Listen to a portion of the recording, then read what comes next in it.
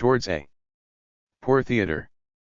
Jerzy Grotowski. No one since Stanislavski has investigated the nature of acting, its phenomenon, its meaning, the nature and science of its mental, physical, emotional processes as deeply and completely as Grotowski. From the preface by Peter Brook, Director of England's Royal Shakespeare Company. Anthropology and Sociology. America as a Civilization, Max Lerner Volume. The Basic Frame Volume. I.L., Culture and Personality Crime in America, Ramsey Clark. The Culture of Poverty, E/E. Leacock, ed. Do It, Jerry Rubin. The Emerging Thought of W.E.B. Du Bois, Henry Lee Moon, ed. The Outalley. Shores of Politics, George Thayer. The Gypsies, Jan Yoers. The Lonely African, Colin M. Turnbull. The Organization Man, William H. White, Jr.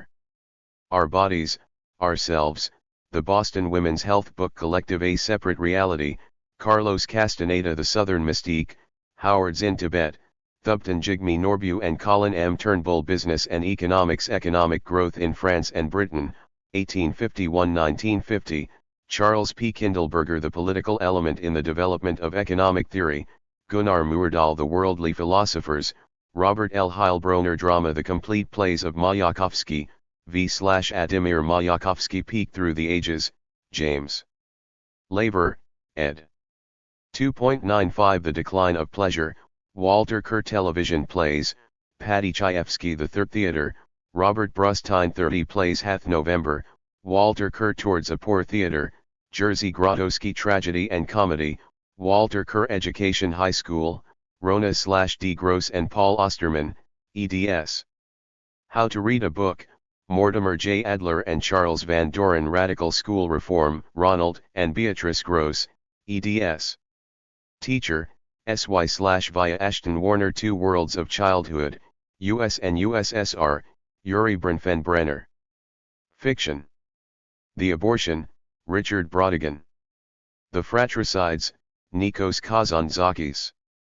Freedom or Death, Nikos Kazantzakis. All Prices Subject to Change. The Greek Passion, Nikos Kazantzakis. Jean Santuil, Mars/Proust. The Last Temptation of Christ, Nikos Kazantzakis. Little Big Man, Thomas Berger. Revenge of the Lawn, Richard Brautigan. The Rock Garden, Nikos Kazantzakis. St. Francis, Nikos Kazantzakis. Short Stories, Luigi Pirandello. Zorba the Greek, Nikos Kazantzakis. Film. Antonin Artaud, Naomi Green. Confessions of a Cultist, Andrew Saris. Film 71/70 Seconds, David Denby, ed. 4 Screenplays of Ingmar Bergman. Hitchcock, François Truffaut. History. The Adams-Jefferson Letters, Lester J. Capon, ed. The Aspirin Age, 1919–1941, /Sabe/Layton, ed. The Complete War Memoirs of Charles de Gaulle. The Harvest of Hellenism, Francis E. Peters. The Hedgehog and the Fox, /Sia Berlin. Paul Cuff, She/Don H. Harris. The Washing of the Spears, Donna/D. Morris. Literary Criticism, Essays, and Anthologies.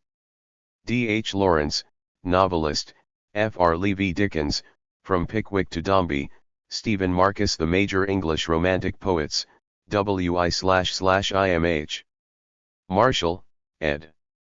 Mr. Clemens and Mark Twain, Justin Kaplan, Nabokov, A/Fred Appel, Jr. and Charles Newman, eds. Nikos Kazantzakis, He/and Kazantzakis. Faux Inquisitions, 1937–1952, Jorge Luis Borges. Fagi and Religion, G. Wilson Knight. Thomas Wolfe, Andrew Turnbull. Nature and Ecology. Consumer Beware, Beatrice Trum. Hunter Desert Solitaire, Edward Abbey. Ecotactics, John G. Mitchell and Constance L. Stallings, eds. The Inland Island, Josephine Johnson of Whales and Men, Robert B. Robertson. The Winter Beach, Char/Tun Ogburn, Ur. Preface by Peter Brook. Jerzy Grotowski created the theater laboratory in 1959 in Pole, a town of 60,000 inhabitants in southwest Poland. Co-creator was his close collaborator, the well-known literary and theater critic, Ludwik Flazin. In January 1965, the theater laboratory moved to the university town of Wrocław, which, with its 500,000 inhabitants, is also the cultural capital of the Polish Eastern Territories. It was here that it attained its present status of Institute for Research into Acting. The activities of the laboratory have been continually subsidized by the state through the municipalities of Pol and Wrocław. The name itself reveals the nature of the undertaking. It is not a theater in the usual sense of the word, but rather an institute devoted to research into the domain of the theatrical art and the art of the actor in particular. The theater laboratory's productions represent a kind of working model in which the current research into the actor's art can be put into practice. Within the theater milieu, this is known as the method of Grotowski. In addition to its methodical research work and performances given before an audience, the laboratory also undertakes the instruction of actors, producers, and people from other fields connected with the theater. The theater laboratory has its own permanent troupe whose members also function as instructors. Students, many of them foreigners, are also accepted on a short-term basis. Close contact is maintained with specialists in other disciplines such as psychology, phonology, cultural anthropology, etc. The theater laboratory is coherent in its choice of repertoire. The plays performed are based on the great Polish and international classics whose function is close to the myth in the collective consciousness. The productions which testify to the progressive stages of Grotowski's methodical and artistic research are the following: Byron's Cain, Kalidas's Shakuntala, Mickiewicz' Forefathers' Eve, Slowacki's Cordian, Wyspiański's Acropolis, Shakespeare's Hamlet, Marlowe's Or Faustus and Calderon's The Constant Prince in the Polish transcription by Slowacki. At present a production is in preparation based on themes from the Gospel. The theater laboratory also tours abroad giving performances. Jerzy Grotowski frequently visits various theater centers in different countries, giving theoretical and practical courses in his method. Grotowski's closest collaborator in this research is Ryszard Cieślik, who, in the opinion of a critic from the French newspaper I Express, is the living image of this method in his role as the Constant Prince. 12. Preface * by Peter Brook. Grotowski is unique. Why? Because no one else in the world, to my knowledge, no one since Stanislavski, has investigated the nature of acting, its phenomenon, its meaning, the nature and science of its mental, physical, emotional processes as deeply and completely as Grotowski. He calls his theater a laboratory. It is. It is a center of research. It is perhaps the only avant-garde theater whose poverty is not a drawback, where shortage of money is not an excuse for inadequate means which automatically undermine the experiments. In Grotowski's theater, as in all true laboratories, the experiments are scientifically valid because the essential conditions are observed. In his theater, there is absolute concentration by a small group, and unlimited time. So if you are interested in his findings, you must go to Poland. Or else do what we did. Bring Grotowski here. He worked for 2 weeks with our group. Won't describe the work. Why not? First of all, such work is only free if it is in confidence, and confidence depends on its confidences not being disclosed. Secondly, the work is essentially nonverbal. To verbalize is to complicate and even to destroy exercises that are clear and simple when indicated by a gesture and when executed by the mind and body as one. What did the work do? It gave each actor a series of shocks. The shock of confronting himself in the face of simple irrefutable challenges. The shock of catching sight of his own evasions, tricks and clichés.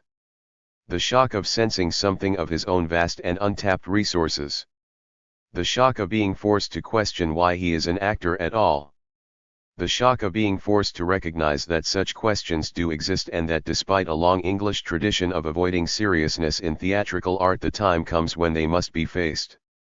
And of finding that he wants to face them. The shock of seeing that somewhere in the world acting is an art of absolute dedication, monastic and total. That Artaud's now hackneyed phrase "cruel to myself" is genuinely a complete way of life somewhere for less than a dozen people. With a proviso. This dedication to acting does not make acting an end in itself. On the contrary. For Grotowski, acting is a vehicle. How can put it? The theater is not an escape, a refuge. A way of life is a way to life. Does that sound like a religious slogan? It should do. And that's about all there was to it. No more, no less. Results? Unlikely. Are our actors better? Are they better men? Not in that way, as far as I can see, not as far as anyone has claimed. But as Arden says, for the apple holds a seed will grow, in live and lengthy joy to raise a flourishing tree of fruit, forever and a day. Grotowski's work and ours have parallels and points of contact. Through these, through sympathy, through respect, we came together. But the life of our theater is in every way different from his. He runs a laboratory. He needs an audience occasionally, in small numbers. His tradition is Catholic or anti-Catholic, in this case the two extremes meet. He is creating a form of service.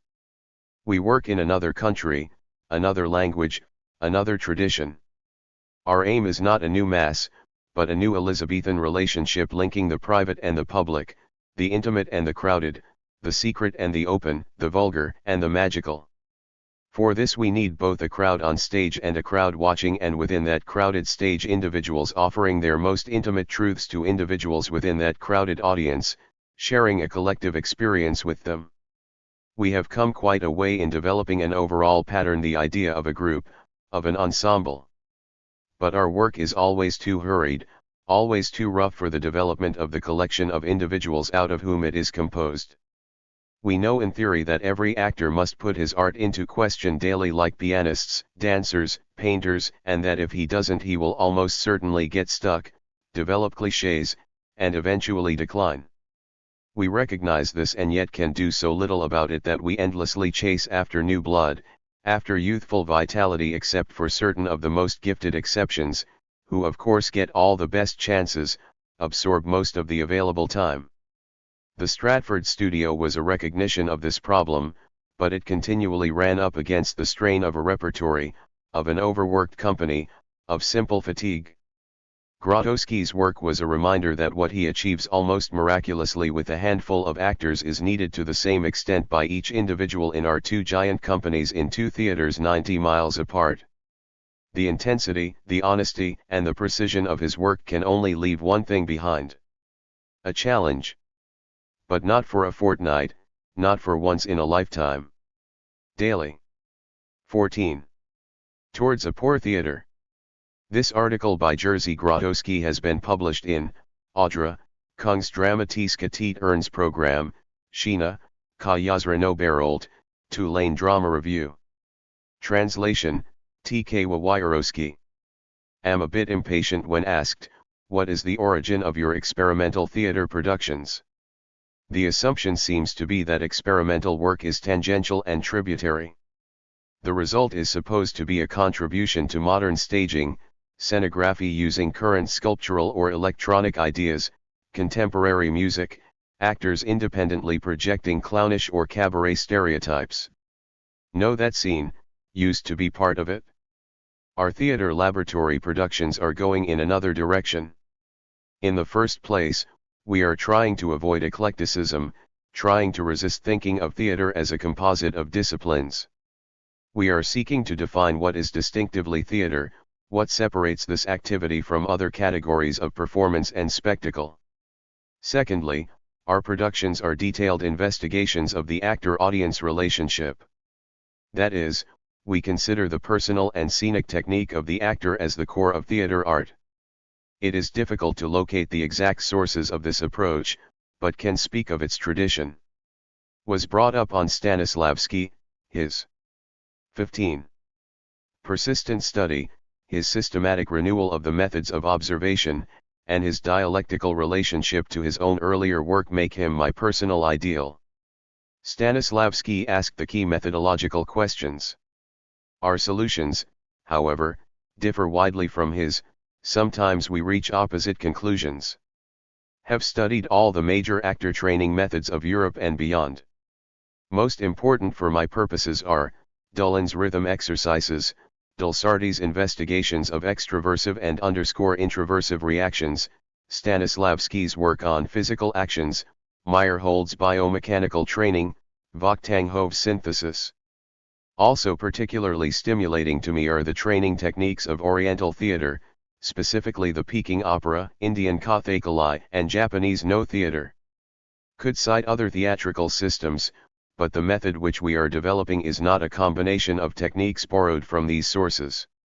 We do not want to teach the actor a predetermined set of skills or give him a bag of tricks. Ours is not a deductive method of collecting skills. Here everything is concentrated on the ripening of the actor, which is expressed by attention towards the extreme, by a complete stripping down, by the laying bare of one's own intimity. All this without the least trace of egotism or self-enjoyment. The actor makes a total gift of himself. This is a technique of the trance and of the integration of all the actor's psychic and bodily powers which emerge from the most intimate layers of his being and his instinct, springing forth in a sort of translumination. The education of an actor in our theater is not a matter of teaching him something, we attempt to eliminate his organism's resistance to this psychic process.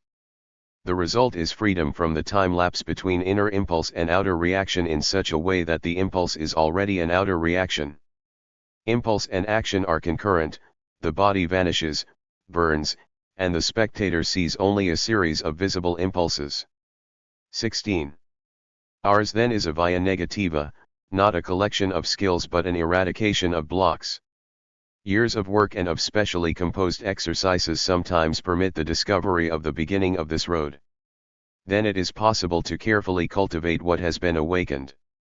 The process itself, though to some extent dependent upon concentration, confidence, exposure, and almost disappearance into the acting craft, is not voluntary. The requisite state of mind is a passive readiness to realize an active role, a state in which one does not want to do that but rather resigns from not doing it. Most of the actors at the theater laboratory are just beginning to work toward the possibility of making such a process visible. In their daily work they do not concentrate on the spiritual technique but on the composition of the role, on the construction of form, on the expression of signs, i.e., on artifice. There is no contradiction between inner technique and artifice. We believe that a personal process which is not supported and expressed by a formal articulation and disciplined structuring of the role is not a release and will collapse in shapelessness. We find that artificial composition not only does not limit the spiritual but actually leads to it. The forms of common natural behavior obscure the truth. We compose a role as a system of signs which demonstrate what is behind the mask of common vision, the dialectics of human behavior. At a moment of psychic shock, a moment of terror, of mortal danger or tremendous joy, a man does not behave naturally. A man in an elevated spiritual state uses rhythmically articulated signs, begins. 17. To dance, to sing. A sign, not a common gesture, is the elementary integer of expression for us.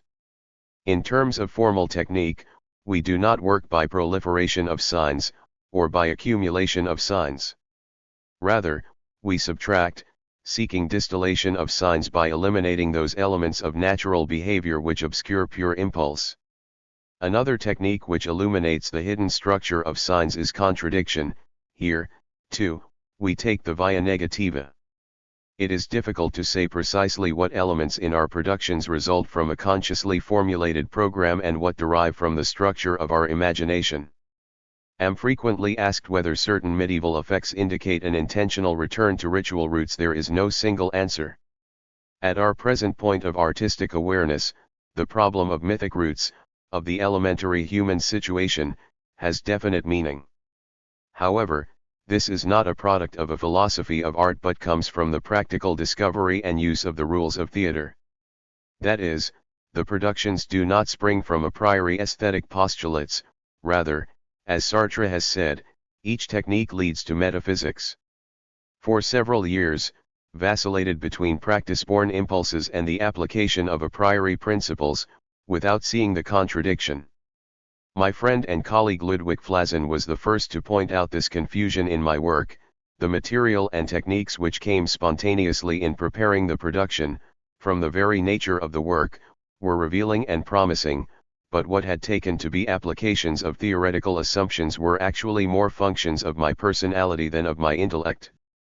Realized that the production led to awareness rather than being the product of awareness. Since 1960, my emphasis has been on methodology. Through practical experimentation sought to answer the questions with which had begun: what is the 18. Theater? What is unique about it? What can it do that film and television cannot? Two concrete conceptions crystallized: the poor theater, and performance as an act of transgression. By gradually eliminating whatever proved superfluous, we found that theater can exist without makeup, without autonomic costume and scenography, without a separate performance area, without lighting and sound effects, etc. It cannot exist without the actor-spectator relationship of perceptual, direct, live communion. This is an ancient theoretical truth, of course, but when rigorously tested in practice it undermines most of our usual ideas about theater. It challenges the notion of theater as a synthesis of disparate creative disciplines: literature, sculpture, painting, architecture, lighting, acting. This synthetic theater is the contemporary theater, which we readily call the rich theater, rich in flaws. The rich theater depends on artistic kleptomania, drawing from other disciplines, constructing hybrid spectacles, conglomerates without backbone or integrity, yet presented as an organic artwork. By multiplying assimilated elements, the rich theater tries to escape the impasse presented by movies and television. Since film and TV excel in the area of mechanical functions, the rich theater countered with a blatantly compensatory call for total theater. The integration of borrowed mechanisms means a sophisticated technical plant, permitting great mobility and dynamism. And if the stage and/or auditorium were mobile, constantly changing perspective would be possible. This is all nonsense. No matter how much theater expands and exploits its mechanical resources, it will remain technologically inferior to film and television. Consequently, propose poverty in theater. We have resigned from the stage and auditorium plant. For each production, a new space is designed for the actors and spectators. 19. Equals. Thus, infinite variation of performer-audience relationships is possible. The actors can play among the spectators, directly contacting the audience and giving it a passive role in the drama. Or the actors may build structures among the spectators and thus include them in the architecture of action, subjecting them to a sense of the pressure and congestion and limitation of space. Or the actors may play among the spectators and ignore them, looking through them. The spectators may be separated from the actors, for example, by a high fence, over which only their heads protrude. From this radically slanted perspective, they look down on the actors as if watching animals in a ring, or like medical students watching an operation. Or the entire hall is used as a concrete place, Faustus' Last Supper in a monastery refectory, where Faustus entertains the spectators, who are guests at a Baroque feast served on huge tables, offering episodes from his life. The elimination of stage-auditorium dichotomy is not the important thing, that simply creates a bare laboratory situation, an appropriate area for investigation. The essential concern is finding the proper spectator-actor relationship for each type of performance and embodying the decision in physical arrangements. We forsook lighting effects, and this revealed a wide range of possibilities for the actor's use of stationary light sources by deliberate work with shadows, bright spots, etc.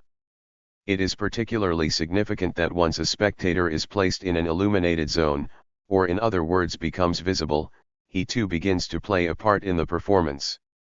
It also became evident that the actors, like figures in El Greco's paintings, can illuminate through personal technique, becoming a source of spiritual light.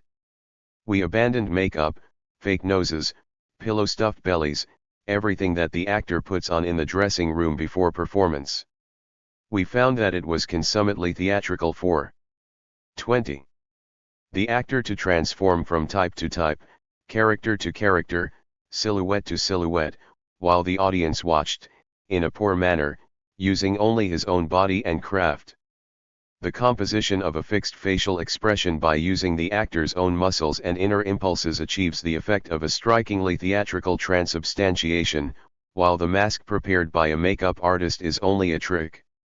Similarly, a costume with no autonomous value, existing only in connection with a particular character and his activities, can be transformed before the audience, contrasted with the actor's functions, etc. Elimination of plastic elements which have a life of their own led to the creation by the actor of the most elementary and obvious objects. By his controlled use of gesture the actor transforms the floor into a sea, a table into a confessional, a piece of iron into an animate partner, etc. Elimination of music not produced by the actors enables the performance itself to become music through the orchestration of voices and clashing objects. We know that the text per se is not theater, that it becomes theater only through the actor's use of it, that is to say, thanks to intonations, to the association of sounds, to the musicality of the language. The acceptance of poverty in theater, stripped of all that is not essential to it, revealed to us not only the backbone of the medium, but also the deep riches which lie in the very nature of the art form. Why are we concerned with art? To cross our frontiers, exceed our limitations, fill our emptiness, fulfill ourselves. This is not a condition but a process in which what is dark in us slowly becomes transparent. In this struggle with one's own truth, this effort to peel off the life mask, the theater, with its full-fleshed perceptivity, has always seemed to me a place of provocation. 21. It is capable of challenging itself and its audience by violating accepted stereotypes of vision, feeling, and judgment, more jarring because it is imaged in the human organism's breath, body, and inner impulses. This defiance of taboo, this transgression, provides the shock which rips off the mask, enabling us to give ourselves nakedly to something which is impossible to define but which contains eros and caritas. In my work as a producer, have therefore been tempted to make use of archaic situations sanctified by tradition, situations which are taboo. Felt a need to confront myself with these values. They fascinated me, filling me with a sense of interior restlessness, while at the same time was obeying a temptation to blaspheme, wanted to attack them, go beyond them, or rather confront them with my own experience which is itself determined by the collective experience of our time. This element of our productions has been variously called collision with the roots, the dialectics of mockery and apotheosis, or even religion expressed through blasphemy, love speaking out through hate. As soon as my practical awareness became conscious and when experiment led to a method, was compelled to take a fresh look at the history of theater in relation to other branches of knowledge, especially psychology and cultural anthropology. A rational review of the problem of myth was called for. Then clearly saw that myth was both a primeval situation, and a complex model with an independent existence in the psychology of social groups, inspiring group behavior and tendencies. The theater, when it was still part of religion, was already theater. It liberated the spiritual energy of the congregation or tribe by incorporating myth and profaning or rather transcending it. The spectator thus had a renewed awareness of his personal truth in the truth of the myth, and through fright and a sense of the sacred. 22. He came to catharsis. It was not by chance that the Middle Ages produced the idea of sacral parody. But today's situation is much different. As social groupings are less and less defined by religion, traditional mythic forms are in flux, disappearing and being reincarnated. The spectators are more and more individuated in their relation to the myth as corporate truth or group model, and belief is often a matter of intellectual conviction. This means that it is much more difficult to elicit the sort of shock needed to get at those psychic layers behind the life mask. Group identification with myth, the equation of personal, individual truth with universal truth, is virtually impossible today. What is possible? First, confrontation with myth rather than identification. In other words, while retaining our private experiences, we can attempt to incarnate myth, putting on its ill-fitting skin to perceive the relativity of our problems, their connection to the roots, and the relativity of the roots in the light of today's experience. If the situation is brutal, if we strip ourselves and touch an extraordinarily intimate layer, exposing it, the life mask cracks and falls away. Secondly, even with the loss of a common sky of belief and the loss of impregnable boundaries, the perceptivity of the human organism remains. Only myth, incarnate in the fact of the actor, in his living organism, can function as a taboo. The violation of the living organism, the exposure carried to outrageous excess, returns us to a concrete mythical situation, an experience of common human truth. Again, the rational sources of our terminology cannot be cited precisely. Am often asked about Artaud when speak of cruelty, although his formulations were based on different premises and took a different tack. Artaud was an extraordinary 23. Visionary, but his writings have little methodological meaning because they are not the product of long-term practical investigations. They are an astounding prophecy, not a program. When speak of roots or mythical soul, am asked about Nietzsche, if call it group imagination, Durkheim comes up, if call it archetypes, Jung. But my formulations are not derived from humanistic disciplines, though may use them for analysis. When speak of the actor's expression of signs, am asked about Oriental theater, particularly classical Chinese theater. But the hieroglyphic signs of the Oriental theater are inflexible, like an alphabet, whereas the signs we use are the skeletal forms of human action, a crystallization of a role, an articulation of the particular psychophysiology of the actor. Do not claim that everything we do is entirely new. We are bound, consciously or unconsciously, to be influenced by the traditions, science, and art, even by the superstitions and presentiments peculiar to the civilization which has molded us, just as we breathe the air of the particular continent which has given us life. All this influences our undertaking, though sometimes we may deny it. Even when we arrive at certain theoretic formulas and compare our ideas with those of our predecessors which have already mentioned, we are forced to resort to certain retrospective corrections which themselves enable us to see more clearly the possibilities opened up before us. When we confront the general tradition of the great reform of the theatre from Stanislavski to Dolan and from Meyerhold to Artaud, we realize that we have not started from scratch but are operating in a defined and special atmosphere. When our investigation reveals and confirms someone else's flash of intuition, we are filled with humility. We realize that theatre has certain objective laws and that fulfillment is possible only within them, or, as Thomas Mann said, through a kind of higher obedience, to which we give our dignified attention. Hold a peculiar position of leadership in the Polish theatre. 24. Laboratory. Am not simply the director or producer or a spiritual instructor in the first place, my relation to the work is certainly not one-way or didactic. If my suggestions are reflected in the spatial compositions of our architect Grotowski, it must be understood that my vision has been formed by years of collaboration with him. There is something incomparably intimate and productive in the work with the actor entrusted to me. He must be attentive and confident and free, for our labor is to explore his possibilities to the utmost. His growth is attended by observation, astonishment, and desire to help. My growth is projected onto him, or, rather, is found in him, and our common growth becomes revelation. This is not instruction of a pupil but utter opening to another person, in which the phenomenon of shared or double birth becomes possible. The actor is reborn, not only as an actor but as a man, and with him, am reborn. It is a clumsy way of expressing it, but what is achieved is a total acceptance of one human being by another. 25. The Theatres. New Testament. This interview, whose title, The Theatre's New Testament, has been added by Eugenio Barba, was made in 1964 and printed in his book Alla ricerca del teatro perduto. It has also been published in Titre Teorie og Technique and Theatre et Universite. Translation, Jürgen Andersen and Judy Barba.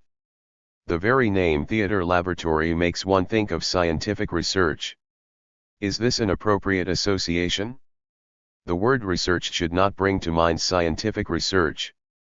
Nothing could be further from what we are doing than science sensu stricto, and not only because of our lack of qualifications, but also because of our lack of interest in that kind of work. The word research implies that we approach our profession rather like the medieval woodcarver who sought to recreate in his block of wood a form which already existed. We do not work in the same way as the artist or the scientist, but rather as the shoemaker looking for the right spot on the shoe in which to hammer the nail. The other sense of the word research might seem a little irrational as it involves the idea of a penetration into human nature itself. In our age when all languages are confused as in the Tower of Babel, when all aesthetical genres intermingle, death threatens the theater as film and television encroach upon its domain. This 27 makes us examine the nature of theater, how it differs from the other art forms, and what it is that makes it irreplaceable. Has your research led you to a definition? What does the word theater mean? This is a question we often come up against, and one to which there are many possible answers. To the academic, the theater is a place where an actor recites a written text, illustrating it with a series of movements in order to make it more easily understood. Thus interpreted, the theater is a useful accessory to dramatic literature. The intellectual theater is merely a variation of this conception. Its advocates consider it a kind of polemical tribune. Here too, the text is the most important element, and the theater is there only to plug certain intellectual arguments, thus bringing about their reciprocal confrontation. It is a revival of the medieval art of the oratorical duel. To the average theater goer, the theater is first and foremost a place of entertainment. If he expects to encounter a frivolous muse, the text does not interest him in the least. What attracts him are the so-called gags, the comic effects, and perhaps the puns which lead back to the text. His attention will be directed mainly towards the actor as a center of attraction. A young woman sufficiently briefly clad is in herself an attraction to certain theater goers who apply cultural criteria to her performance, though such a judgment is actually a compensation for personal frustration. The theater goer who cherishes cultural aspirations likes from time to attend performances from the more serious repertoire, perhaps even a tragedy provided that it contains some melodramatic element. In this case his expectations will vary. 28. Widely. On the one hand he must show that he belongs to the best society where art is a guarantee, and, on the other, he wants to experience certain emotions which give him a sense of self-satisfaction. Even if he does feel pity for poor Antigone and aversion for the cruel Creon, he does not share the sacrifice and the fate of the heroine, but he nevertheless believes himself to be her equal morally. For him it is a question of being able to feel noble. The didactic qualities of this kind of emotion are dubious. The audience, all Creons, may well side with Antigone throughout the performance, but this does not prevent each of them from behaving like Creon once out of the theater. It is worth noticing the success of plays which depict an unhappy childhood. To see the sufferings of an innocent child on the stage makes it even easier for the spectator to sympathize with the unfortunate victim. Thus he is assured of his own high standard of moral values. Theater people themselves do not usually have an altogether clear conception of theater. To the average actor the theater is first and foremost himself, and not what he is able to achieve by means of his artistic technique. He, his own private organism, is the theater. Such an attitude breeds the impudence and self-satisfaction which enable him to present acts that demand no special knowledge, that are banal and commonplace, such as walking, getting up, sitting down, lighting a cigarette, putting his hands in his pockets, and so on. In the actor's opinion all this is not meant to reveal anything but to be enough in itself, for, as said, he, the actor, Mr. X, is the theater. And if the actor possesses a certain charm which can take in the audience, it strengthens him in his conviction. To the stage designer, the theater is above all a plastic art, and this can have positive consequences. Designers are often supporters of the literary theater. They claim that the decor as well as the actor should serve the drama. This creed reveals no wish. 29. To serve literature, but merely a complex towards the producer.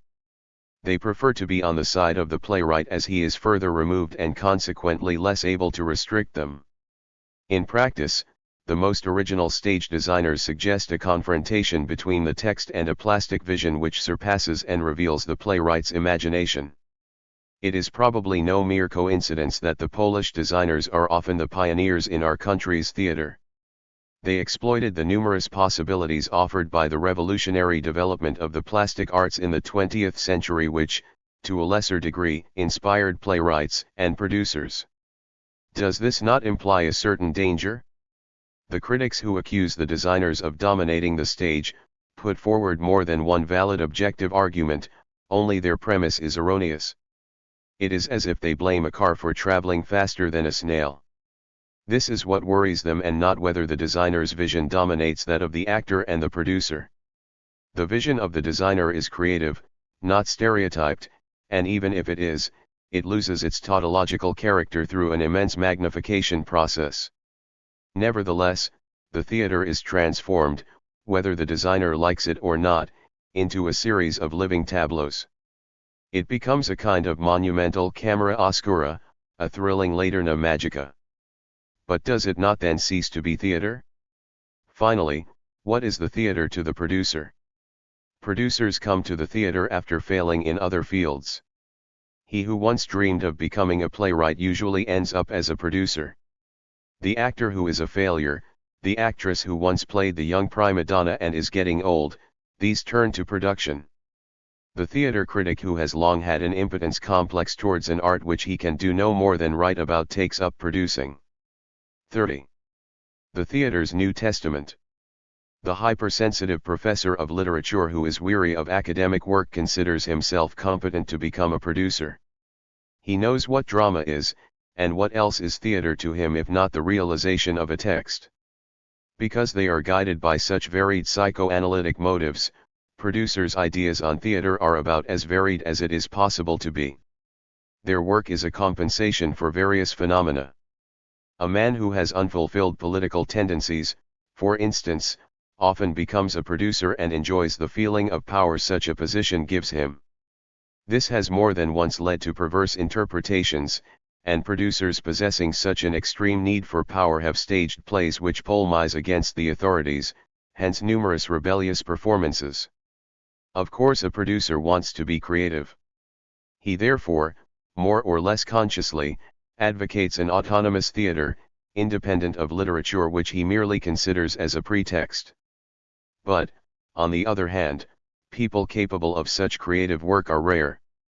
Many are officially content with a literary and intellectual theater definition, or to maintain Wagner's theory that the theater should be a synthesis of all the arts. A very useful formula.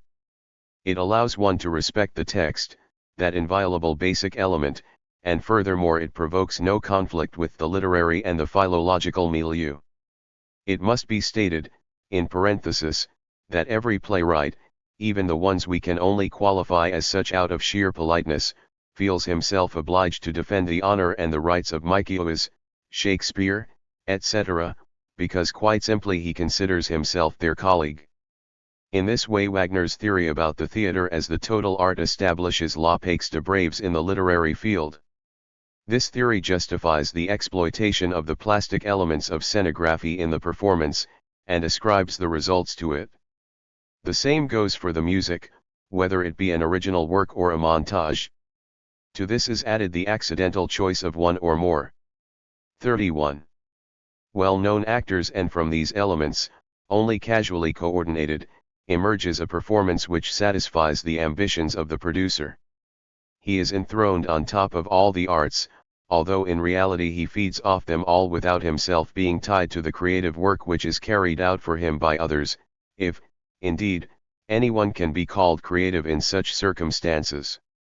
Thus the number of definitions of theater is practically unlimited.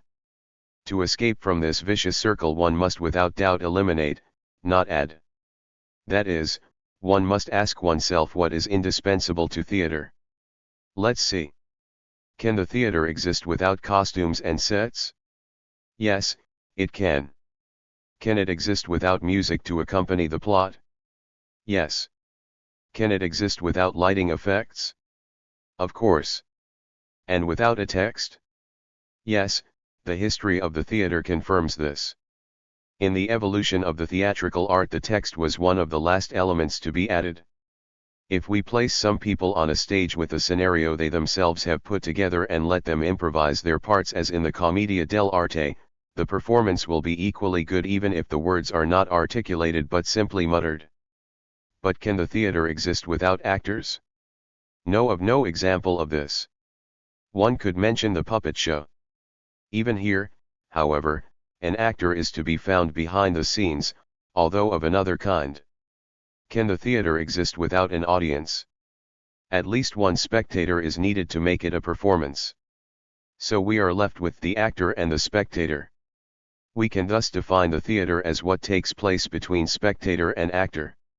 All the other things are supplementary, perhaps necessary, but nevertheless supple. 32. Mentoring. It is no mere coincidence that our own theater laboratory has developed from a theater rich in resources in which the plastic arts, lighting, and music were constantly exploited into the ascetic theater we have become in recent years, an ascetic theater in which the actors and audience are all that is left. All the other visual elements, e.g. plastic, etc., are constructed by means of the actor's body, the acoustic and musical effects by his voice. This does not mean that we look down upon literature, but that we do not find in it the creative part of the theater, even though great literary works can, no doubt, have a stimulating effect on this genesis. Since our theater consists only of actors and audience, we make special demands on both parties. Even though we cannot educate the audience, not systematically, at least, we can educate the actor. How, then, is the actor trained in your theater, and what is his function in the performance? The actor is a man who works in public with his body, offering it publicly. If this body restricts itself to demonstrating what it is, something that any average person can do, then it is not an obedient instrument capable of performing a spiritual act. If it is exploited for money and to win the favor of the audience, then the art of acting borders on prostitution. It is a fact that for many centuries the theater has been associated with prostitution in one sense of the word or another. The words actress and courtesan were once synonymous. Today they are separated by a somewhat clearer line, not through any change in the actor's world but because society has changed. Today it is the difference between the respectable woman and the courtesan which has become blurred. What strikes one when looking at the work of an actor as practiced these days is the wretchedness of it, the bargaining over a 33. Body which is exploited by its protectors, director, producer, creating in return an atmosphere of intrigue and revolt. Just as only a great sinner can become a saint according to the theologians, in the same way the actor's wretchedness can be transformed into a kind of holiness. The history of the theater has numerous examples of this. Don't get me wrong. Speak about holiness as an unbeliever. Mean a secular holiness. If the actor, by setting himself a challenge publicly challenges others, and through excess, profanation, and outrageous sacrilege reveals himself by casting off his everyday mask, he makes it possible for the spectator to undertake a similar process of self-penetration. If he does not exhibit his body, but annihilates it, burns it, frees it from every resistance to any psychic impulse, then he does not sell his body but sacrifices it. He repeats the atonement, he is close to holiness. If such acting is not to be something transient and fortuitous, a phenomenon which cannot be foreseen in time or space, if we want a theater group whose daily bread is this kind of work, then we must follow a special method of research and training. What is it like, in practice, to work with the holy actor? There is a myth telling how an actor with a considerable fund of experience can build up what we might call his own arsenal, i.e. an accumulation of methods, artifices, and tricks. From these he can pick out a certain number of combinations for each part and thus attain the expressiveness necessary for him to grip his audience. This arsenal or store may be nothing but a collection of clichés, in which case such a method is inseparable from the conception of the courtesan actor. 34. The theater's New Testament. The difference between the courtesan actor and the holy actor is the same as the difference between the skill of a courtesan and the attitude of giving and receiving which springs from true love, in other words, self-sacrifice. The essential thing in this second case is to be able to eliminate any disturbing elements in order to be able to overstep every conceivable limit. In the first case it is a question of the existence of the body, in the other, rather of its non-existence. The technique of the holy actor is an inductive technique, whereas that of the courtesan actor is a deductive technique.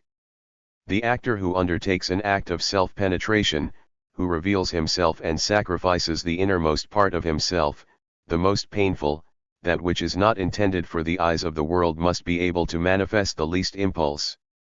He must be able to express, through sound and movement, those impulses which waver on the borderline between dream and reality.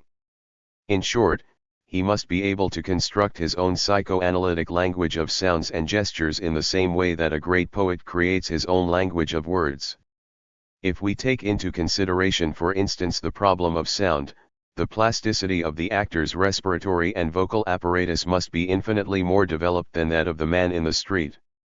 Furthermore, this apparatus must be able to produce sound reflexes so quickly that thought, which would remove all spontaneity, has no time to intervene. The actor should be able to decipher all the problems of his body which are accessible to him. He should know how to direct the air to those parts of the body where sound can be created and amplified by a sort of resonator. The average actor knows only the head resonator, that is, he uses his head as a resonator to amplify his voice, making it sound more noble, more agreeable to the audience. He may even at times, fortuitously, make use of the 35 chest resonator.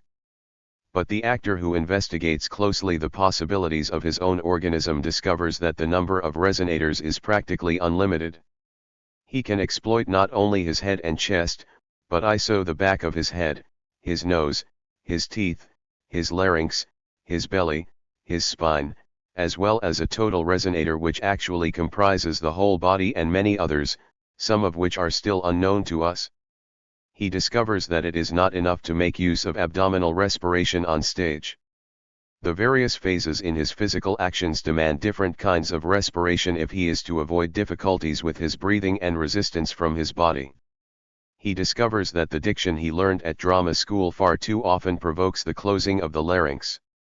He must acquire the ability to open his larynx consciously, and to check from the outside whether it is open or closed. If he does not solve these problems, his attention will be distracted by the difficulties he is bound to encounter and the process of self-penetration will necessarily fail. If the actor is conscious of his body, he cannot penetrate and reveal himself. The body must be freed from all resistance. It must virtually cease to exist. As for his voice and respiration, it is not enough that the actor learns to make use of several resonators, to open his larynx and to select a certain type of respiration. He must learn to perform all this unconsciously in the culminating phases of his acting, and this, in its turn, is something which demands a new series of exercises. When he is working on his role, he must learn not to think of adding technical elements, but should aim at eliminating the concrete obstacles he comes up against. This is not merely splitting hairs. It is the difference which decides the degree of success. It means that the actor will never possess a permanently closed technique, for at each stage of his self-scrutiny, each challenge, each excess, each breaking down of hidden barriers, he will encounter new technical problems on a higher level. He must then learn to overcome these too with the help of certain basic exercises. 36. This goes for everything: movement, the plasticity of the body, gesticulation, the construction of masks by means of the facial musculature and, in fact, for each detail of the actor's body. But the decisive factor in this process is the actor's technique of psychic penetration. he must learn to use his role as if it were a surgeon's scalpel, to dissect himself. It is not a question of portraying himself under certain given circumstances, or of living apart, nor does it entail the distant sort of acting common to epic theater and based on cold calculation. The important thing is to use the role as a trampoline, an instrument with which to study what is hidden behind our everyday mask, the innermost core of our personality, in order to sacrifice it, expose it. This is an excess not only for the actor but also for the audience. The spectator understands, consciously or unconsciously, that such an act is an invitation to him to do the same thing, and this often arouses opposition or indignation, because our daily efforts are intended to hide the truth about ourselves not only from the world, but also from ourselves. We try to escape the truth about ourselves, whereas here we are invited to stop and take a closer look. We are afraid of being changed into pillars of salt if we turn around, like Lot's wife. The performing of this act we are referring to, self-penetration, exposure, demands a mobilization of all the physical and spiritual forces of the actor who is in a state of idle readiness, a passive availability, which makes possible an active acting score.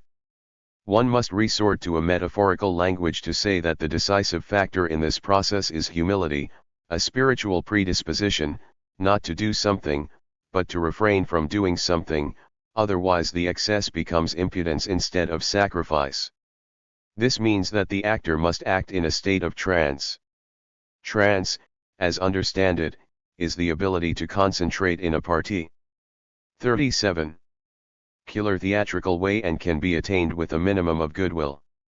If we're to express all this in one sentence would say that it is all a question of giving oneself.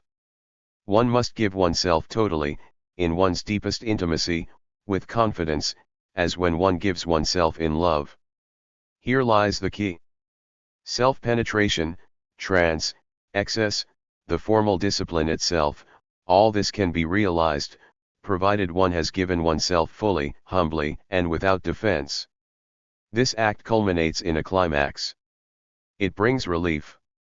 None of the exercises in the various fields of the actor's training must be exercises in skill. They should develop a system of illusions which lead to the elusive and indescribable process of self-donation. All this may sound strange and bring to mind some form of quackery. If we are to stick to scientific formulas, we can say that it is a particular use of suggestion, aiming at an idioplastic realization. Personally, must admit that we do not shrink from using these quack formulas. Anything that has an unusual or magical ring stimulates the imagination of both actor and producer. Believe one must develop a special anatomy of the actor, for instance, find the body's various centers of concentration for different ways of acting, seeking the areas of the body which the actor sometimes feels to be his sources of energy. The lumbar region, the abdomen, and the area around the solar plexus often function as such a source. An essential factor in this process is the elaboration of a guiding rein for the form, the artificiality. The actor who accomplishes an act of self-penetration is setting out on a journey which is recorded through various sound and gesture reflexes, formulating a sort of invitation to the spectator. But these signs must be articulated. Expressiveness is always connected with certain contradictions. 38. And discrepancies. Undisciplined self-penetration is no liberation, but is perceived as a form of biological chaos. How do you combine spontaneity and formal discipline? The elaboration of artificiality is a question of ideograms, sounds and gestures, which evoke associations in the psyche of the audience. It is reminiscent of a sculptor's work on a block of stone, the conscious use of hammer and chisel. It consists, for instance, in the analysis of a hand's reflex during a psychic process and its successive development through shoulder, elbow, wrist, and fingers in order to decide how each phase of this process can be expressed through a sign, an ideogram, which either instantly conveys the hidden motivations of the actor or polemizes against them. This elaboration of artificiality, of the form's guiding rein, is often based on a conscious searching of our organism for forms whose outlines we feel although their reality still escapes us. One assumes that these forms already exist, complete, within our organism. Here we touch on a type of acting which, as an art, is closer to sculpture than to painting. Painting involves the addition of colors, whereas the sculptor takes away what is concealing the form which, as it were, already exists within the block of stone, thus revealing it instead of building it up. This search for artificiality in its turn requires a series of additional exercises, forming a miniature score for each part of the body. At any rate, the decisive principle remains the following: the more we become absorbed in what is hidden inside us, in the excess, in the exposure, in the self-penetration, the more rigid must be the external discipline, that is to say the form, the artificiality, the ideogram, the sign. Here lies the whole principle of expressiveness. 39. What do you expect from the spectator in this kind of theater? Our postulates are not new. We make the same demands on people as every real work of art makes, whether it be a painting, a sculpture, music, poetry, or literature. We do not cater for the man who goes to the theater to satisfy a social need for contact with culture, in other words, to have something to talk about to his friends and to be able to say that he has seen this or that play and that it was interesting. We are not there to satisfy his cultural needs. This is cheating. Nor do we cater for the man who goes to the theater to relax after a hard day's work. Everyone has a right to relax after work, and there are numerous forms of entertainment for this purpose, ranging from certain types of film to cabaret and music hall, and many more on the same lines. We are concerned with the spectator who has genuine spiritual needs and who really wishes, through confrontation with the performance, to analyze himself.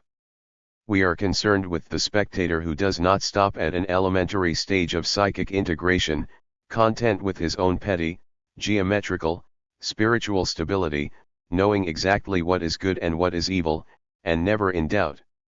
For it was not to him that El Greco, Norwood, Thomas Mann, and Dostoevsky spoke, but to him who undergoes an endless process of self-development, whose unrest is not general but directed towards a search for the truth about himself and his mission in life. Does this infer a theater for the elite? Yes, but for an elite which is not determined by the social background or financial situation of the spectator, nor even education. The worker who has never had any secondary education can undergo this creative process of self-search, whereas the Uni. 40. Versity professor may be dead, permanently formed, molded into the terrible rigidity of a corpse. This must be made clear from the very beginning. We are not concerned with just any audience, but a special one. We cannot know whether the theater is still necessary today, since all social attractions, entertainments, form and color effects have been taken over by film and television. Everybody repeats the same rhetorical question: is the theater necessary? But we only ask it in order to be able to reply, yes, it is, because it is an art which is always young and always necessary. The sale of performances is organized on a grand scale. Yet no one organizes film and television audiences in the same way. If all theaters were closed down one day, a large percentage of the people would know nothing about it until weeks later, but if one were to eliminate cinemas and television, the very next day the whole population would be in an uproar. Many theater people are conscious of this problem, but hit upon the wrong solution. Since the cinema dominates theater from a technical point of view, why not make the theater more technical? They invent new stages, they put on performances with lightning-quick changes of scenery, complicated lighting and decor, etc., but can never attain the technical skill of film and television. The theater must recognize its own limitations. If it cannot be richer than the cinema, then let it be poor. If it cannot be as lavish as television, let it be ascetic. If it cannot be a technical attraction, let it renounce all outward technique. Thus we are left with a holy actor in a poor theater. There is only one element of which film and television cannot rob the theater: the closeness of the living organism. Because of this, each challenge from the actor, each of his magical acts becomes something great, something extraordinary, something close to ecstasy. It is therefore necessary to abolish the distance between actor and audience by eliminating the stage, removing all frontiers. Let the most 41. Drastic scenes happen face to face with the spectator so that he is within arm's reach of the actor, can feel his breathing and smell the perspiration. This implies the necessity for a chamber theater. How can such a theater express the unrest which one has a right to assume varies with the individual? In order that the spectator may be stimulated into self-analysis when confronted with the actor, there must be some common ground already existing in both of them, something they can either dismiss in one gesture or jointly worship. Therefore the theater must attack what might be called the collective complexes of society, the core of the collective subconscious or perhaps superconscious, the myths which are not an invention of the mind but are, so to speak, inherited through one's blood, religion, culture, and climate. Am thinking of things that are so elementary and so intimately associated that it would be difficult for us to submit them to a rational analysis. For instance, religious myths, the myth of Christ and Mary, biological myths, birth and death, love symbolism or, in a broader sense, eros and then eidos, national myths which it would be difficult to break down into formulas, yet whose very presence we feel in our blood when we read part ill of Mykio's forefathers Eve, Slawicki's Cordian or the Ave Maria. Once again, there is no question of a speculative search for certain elements to be assembled into a performance. If we start working on a theater performance or a role by violating our innermost selves, searching for the things which can hurt us most deeply, but which at the same time give us a total feeling of purifying truth that finally brings peace, then we will inevitably end up with representations collectives. One has to be familiar with this concept so as not to lose the right track once one has found it. But it cannot be imposed on one in advance. 42.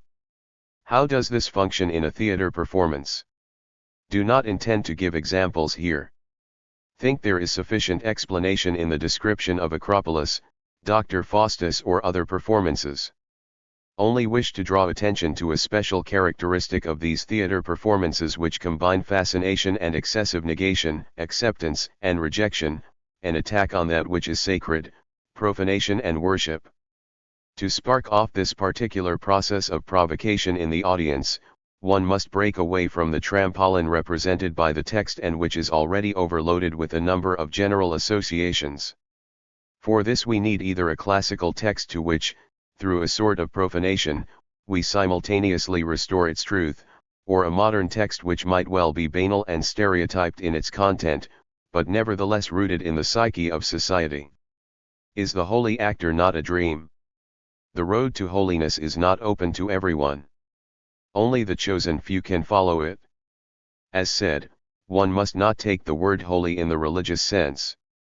It is rather a metaphor defining a person who, through his art, climbs upon the stake and performs an act of self-sacrifice. Of course, you are right, it is an infinitely difficult task to assemble a troupe of holy actors.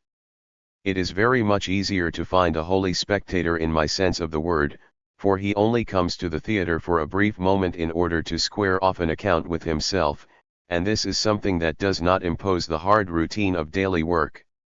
Is holiness therefore an unreal postulate? Think it is just as well founded as that of movement at the speed of light. By this mean that without ever attaining it, we can nevertheless move consciously and systematically in that direction, thus achieving practical results. 43. Acting is a particularly thankless art. It dies with the actor. Nothing survives him but the reviews which do not usually do him justice anyway, whether he is good or bad. So the only source of satisfaction left to him is the audience's reactions. In the poor theater this does not mean flowers and interminable applause, but a special silence in which there is much fascination but also a lot of indignation, and even repugnance, which the spectator directs not at himself but at the theater. It is difficult to reach a psychic level which enables one to endure such pressure. Am sure that every actor belonging to such a theater often dreams of overwhelming ovations, of hearing his name shouted out, of being covered with flowers or other such symbols of appreciation as is customary in the commercial theater. The actor's work is also a thankless one because of the incessant supervision it is subject to. It is not like being creative in an office, seated before a table, but under the eye of the producer who, even in a theater based on the art of the actor, must make persistent demands on him to a much greater extent than in the normal theater, urging him on to ever-increasing efforts that are painful to him. This would be unbearable if such a producer did not possess a moral authority, if his postulates were not evident, and if an element of mutual confidence did not exist even beyond the barriers of consciousness.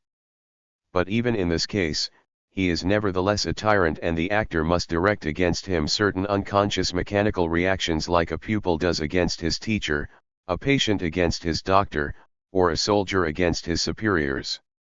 The poor theater does not offer the actor the possibility of overnight success. It defies the bourgeois concept of a standard of living. It proposes the substitution of material wealth by moral wealth as the principal aim in life. Yet who does not cherish a secret wish to rise to sudden affluence? This too may cause 44. Opposition and negative reactions, even if these are not clearly formulated. Work in such an ensemble can never be stable. It is nothing but a huge challenge and, furthermore, it awakens such strong reactions of aversion that these often threaten the theater's very existence. Who does not search for stability and security in one form or another? Who does not hope to live at least as well tomorrow as he does today? Even if one consciously accepts such a status, one unconsciously looks around for that unattainable refuge which reconciles fire with water and holiness with the life of the courtesan. However, the attraction of such a paradoxical situation is sufficiently strong to eliminate all the intrigues, slander and quarrels over roles which form part of everyday life in other theaters. But people will be people, and periods of depression and suppressed grudges cannot be avoided. It is nevertheless worth mentioning that the satisfaction which such work gives is great. The actor who, in this special process of discipline and self-sacrifice, self-penetration and molding, is not afraid to go beyond all normally acceptable limits, attains a kind of inner harmony and peace of mind. He literally becomes much sounder in mind and body, and his way of life is more normal than that of an actor in the rich theater. This process of analysis is a sort of disintegration of the psychic structure. Is the actor not in danger here of overstepping the mark from the point of view of mental hygiene? No, provided that he gives himself 100% to his work. It is work that is done half-heartedly, superficially, that is psychically painful and upsets the equilibrium. If we only engage ourselves superficially in this process of analysis and exposure. 45. And this can produce ample aesthetical effects, that is, if we retain our daily mask of lies, then we witness a conflict between this mask and ourselves. But if this process is followed through to its extreme limit, we can in full consciousness put back our everyday mask, knowing now what purpose it serves and what it conceals beneath it. This is a confirmation not of the negative in us but of the positive, not of what is poorest but of what is richest. It also leads to a liberation from complexes in much the same way as psychoanalytic therapy. The same also applies to the spectator. The member of an audience who accepts the actor's invitation and to a certain extent follows his example by activating himself in the same way, leaves the theater in a state of greater inner harmony. But he who fights to keep his mask of lies intact at all costs, leaves the performance even more confused. Am convinced that on the whole, even in the latter case, the performance represents a form of social psychotherapy, whereas for the actor it is only a therapy if he has given himself wholeheartedly to his task. There are certain dangers. It is far less risky to be Mr. Smith all one's life than to be Van Gogh. But, fully conscious of our social responsibility, we could wish that there were more Van Goghs than Smiths, even though life is much simpler for the latter. Van Gogh is an example of an incomplete process of integration. His downfall is the expression of a development which was never fulfilled. If we take a look at great personalities like for example Thomas Mann, we do eventually find a certain form of harmony. It seems to me that the producer has a very great responsibility in this self-analytic process of the actor. How does this interdependence manifest itself, and what might be the consequences of a wrong action on his part? 46. This is a vitally important point. In the light of what have just said, this may sound rather strange. The performance engages a sort of psychic conflict with the spectator. It is a challenge and an excess, but can only have any effect if based on human interest and, more than that, on a feeling of sympathy, a feeling of acceptance. In the same way, the producer can help the actor in this complex and agonizing process only if he is just as emotionally and warmly open to the actor as the actor is in regard to him. Do not believe in the possibility of achieving effects by means of cold calculation. A kind of warmth towards one's fellow men is essential, an understanding of the contradictions in man, and that he is a suffering creature but not one to be scorned. This element of warm openness is technically tangible. It alone, if reciprocal, can enable the actor to undertake the most extreme efforts without any fear of being laughed at or humiliated. The type of work which creates such confidence makes words unnecessary during rehearsals. When at work, the beginnings of a sound or sometimes even a silence are enough to make oneself understood. What is born in the actor is engendered together, but in the end the result is far more a part of him than those results obtained at rehearsals in the normal theater. Think we are dealing here with an art of working which it is impossible to reduce to a formula and cannot simply be learned. Just as any doctor does not necessarily make a good psychiatrist, not any producer can succeed in this form of theater. The principle to apply as a piece of advice, and also a warning, is the following. Primum non nocere. To express this in technical language, it is better to suggest by means of sound and gesture than to act in front of the actor or supply him with intellectual explanations, better to express oneself by means of a 47. E. Silence or a wink of the eye than by instructions, observing the stages in the psychological breakdown and collapse of the actor in order then to come to his aid. One must be strict, but like a father or older brother.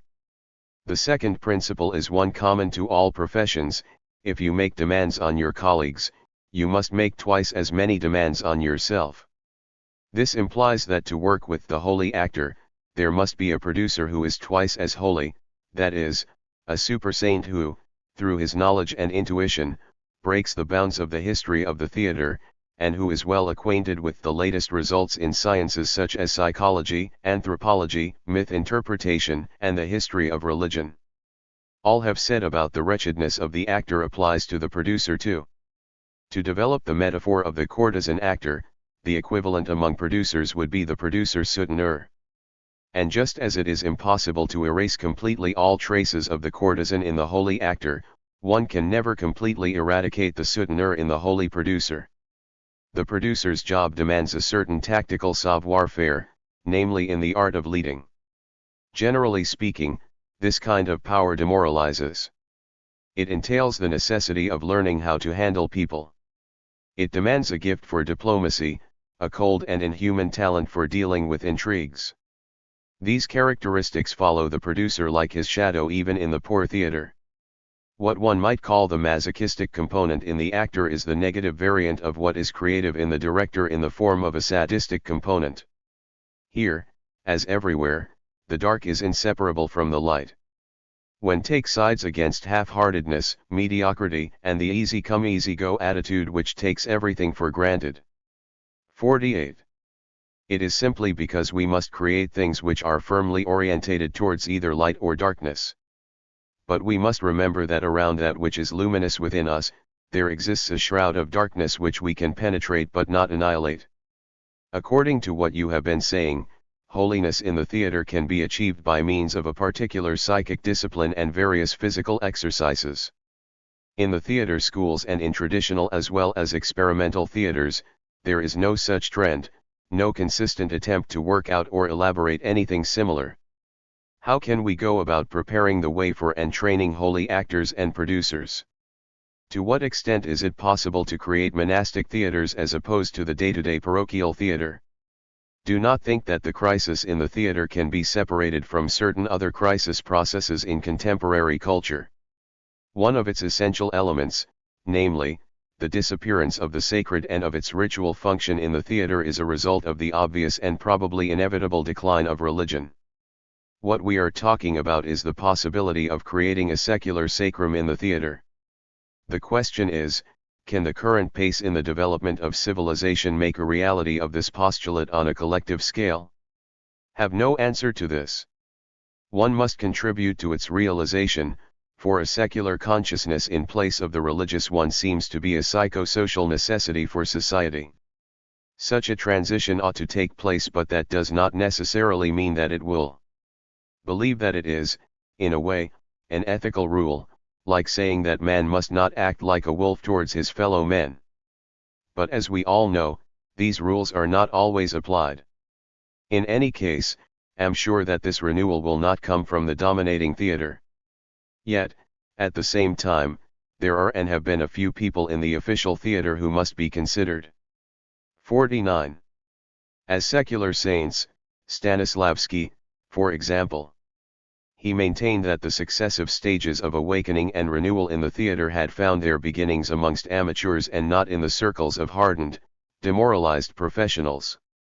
This was confirmed by Vakhtangov's experience, or to take an example from quite another culture, the Japanese no theater, which, owing to the technical ability it demands, might almost be described as a super profession, although its very structure makes it a semi-amateur theater. From where can this renewal come? From people who are dissatisfied with conditions in the normal theater, and who take it on themselves to create poor theaters with few actors, chamber ensembles which they might transform into institutes for the education of actors, or else from amateurs working on the boundaries of the professional theater and who, on their own, achieve a technical standard which is far superior to that demanded by the prevailing theater, in short, a few madmen who have nothing to lose and are not afraid of hard work. It seems essential to me that an effort be made to organize secondary theater schools. The actor begins to learn his profession too late, when he is already psychically formed and, worse still, morally molded, and immediately begins suffering from arriviste tendencies, characteristic of a great number of theater school pupils. Age is as important in the education of an actor as it is to a pianist or a dancer, that is, one should not be older than 14 when beginning.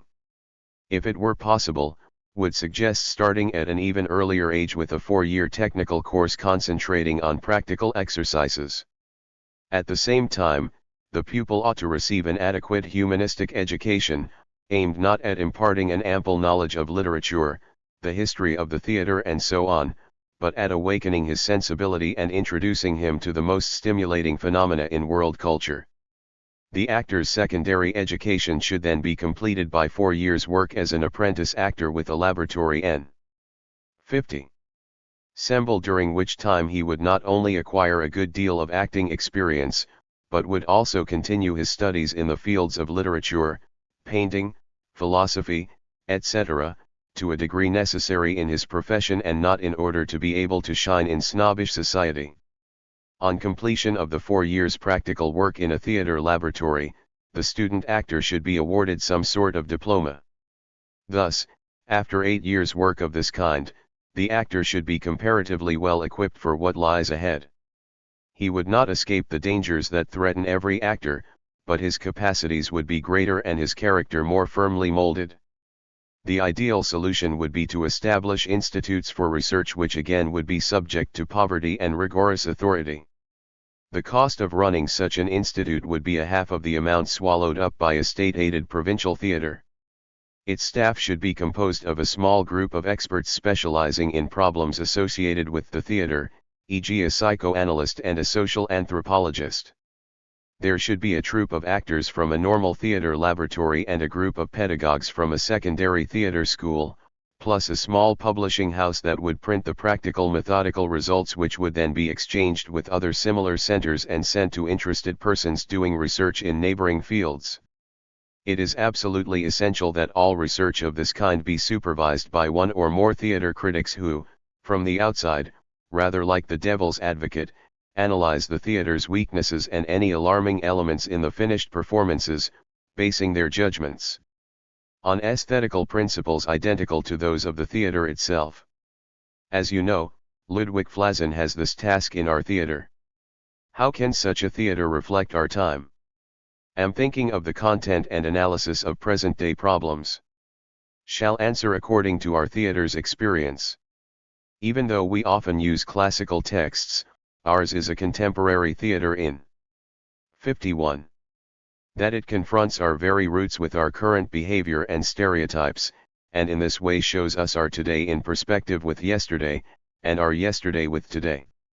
Even if this theater uses an elementary language of signs and sounds, comprehensible beyond the semantic value of the word, even to a person who does not understand the language in which the play is performed, such a theater must be a national one, since it is based on introspection and on the whole of our social superego, which has been molded in a particular national climate, thus becoming an integral part of it.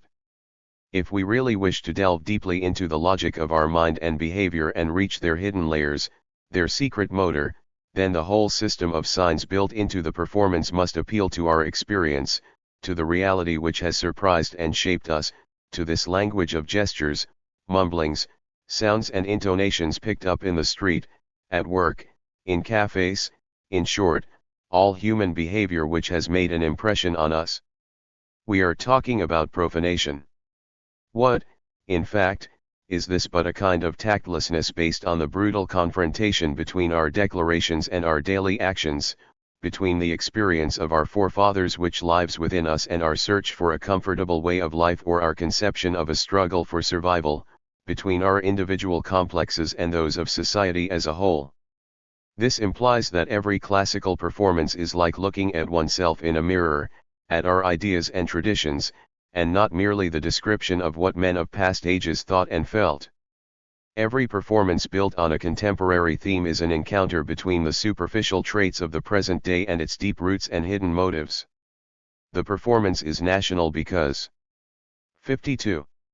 It is a sincere and absolute search into our historical ego, it is realistic because it is an excess of truth, it is social because it is a challenge to the social being, the spectator. 53. Theater is an encounter. In Lune. 1967, during Expo 67 in Canada, Jerzy Grotowski attended an international theater symposium held in Montreal. During his stay he had the following interview with Naim Katan, which was published in Arts et Lettres, Le Devoir. Translation, Robert Dunap. In one of your texts, you have said that the theater can exist without costumes or scenery, without music or lighting effects, and even without a text. You added, in the development of the theatrical art, the text was one of the last elements to be added. There is, in your view, only one element with which the theater cannot dispense, and that is the actor. Since the Commedia dell'arte, however, there have been playwrights.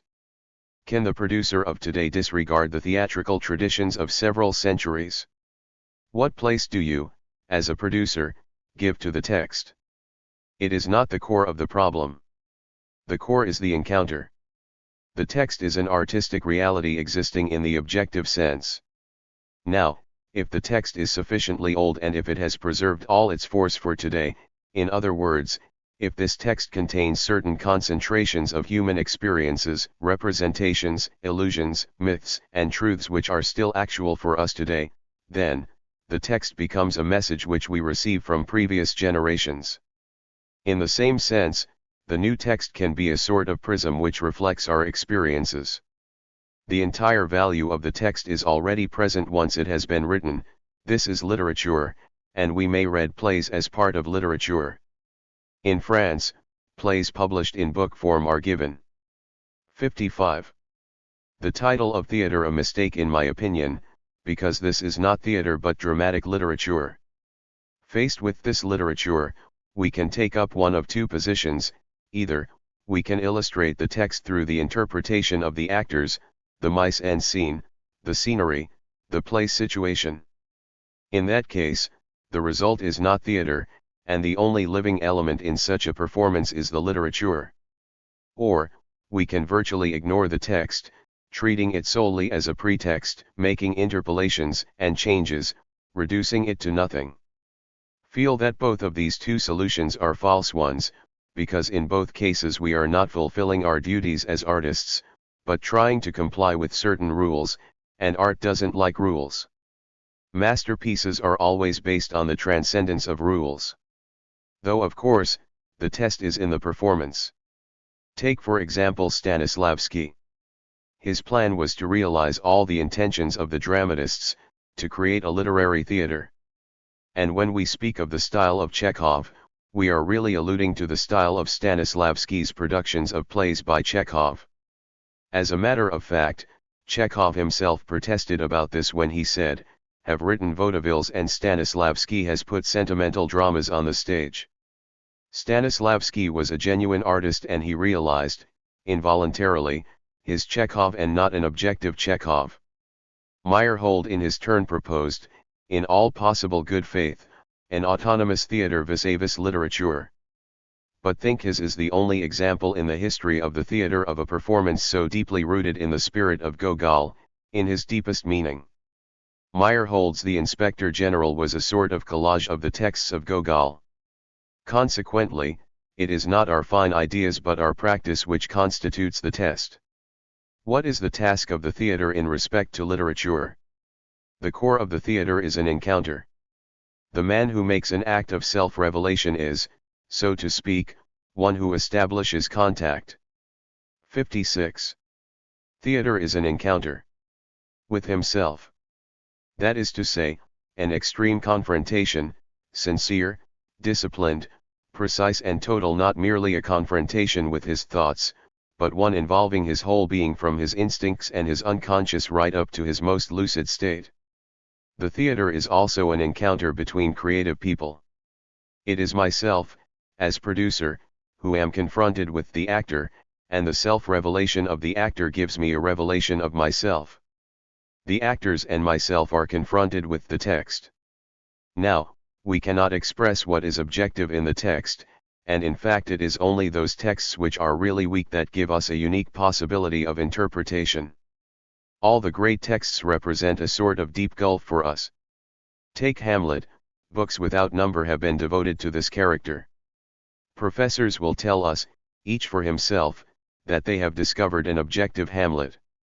They suggest to us revolutionary Hamlets, rebel and impotent Hamlets, Hamlet the outsider, etc.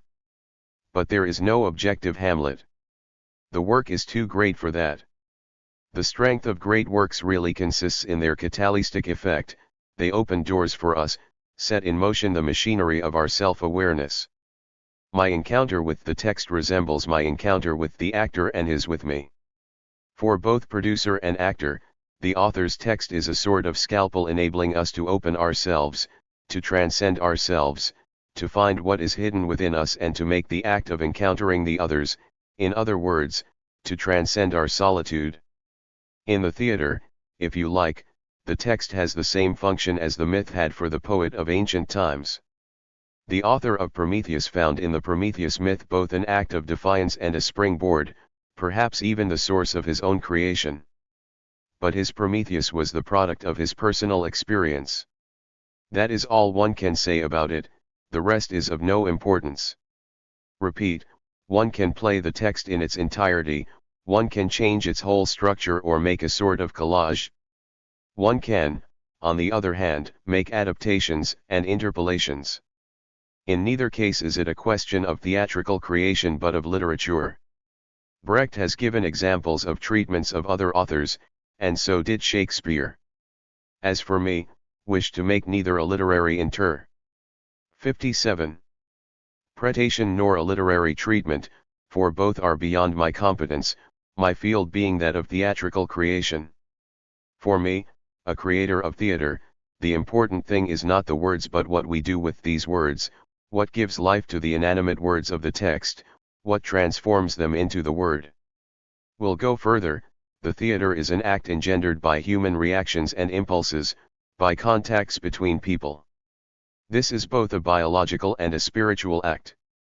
Let us be quite clear that don't mean making love to the audience, that would involve making oneself into a sort of article of sale. All the same, to put plays on stage you still have to choose texts and authors. What is your method of procedure?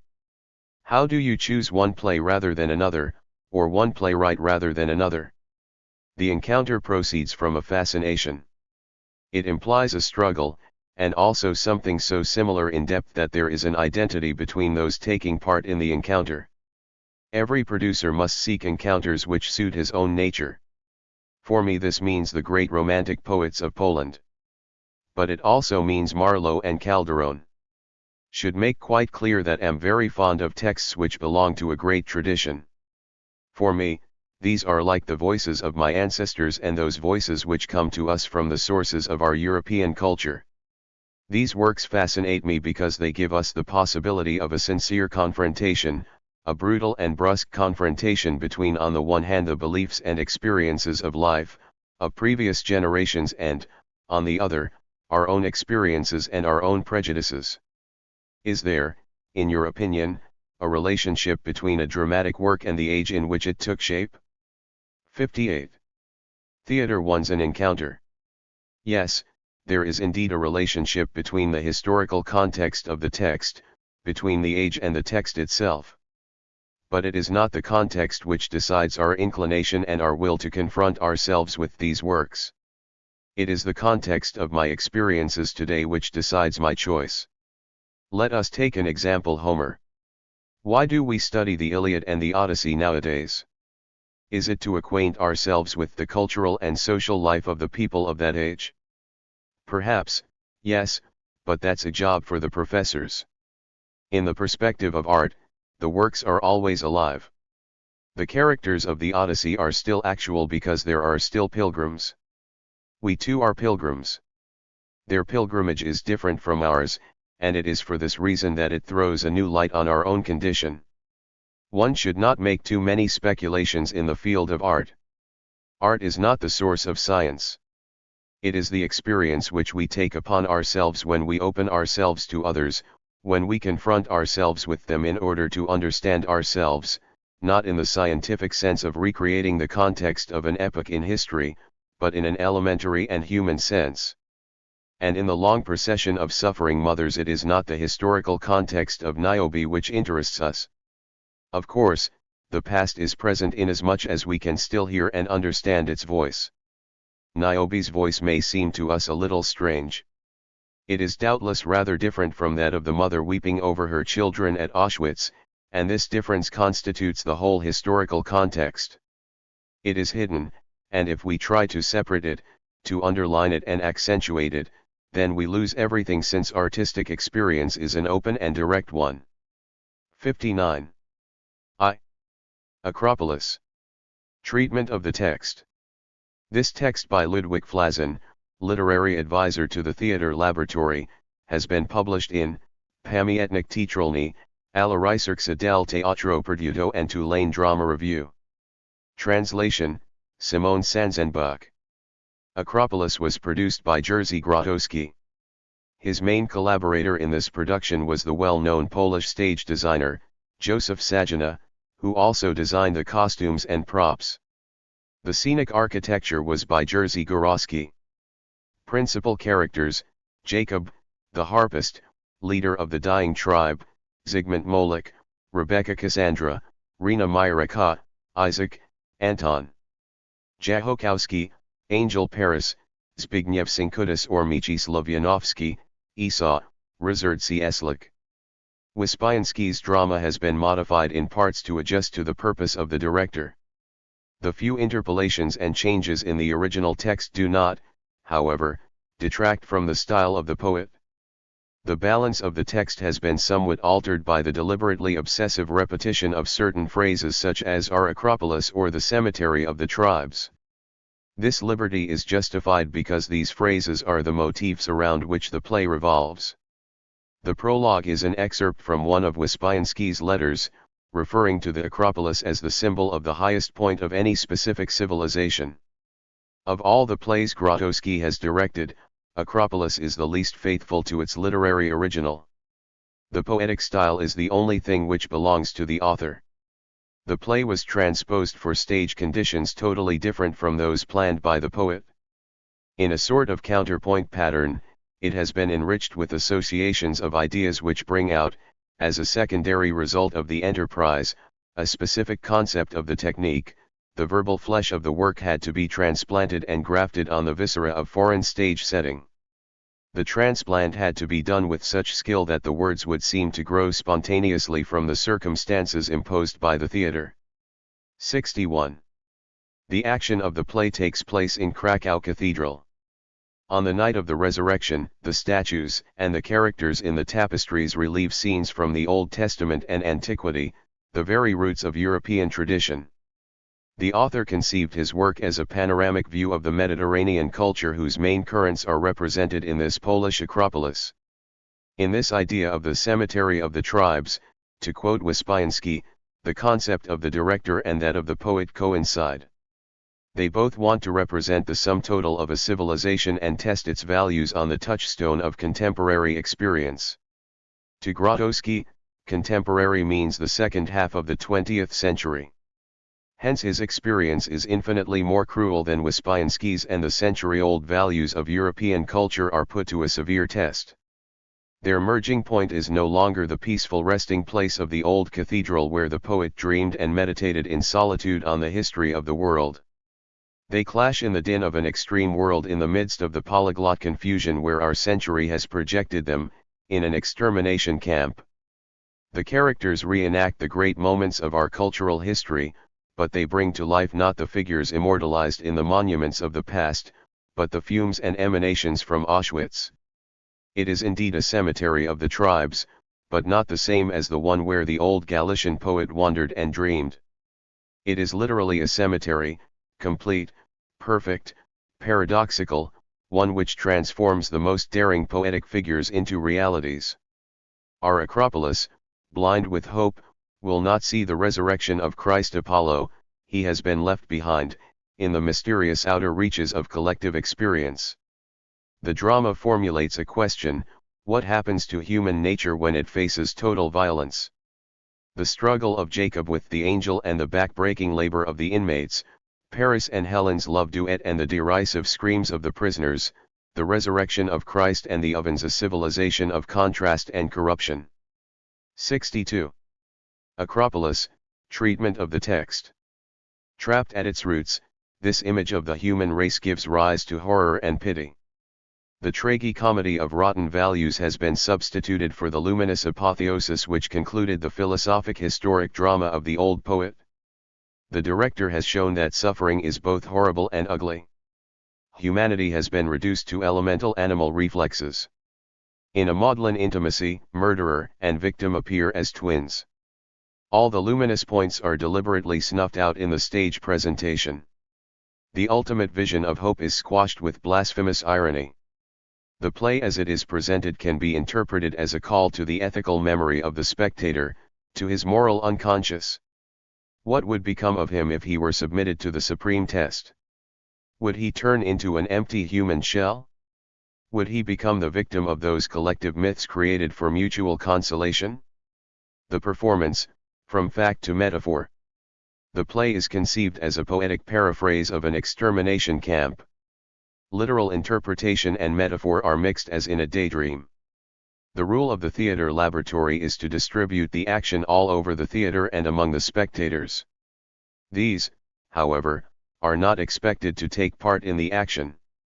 For Acropolis, it was decided that there would be no direct contact between actors and spectators.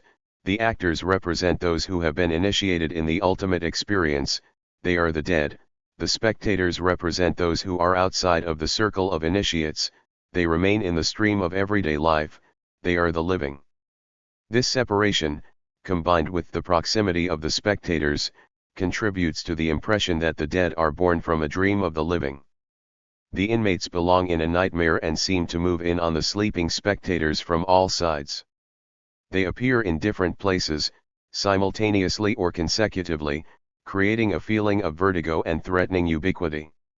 63. In the middle of the room stands a huge box. Metallic junk is heaped on top of it, stovepipes of various lengths and widths, a wheelbarrow, a bathtub, nails, hammers. Everything is old, rusty, and looks as if it had been picked up from a junkyard. The reality of the props is rust and metal. From them, as the action progresses, the actors will build an absurd civilization, a civilization of gas chambers, advertised by stovepipes which will decorate the whole room as the actors hang them from strings or nail them to the floor. Thus one passes from fact to metaphor. Costumes. The costumes are bags full of holes covering naked bodies. The holes are lined with material which suggests torn flesh. Through the holes one looks directly into a torn body. Heavy wooden shoes for the feet, for the heads, anonymous berets. This is a poetic version of the camp uniform. Through their similarity the costumes rob men of their personality, erase the distinctive signs which indicate sex, age, and social class. The actors become completely identical beings. They are nothing but tortured bodies. The inmates are the protagonists and, in the name of a higher, unwritten law, they are their own torturers. The merciless conditions of the extermination camp constitute the milieu of their lives. Their work crushes them with its size and its futility. Rhythmical signals are given by the guards, the inmates call out in screams. But the struggle for the right to vegetate and to love goes on at its everyday pace. At each command the human wrecks, barely alive, stand up erect like well-disciplined soldiers. The throbbing rhythm of the play underscores the building of the new civilization. The work expresses the inmates' stubborn will to live, which is constantly reaffirmed in every one of their actions. There is no hero, no character set apart from the others by his own individuality. There is only the community, which is the image. 64. Acropolis, dialogue between two monuments. Photo, Teeter Laboratorium. To Acropolis, Esau sings the praises of the freedom of a hunter's life. Photo, Teeter Laboratorium. 3 Acropolis, the fight between Jacob and the angel. Photo, Teeter Laboratorium. 4 Acropolis, the prisoner's rest. Photo, Teeter Laboratorium. / 3. Tom, A equals 5 Extermination Cam. Photo, Teeter Laboratorium. 6 Acropolis, the wedding procession of Rebekah and Jacob. Jacob leads the way, tenderly carrying a piece of pipe as a substitute for his bride. Photo, Teeter Laboratorium. 7 Acropolis, Jacob, the harpist, leader of the dying tribe. Photo, Teeter Laboratorium. 8 Acropolis, Paris and Helen display the bliss of sensual love, but here Helen is a man. Their lyrical cooing is interrupted by the unanimous sneers of the other prisoners. Photo, Teeter Laboratorium. Police, masks created solely by Eckhart. Photo, Teeter Laboratorium. 13 Acropolis, the Savior has come. A headless corpse is believed to be Christ and prisoners, ecstatic in their joy, follow him to salvation. Photo, Teeter Laboratorium. 14 Acropolis, the descent to salvation, the crematory. Photo, Teeter Laboratorium. Acropolis, treatment of the text. The whole species in an extreme situation. In the fortissimos, rhythm is broken into a climax of words, chants, screams, and ses. The whole thing seems multi-shaped and misshapen, it solves, then reforms itself into a shivering unity. It is linescent of a drop of water under a microscope. And reality. Ring the pauses in the work, the fantastic community indulges daydreams. The wretches take the names of biblical and Merrick heroes. They identify with them and act, within their tashions, their own versions of the legends. It is transmutation dug the dream, a phenomenon known to communities of 3 oners who, when acting, live a reality different from their own. Why give a degree of reality to their dreams of dignity, nobility, one happiness? It is a cruel and bitter game which derides the soner's own aspirations as they are betrayed by reality. Ob tramples his future father-in-law to death while asking for Thel's hand in marriage. Indeed, his relationship to Laban is not ruined by patriarchal law but by the absolute demands of the it to survive. The struggle between Jacob and the angel is a it between 2 prisoners, one is kneeling and supports on his wheelbarrow in which the other lies, head down and ping backward. The kneeling Jacob tries to shake off his den, the angel, who bangs his own head on the floor. In his one the angel tries to crush Jacob by hitting his head with his teeth. But his feet hit, instead, the edge of the wheelbarrow. And Ob struggles with all his might to control his burden. The antagonists cannot escape from each other. Each is nailed to their torture is more intense because they cannot give vent to mounting anger. The famous scene from the Old Testament is interpreted as that of two victims torturing each other under the sewer of necessity, the anonymous power mentioned in their lament. 73. Paris and Helen express the charm of sensuous love, but he is a man. Their love duet is conducted to the accompaniment the snickering laughter of the assembled prisoners. A degraded eroticism rules the world where privacy is impossible. The sexual sensitivity has become that of any monosexual commune, the army for example. Similarly, Jacob directs his expression tenderness toward compensatory objects. His bride is a stove/pipe wrapped into a piece of rag for a veil. Thus equipped, leads the nuptial procession solemnly, followed by all the prisons singing a folk song. At the high point of this improvised ceremony the clear sound of an altar bell is heard, suggesting naively or somewhat ironically a dream of simple happiness. The despair of men condemned without hope of reprieve revealed, 4 prisoners press their bodies against the walls the theater like martyrs. They recite the prayer of hope in help of God pronounced by the angel in Jacob's dream. Or detects in the recitation the ritual grief and the traditional lame of the Bible. They suggest the Jews in front of the wall lamentation. There is, too, the aggressive despair of the damned who rebel against their fate. Cassandra. One of the pri-oners, a female, walks out of the ranks at roll call. Her back wriggles hysterically, her voice is vulgar, sensuous, and raucous. She expresses the torments of a self-centered soul. Shift here suddenly to a tone of soft complaint, she announces with obvious relish what fate holds in store for the community. Her monologue is interrupted by the harsh and guttural voices of the prisoners, the ranks who count themselves.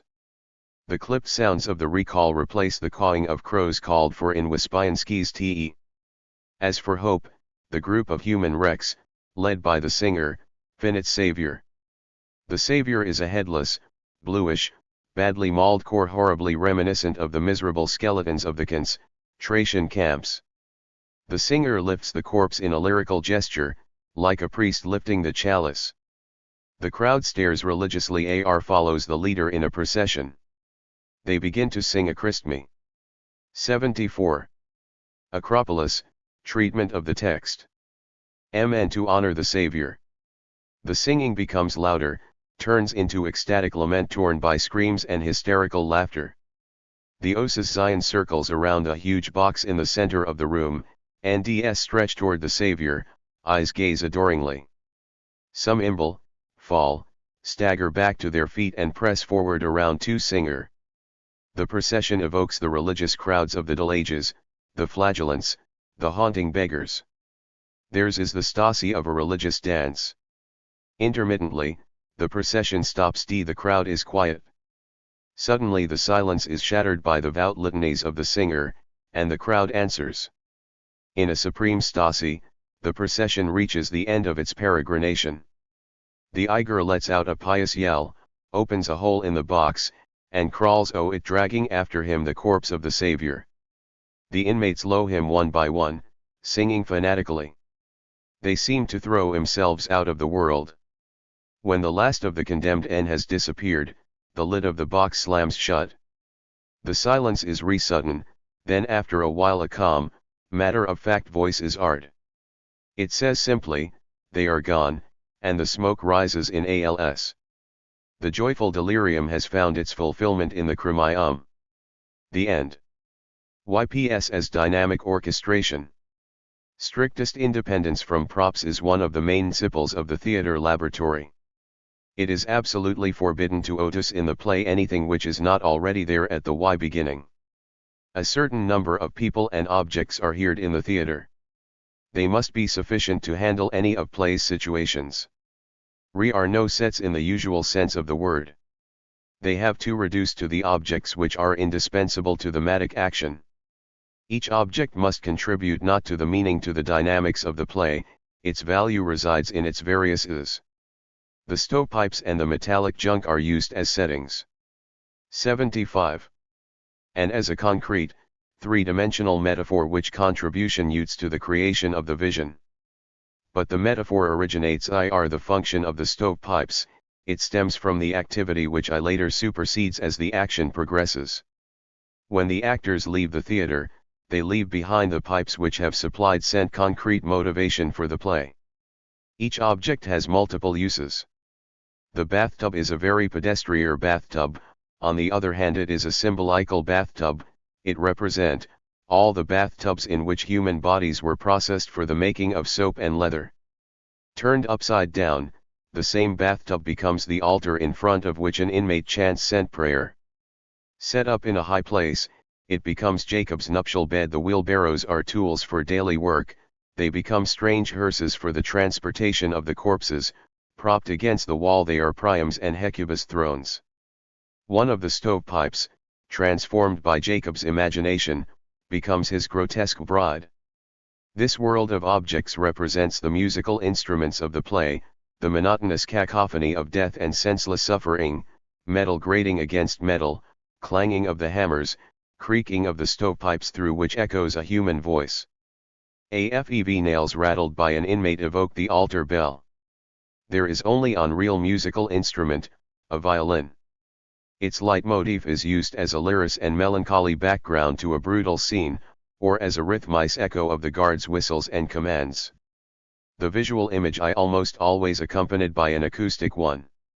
The number of props is extremely limited, each one has multiple functions. Worlds are created with very ordinary objects, as in children play and improvised games. We are dealing with a theater cough in its embryonic stage. In the middle of the creative process the awakened instinct chooses spontaneously the tools of its magic transformation. A living man, the actor, is the creative fork behind it all. 76.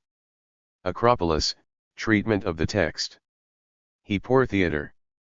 And the poor theater the actor must himself compose an organic mask by means of his facial muscles, and thus each character bears the same grimace throughout the whole play.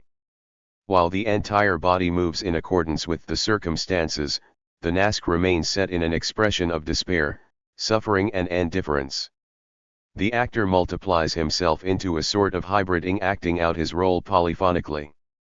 The different parts of his ode give free rein to different reflexes which are often Conradistoi, while the tongue denies not only the voice, but also the gestures and the mimicry.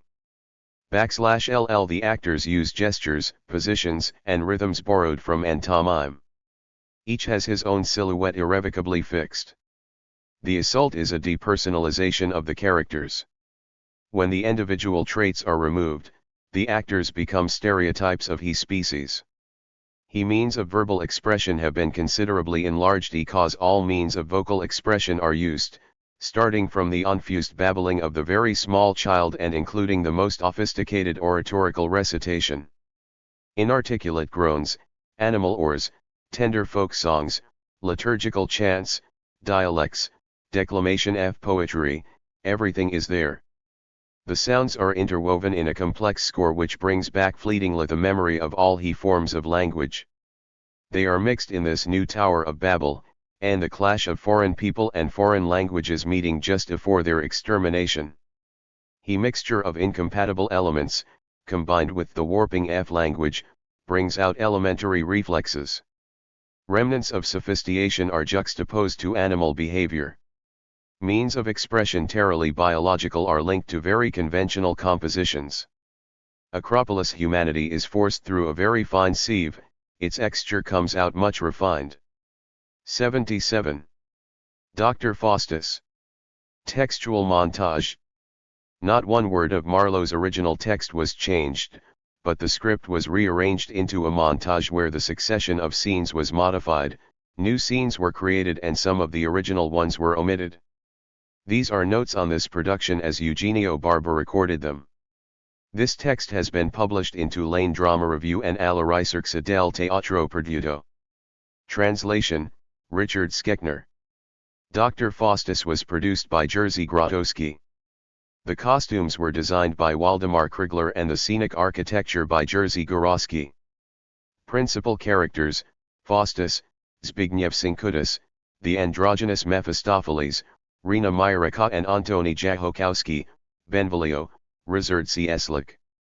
Faustus has 1 hour to live before his martyrdom of hell and eternal damnation. He invites his friends to a Last Supper, a public confession where he offers them episodes from his life as Christ offered his body and blood. Faustus welcomes his guests, the audience, as they arrive and asks them to sit at 2 long tables on the sides of the room. Faustus takes his place at a third, smaller table like the prior in a refectory. The feeling is that of a medieval monastery, and the story apparently concerns only monks and their guests. This is the underlying archetype of the text. Faustus and the other characters are dressed in the habits of different orders. Faustus is in white, Mephistopheles is in black, played simultaneously by a man and a woman. Other characters are dressed as Franciscans. There are also 2 actors seated at the tables with the audience, dressed in everyday clothes. More about them later. This is a play based on a religious theme. God and the devil intrigue with the protagonists, that is why the play is set in a monastery. There is a dialectic between mockery and apotheosis. Faustus is a saint and his saintliness shows itself as an absolute desire for pure truth. If the saint is to become one with his sainthood, he must rebel against God, creator of the world, because the laws of the world are traps contradicting morality and truth. 79. Stipendium peccati mors est. Ha! Stipendium, etc. The reward of sin is death. That's hard. Si pecus negamus, fallamur et nulla est in nobis veritas. If we say we have no sin, we deceive ourselves, and there's no truth in us. Why then belike we must sin, and so consequently die. We must die an everlasting death. Whatever we do, good or bad, we are damned. The saint is not able to accept as his model this God who ambushes man. God's laws are lies, he spies on the dishonor in our souls the better to damn us. Therefore, if one wants sainthood, one must be against God. But what must the saint care for? His soul, of course. To use a modern expression, his own self-consciousness. Faustus, then, is not interested in philosophy or theology. He must reject this kind of knowledge and look for something else. His research begins precisely in his rebellion against God. But how does he rebel? By signing his pact with the devil. In fact, Faustus is not only a saint but a martyr, even more so than the Christian saints and martyrs, because Faustus expects no reward. On the contrary, he knows that his due will be eternal damnation.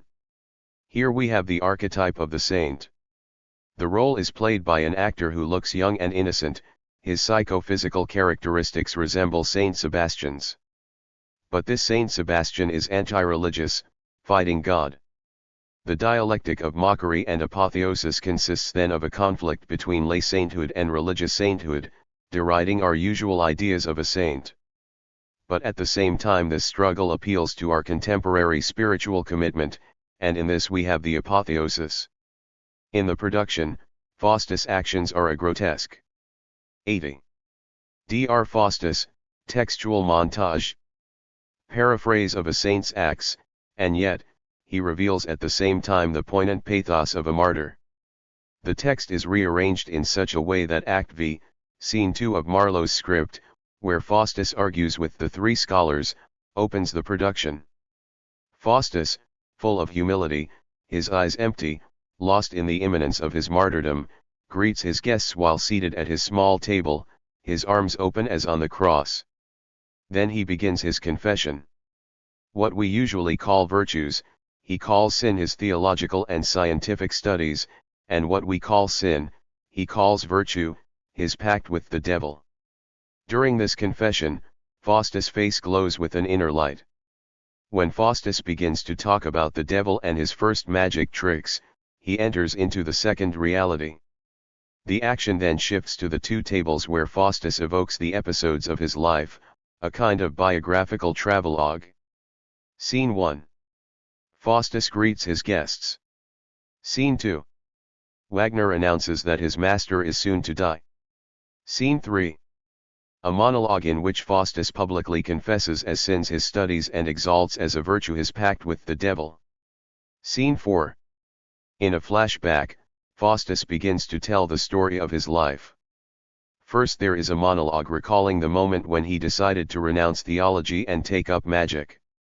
This interior struggle is represented by a conflict between an owl, who symbolizes the erudite personality, and a donkey, whose stubborn inertia is opposed to the owl's learning.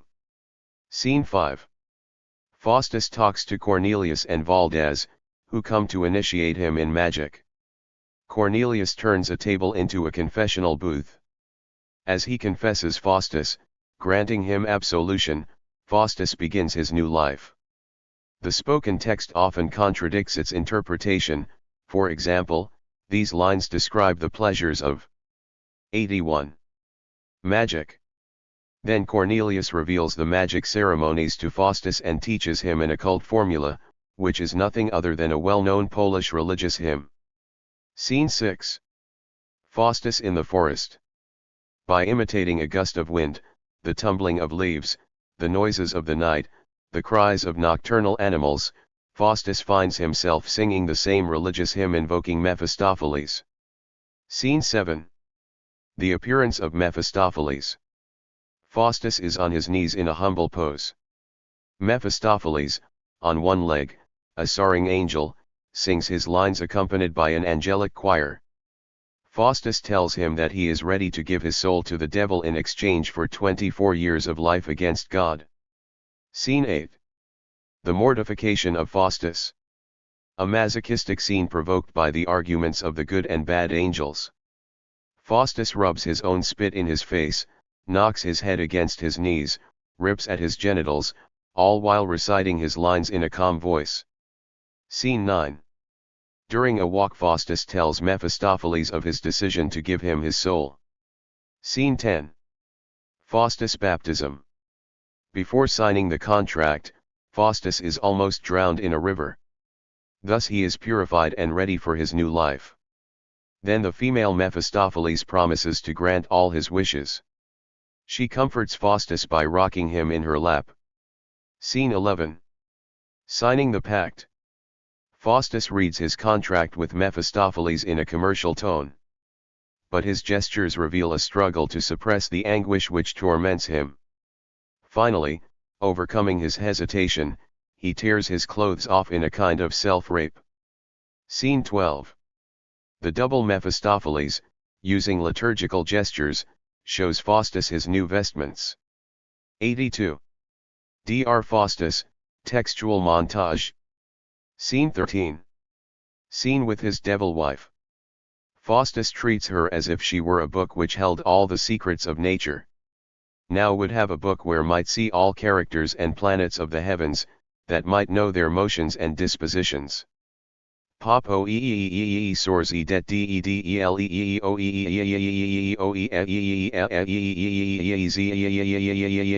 registered.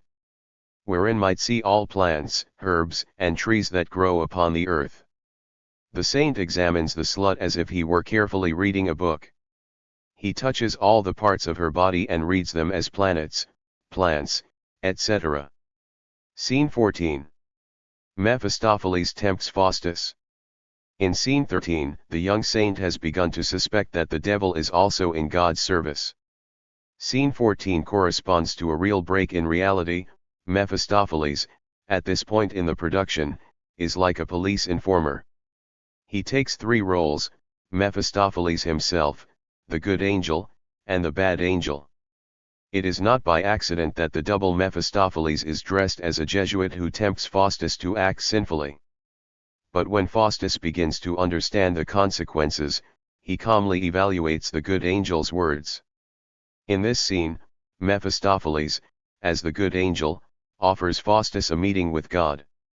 They act as if it were late at night in a monastery, and 2 dissatisfied monks were talking quietly out of everyone's hearing. But Faustus refuses to repent anything. Scene 15. Astrological discussions.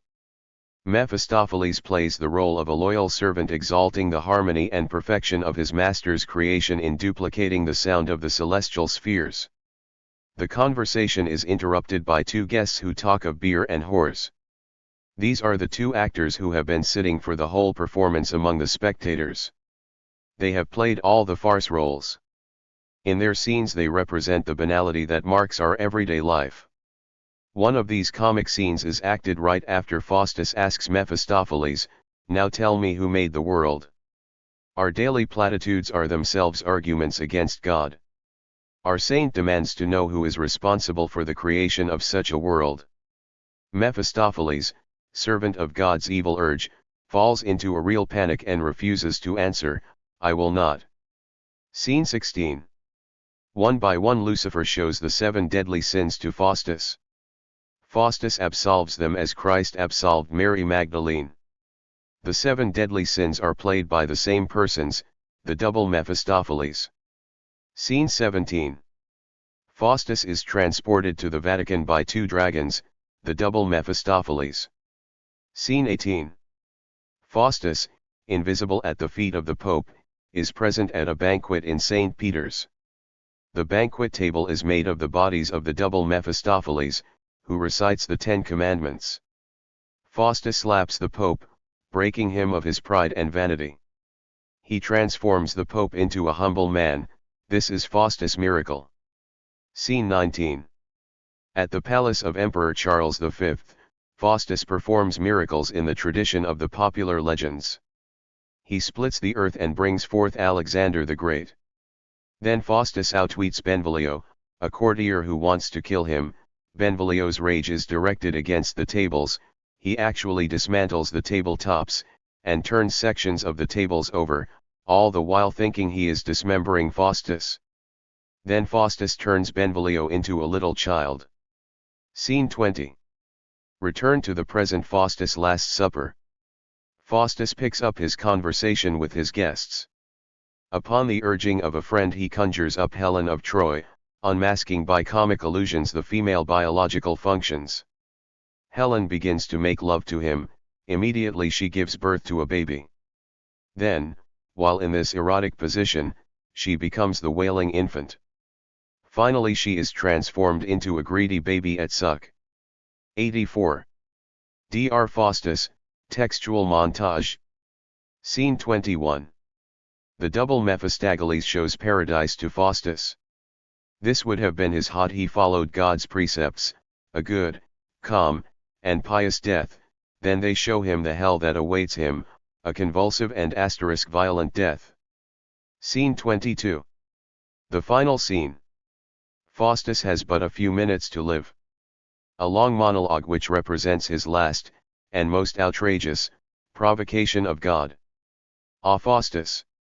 Now hast thou but 1 bare hour to live. And then thou must be damned perpetually. In the original text, this monologue expresses Faustus' regret for having sold his soul to the devil. He offers to return to God.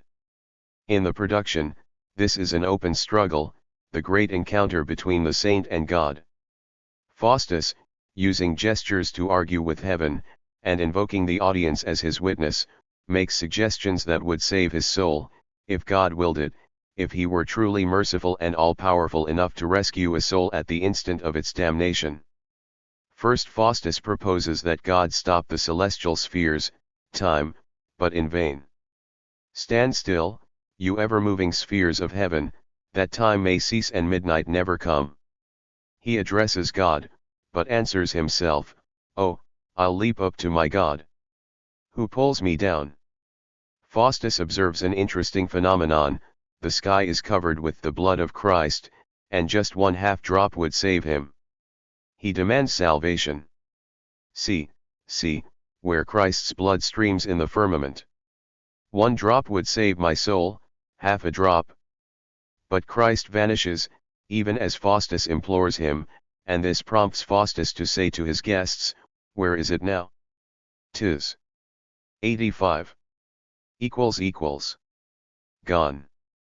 Then God's angry face appears, and Faustus is frightened. And see where God stretcheth out his arm and bends his ireful brows. Faustus wants the earth to open and swallow him, and he throws himself to the ground. Mountains and hills, come, come, and fall on me, and hide me from the heavy wrath of God. But the earth is deaf to his prayers, and he rises crying, Oh no, it will not harbor me. The sky then resonates with the word, and in all the corners of the room the hidden actors, reciting like monks, chant prayers like the Ave Maria and the Pater Noster. Midnight sounds. Faustus' ecstasy is transformed into his passion. The moment has come when the saint, after having shown his guests the guilty indifference, yes, even the sin of God, is ready for his martyrdom, eternal damnation. He is in a rapture, his body is shaken by spasms. The ecstatic failure of his voice becomes at the moment of his passion a series of inarticulate cries, the piercing, pitiable shrieks of an animal caught in a trap. His body shudders, and then Ali is silence. The double Mephistopheles, dressed as two priests, enters and takes Faustus to hell. Mephistopheles lugs Faustus away on his back, holding him by the feet, the saint's head down near the ground, his hands trailing on the floor. Thus he goes to his eternal damnation, as a sacrificial animal is carried, as one is dragged to the cross. The female Mephistopheles follows humming a sad march which becomes a melancholy religious song. From the saint's mouth come raucous cries, these inarticulate sounds are not human. Faustus is no longer a man, but a panting animal, an unclaimed, once. 86. Dr. Faustus, textual montage. Human wreck moaning without dignity. The saint against God has attained his summit, he has lived God's cruelty. He is the victor, morally. But he has paid the full price of that victory, eternal martyrdom in hell where all is taken from him, even his dignity. 87. Arrangement. Faustus awaits Ars. Photo, Opiolamusquiac. Dr. Faustus, the double S Mephistopheles. Photo, Opiolamusqui. 17. Dr. Faustus, monologue by Faustus in which he decides to take up magic. Photo, Opiolamusquiac. 18. Dr. Faustus, Faustus is initiated into magic. Photo, Opiolamusquiac. 19. Dr. Faustus, one of the 7 deadly sins. Photo, Opiolamusquiac. Tai te 5 Sane d. 0. Dr. Faustus, Faustus, invisible, attends the Pope's meal. The Pope's throne is composed of the double Mephistopheles. Photo, Opiolamusquiac. 21. Dr. Faustus, Benvolio, in a fury, destroys the set, attempting to kill Faustus. Photo, Opiolamusquiac. 22. Dr. Faustus, Faustus appeases Benvolio. Photo, Opiolamusquiac. 23. Dr. Faustus, the double Mephistopheles carries Faustus to hell. Photo, Opiolamusquiac. The Constant Prince. This introduction by Ludwig Flazin appeared in the Polish program. The Constant Prince was produced by Jerzy Grotowski. The costumes were designed by Waldemar Krieger and the scenic architecture by Jerzy Grotowski. Principal characters, the Constant Prince, Ryszard Cieslik, the King, Antoni Jachokowski, Feniksina, Rina Myraka, Thrudant, the Persecutor, Maja Komorowska, Muli, the Persecutor, Mieczysław Janowski, the First Prisoner, Stanislaw Sierski. The scenario of this performance is based on the text by the great 17th-century Spanish playwright, Calderón de la Barca, in its excellent Polish transcription by Julius Slowacki, the eminent Romantic poet. The producer, however, does not mean to play the Constant Prince as it is. He aims at giving his own vision of the play, and the relation of his scenario to the original text is that of a musical variation to the original musical theme. In the opening scene, the first prisoner collaborates with his persecutors. Lying on a ritual bed, he is first symbolically castrated and then, after being dressed in a uniform, becomes one of the company. The performance is a study of the phenomenon of inflexibility, which does not consist in the manifestation of force, dignity, and courage. To the people around him, who look upon him rather as on a strange animal, the second prisoner, the prince, opposes only passivity and kindness, referring to a higher spiritual order. He seems to offer no opposition to the ugly and villainous doings of the people around him, and does not even discuss with them. They are simply beyond his consideration. He refuses to be one of them. Thus the prince's enemies, who would appear to hold him in their power, in fact have no influence over him. While submitting to their evil doings, he preserves his independence and purity to the point of ecstasy. 97. The arrangement of stage and audience resembles something between an arena and an operating theater. One may think of what one sees below in terms of some crew. Sport in an ancient Roman arena, or a surgical operation as portrayed in Rembrandt's Anatomy of Dr. Tulp. The people surrounding the prince, an alienated and peculiar society, wear togas, breeches, and top boots to show that they take pleasure in making use of their power, that they are confident of their judgment, particularly when concerning people of a different kind.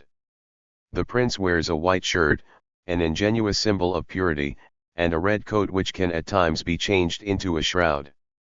At the end of the play he is naked, with nothing to defend himself but his own human identity. The feelings of society towards the prince are not uniformly hostile. They are rather an expression of a sense of difference and strangeness combined with a sort of fascination, and this combination contains in it the possibility of such extreme reflexes as violence and adoration. Everyone wants to have the martyr for himself, and at the end of the performance they fight for him as if he were a precious object. Meanwhile the hero is constantly faced with endless contradictions and submitted to the will of his enemies. Once the deed is done, the people who tormented the prince to death regret their action and bewail his lot. The birds of prey turn into turdy doves. Finally he becomes a living hymn in homage to human existence, in spite of his having been persecuted and stupidly humiliated.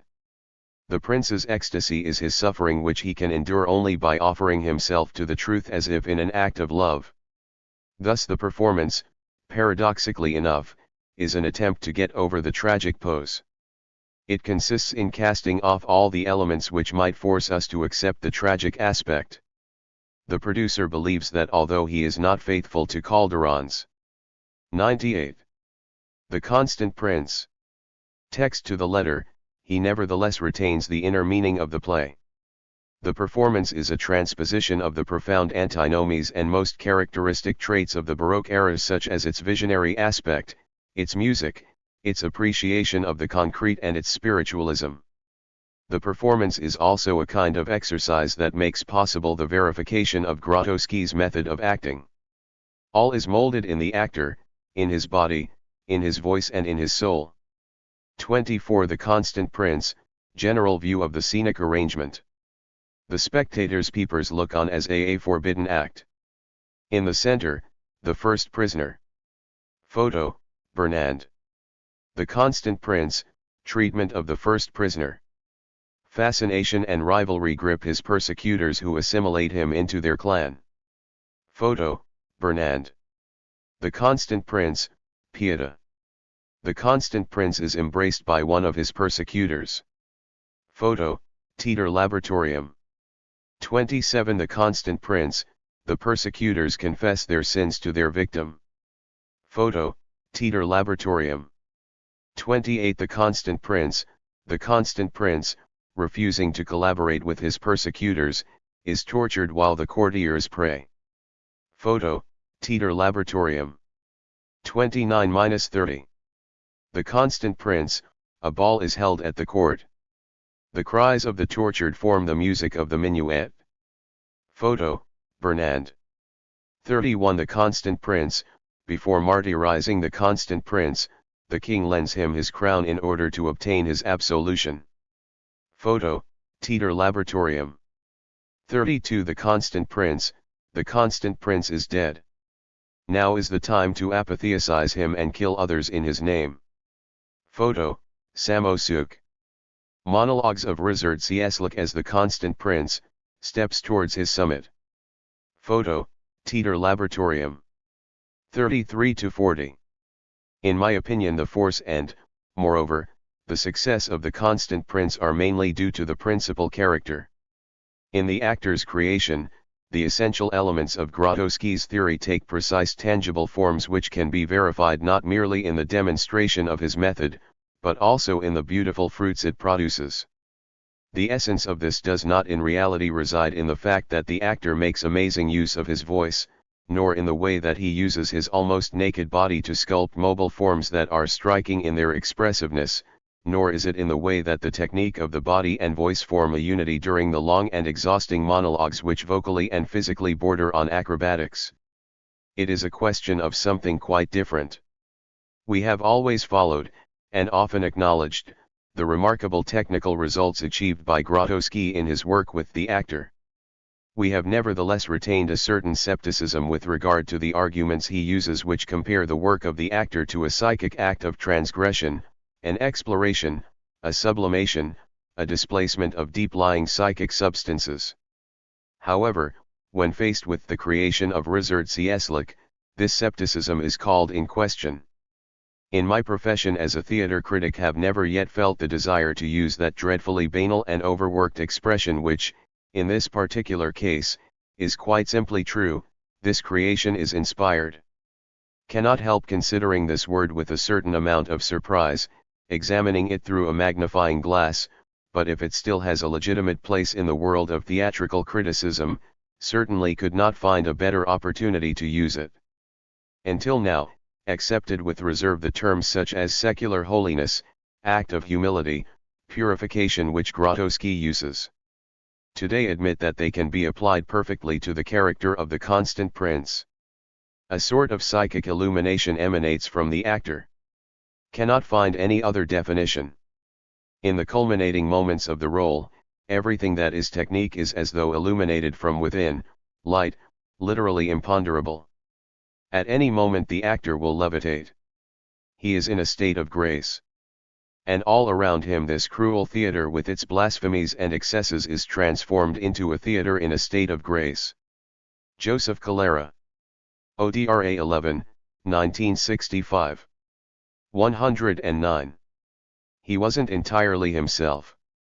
This article by Jerzy Grotowski has been published in Les Temps Modernes and Flourish, the newspaper of the Royal Shakespeare Theatre Club. Stanislavski was compromised by his disciples. He was the first great creator of a method of acting in the theatre, and all those of us who are involved with theatre problems can do no more than give personal answers to the questions he raised. When, in numerous European theatres, we watch performances inspired by the Brecht theory, and are obliged to fight against utter boredom because the lack of conviction of both actors and producers takes the place of the so-called Verfremdungseffekt, we think back to Brecht's own productions. They were perhaps less true to his theory but, on the other hand, very personal and subversive as they were, they showed a deep professional knowledge and never left us in a state of lassitude. We are entering the age of Artaud. The theater of cruelty has been canonized, i.e. made trivial, swapped for trinkets, tortured in various ways.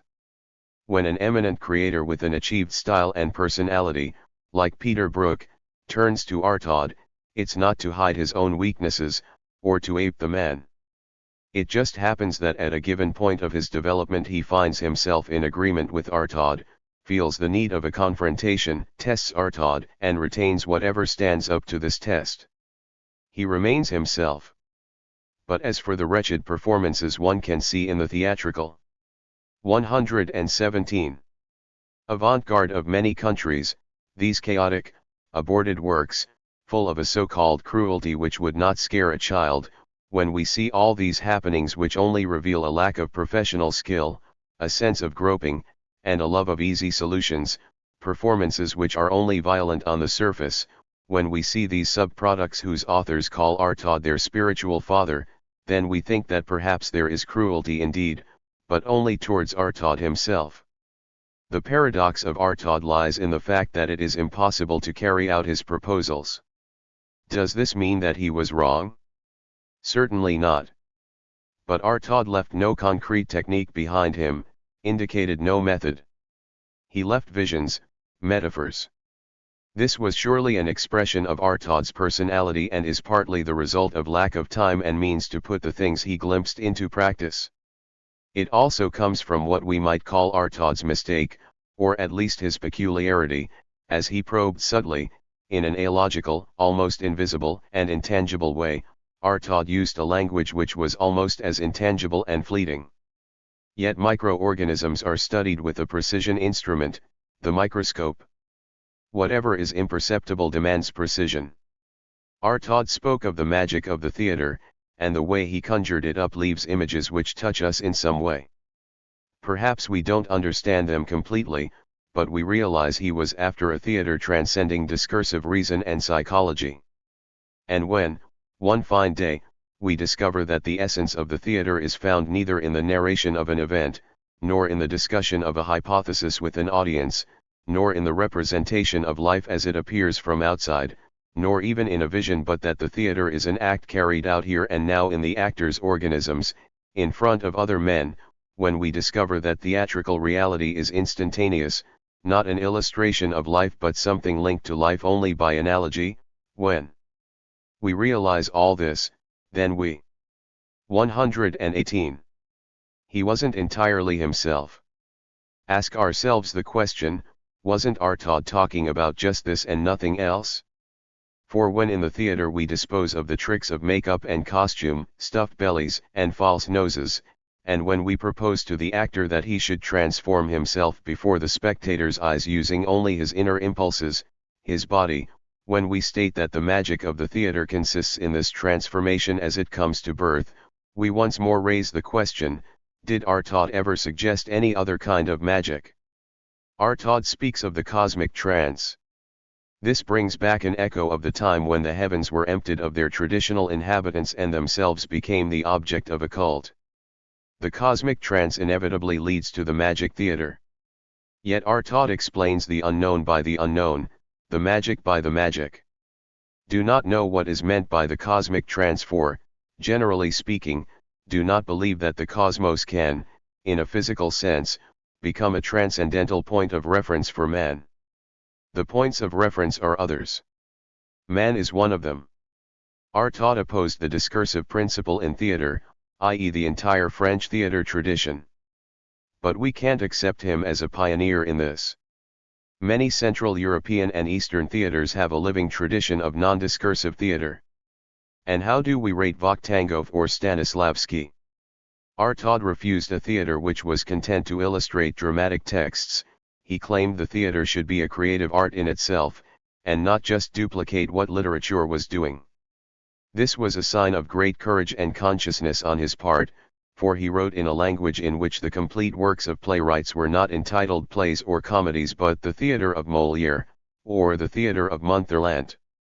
Yet the idea of an autonomous theater came to us much earlier, from Meyerhold in Russia. 119. Artaud intended to suppress the barrier between actors and audience. This seems striking, but note that he neither proposed to abolish the stage separate from the auditorium, nor to seek a different structure adapted to each new production, thus creating a real basis for confrontation between the two ensembles formed by the actors and the spectators. He simply proposed to put the audience in the center and play in all four corners of the room. This is no elimination of the stage/audience barrier, but the replacement of the classical dolls theater by another rigid structure. And years before all these ideas of Artaud, decisive steps in this direction had already been taken by Reinhard Meyerhold in his production of the mystery plays, and again later by Serkis in Poland with his already elaborated conception of a simultaneous theater. Thus we have withdrawn Artaud's supposed merits in order to restore them to their true fathers. It might be thought we are preparing a scene of martyrdom, stripping Artaud of his rags just as he stripped Beatrice Cenci in his production. But there is a difference between stripping someone to torture them, and doing so to find out who they really are. The fact that others have made similar suggestions in other places cannot alter the vital fact that Artaud made his discoveries himself, through his own suffering, the prism of his personal obsessions, and that as far as his own country goes, he virtually invented everything. Must it be repeated yet again that if Artaud had had at his disposal the necessary material, his visions might have developed from the undefined to the defined, and he might even have converted them into a form or, better still, a technique? He would then have been in a position to anticipate all the other reformers, for he had the courage and the power to go beyond the current discursive logic. All this could have happened, but never did. Artaud's secret, above all, is to have made particularly fruitful mistakes and misunderstandings. His description of Bolognese. 120. He wasn't entirely himself. Theater, however suggestive it may be for the imagination, is really one big misreading. Artaud deciphered as cosmic signs and gestures evoking superior powers elements of the performance which were concrete expressions, specific theatrical letters in an alphabet of signs universally understood by the Bolognese. The Bolognese performance for Artaud was like a crystal ball for a fortune-teller. It brought forth a totally different performance which slumbered in his depths, and this work of Artaud's provoked by the Bolognese theatre gives us an image of his great creative possibilities. As soon as he moves from description to theory, however, he starts explaining magic by magic, cosmic trance by cosmic trance. It is a theory which can mean whatever you require. But in his description he touches something essential, of which he is not quite aware. It is the true lesson of the sacred theatre, whether we speak of the medieval European drama, the Bolognese, or the Indian Kathakali, this knowledge that spontaneity and discipline, far from weakening each other, mutually reinforce themselves, that what is elementary feeds what is constructed and vice versa, to become the real source of a kind of acting that glows. This lesson was neither understood by Stanislavski, who let natural impulses dominate, nor by Brecht, who gave too much emphasis to the construction of a role. Artaud intuitively saw myth as the dynamic center of the theater performance. Only Nietzsche was ahead of him in this domain. He also knew that transgression of the myth renewed its essential values and became an element of menace which re-established the derided norms. He did not, however, take account of the fact that, in our age, when all languages intermingle, the community of the theater cannot possibly identify itself with myth, because there is no single faith. Only a confrontation is possible. 121. Artaud dreamed of producing new myths through the theater, but this beautiful dream was born from his lack of precision. For although the myth forms the basis or framework for the experience of entire generations, it is for the subsequent generations to create it and not the theater. At the most, the theater could have contributed to the crystallization of the myth. But then it would have been too similar to current ideas to be creative. A confrontation is a trying out, a testing of whatever is a traditional value. A performance which, like an electrical transformer, adjusts our experience to those of past generations, a performance conceived as a combat against traditional and contemporary values, this seems to me the only real chance for myth to work in the theater. An honest renewal can only be found in this double game of values, this attachment and rejection, this revolt and submissiveness. Nevertheless, Artaud was a prophet. His texts conceal such a special and complex web of forecasts, such impossible allusions, visions which are so suggestive, and metaphors which seem, in the long run, to possess a certain soundness. For all this is bound to happen. No one knows how, but it is inevitable. And it does happen. We shout with triumph when we discover silly misunderstandings in Artaud. The sign which, in Oriental theatre, is simply a part of a universally known alphabet, cannot, as Artaud would have it, be transferred to European theatre, in which every sign has to be borne separately in relation to familiar psychological or cultural associations, before becoming something quite different. All his divisions of breathing into masculine, feminine, and neuter are just misinterpretations of Oriental texts, and in practice, so imperceptible they cannot be distinguished. His study of the athletics of feelings has certain shrewd insights, but in practical work would lead to stereotyped gestures, one for each emotion. 122. He wasn't entirely himself. Yet he does touch on something which we may be able to reach by a different route. Mean the very crux of the actor's art, that what the actor achieves should be a total act, that he does whatever he does with his entire being, and not just one mechanical gesture of arm or leg, not any grimace, helped by a logical inflection and a thought. No thought can guide the entire organism of an actor in any living way. It must stimulate him, and that is all it really can do. Without commitment, his organism stops living, his impulses grow superficial. Between a total reaction and a reaction guided by a thought there is the same difference as between a tree and a plant. In the final result we are speaking of the impossibility of separating spiritual and physical. The actor should not use his organism to illustrate a movement of the soul, he should accomplish this movement with his organism.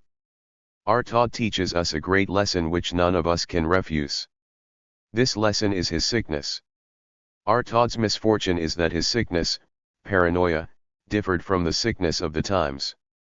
Civilization is sick with schizophrenia, which is a rupture between intelligence and feeling, body and soul. Society couldn't allow our Todd to be ill in a different way. They looked after him, tortured him with electroshock treatment, trying to make him acknowledge discursive and cerebral reason, i.e. to take society's sickness into himself. Our Todd defined his illness remarkably in a letter to Jacques Rivière, "Am not entirely myself." He was not merely himself, he was someone else. He grasped half of his own dilemma, how to be oneself. He left the other half untouched, how to be whole, how to be complete. He couldn't bridge the deep gulf between the zone of visions and his conscious mind, for he had given up everything orderly, and made no attempt to achieve precision or mastery of things. Instead he made his chaos and his self-division objective. His chaos was an authentic image of the world. It wasn't a therapy but a diagnosis, at least in the eyes of other people. 123. Towards a poor theater.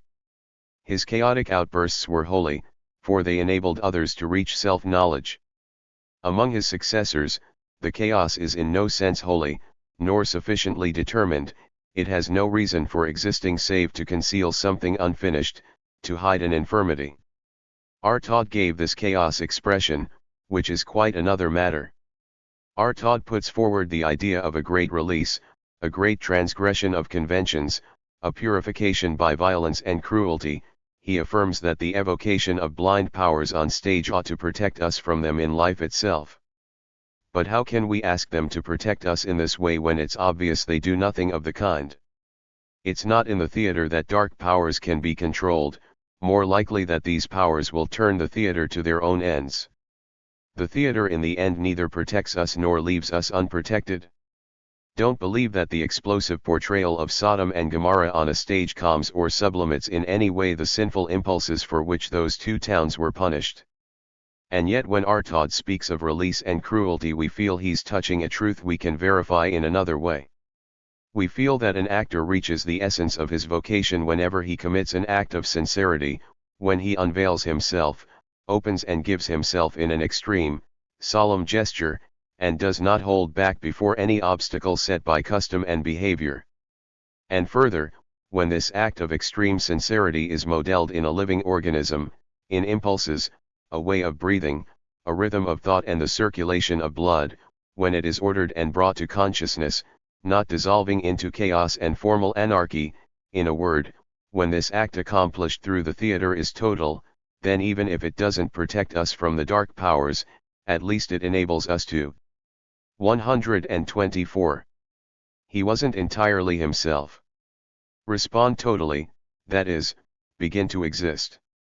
For each day we only react with half our potential. If speak of a total act, it's because have the feeling that there is an alternative to the theater of cruelty. But our Todd stands as a challenge to us at this point, perhaps less because of his work than his idea of salvation through the theater. This man gave us, in his martyrdom, a shining proof of the theater as therapy. Have found two expressions in our Todd which deserve attention. The first is a reminder that anarchy and chaos should be linked to a sense of order, which he conceived in the mind, and not as a physical technique. Still, It's worth quoting this phrase for the sake of Artaud's so-called disciples: cruelty is rigor. The other phrase holds the very foundation of the actor's art of extreme and ultimate action. Actors should be like martyrs burnt alive, still signaling to us from their stakes. Let me add that these signals must be articulated, and they cannot just be gibberish or delirious, calling out to everything and nothing, unless a given work demands precisely that. With such a proviso, we affirm that this quotation contains in an oracular style, the whole problem of spontaneity and discipline, this conjunction of opposites which gives birth to the tota. Act. Artaud was a great theatre poet, which means a poet of the possibilities of theatre and not of dramatic literature. Like the mythical prophet Isaiah, he predicts for the theatre something definitive, a new meaning, a new possible incarnation. Then Emmanuel was born. Like Isaiah, Artaud knew of Emmanuel's coming, and what it promised. He saw the image of it through a glass, darkly. Methodical exploration. This article by Jerzy Grotowski was written to explain the aim of his institute. It has been published in Tygodnik Kulturyny. Translation: Amanda Pasquire and Judy 3 Arba. NHAT is the Boer Institute. 30HR and his team founded an institution of a quite extraordinary nature.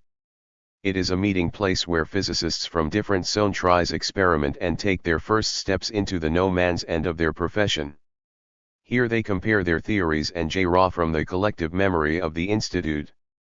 This memory keeps a detailed inventory of all the research done, including even the most audacious, and is continually enriched with new hypotheses and results obtained by the physicists.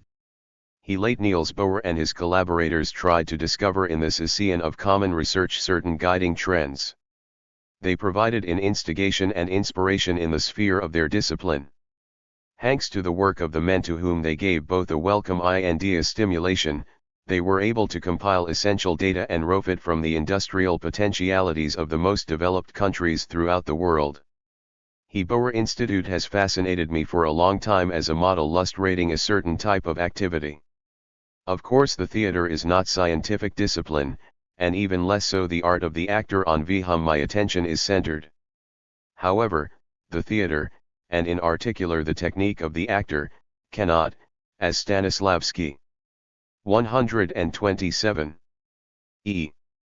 maintained, be based solely on inspiration or on other such unpredictable factors as talent explosion, the sudden and surprising growth of creative possibilities, etc.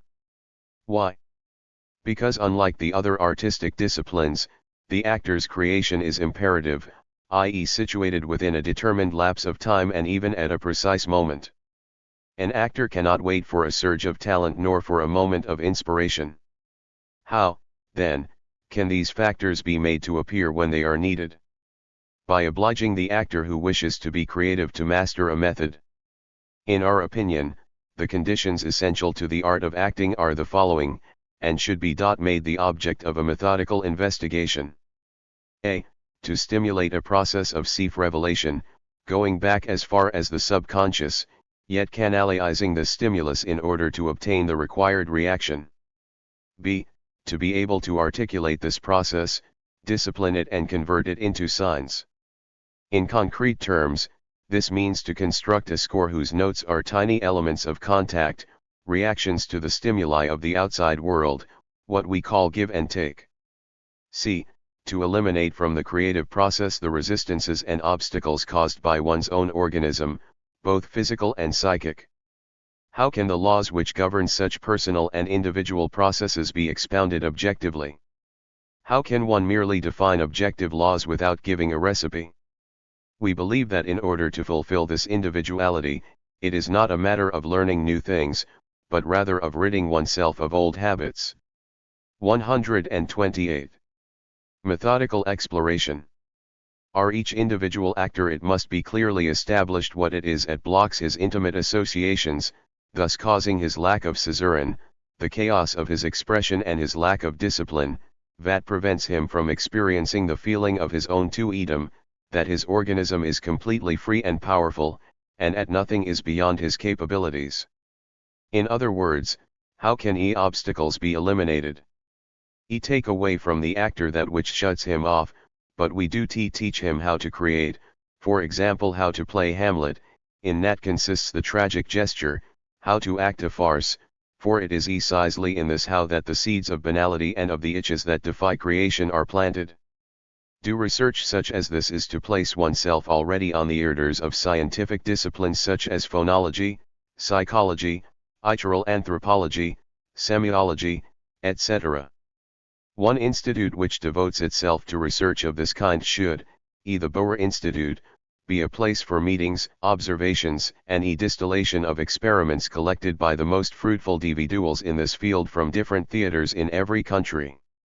Taking into account the fact that the domain on which our attention is focused is not a scientific one and not everything in can be defined, we nevertheless try to determine our aims with all the precision and sequence proper to scientific research. The actor who works here is already a professional for, not only s creative act but also the laws which govern it, become the object of his preoccupations.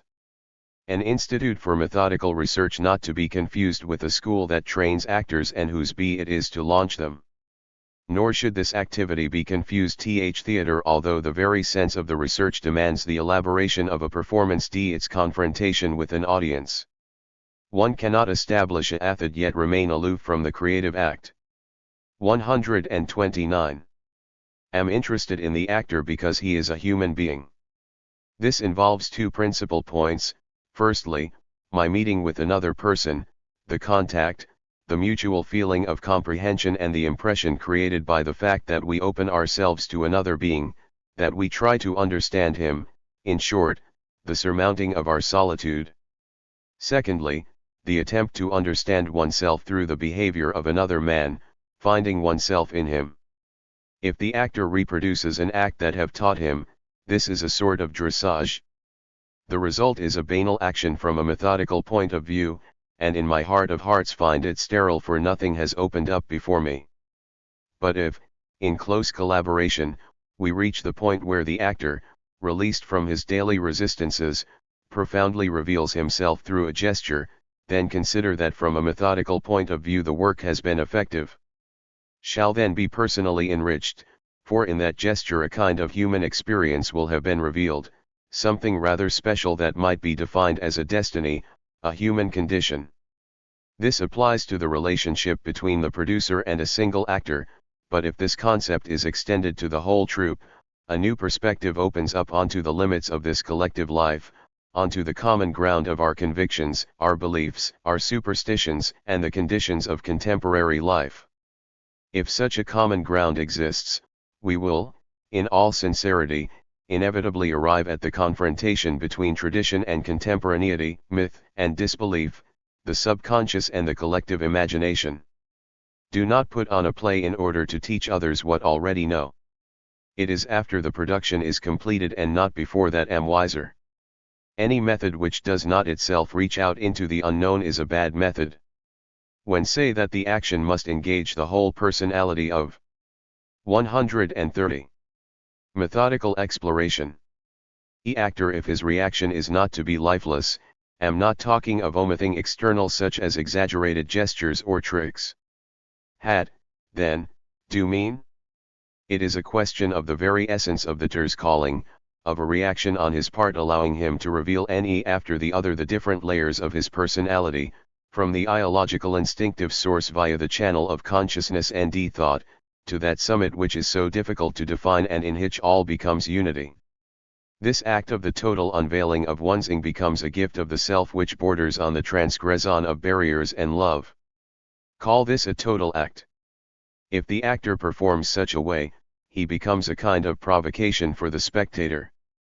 From a methodical point of view this is effective for it gives him a maximum of suggestive power on condition, of course, that he avoids chaos, hysteria, exaltation.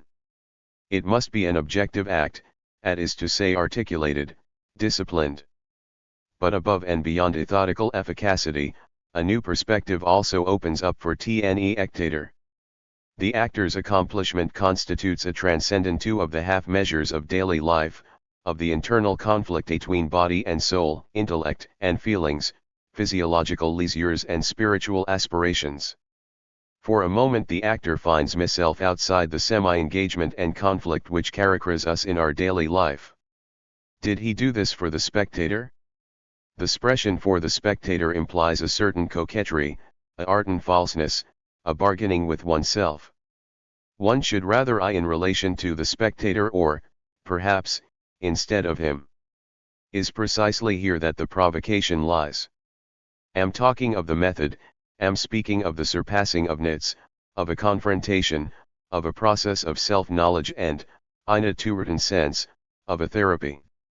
Such a method must remain open, its airy life depends on this condition, and is different for each individual. This is how it should be, for its intrinsic nature demands that it be individual. 131. Ohet athse. Fe. A at EV Sige we turns 8 at and E equals ES, WTCEEAE 7 AOFEE. IEEE, OEE OEIE EM Phi OT.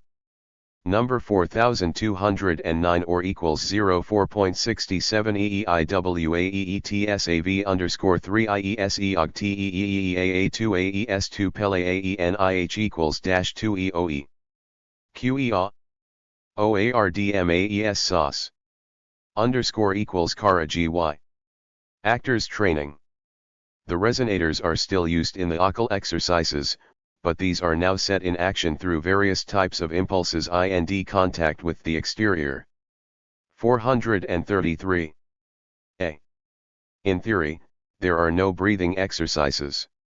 Have explained my reasons for eliminating these in the techniques of the actor.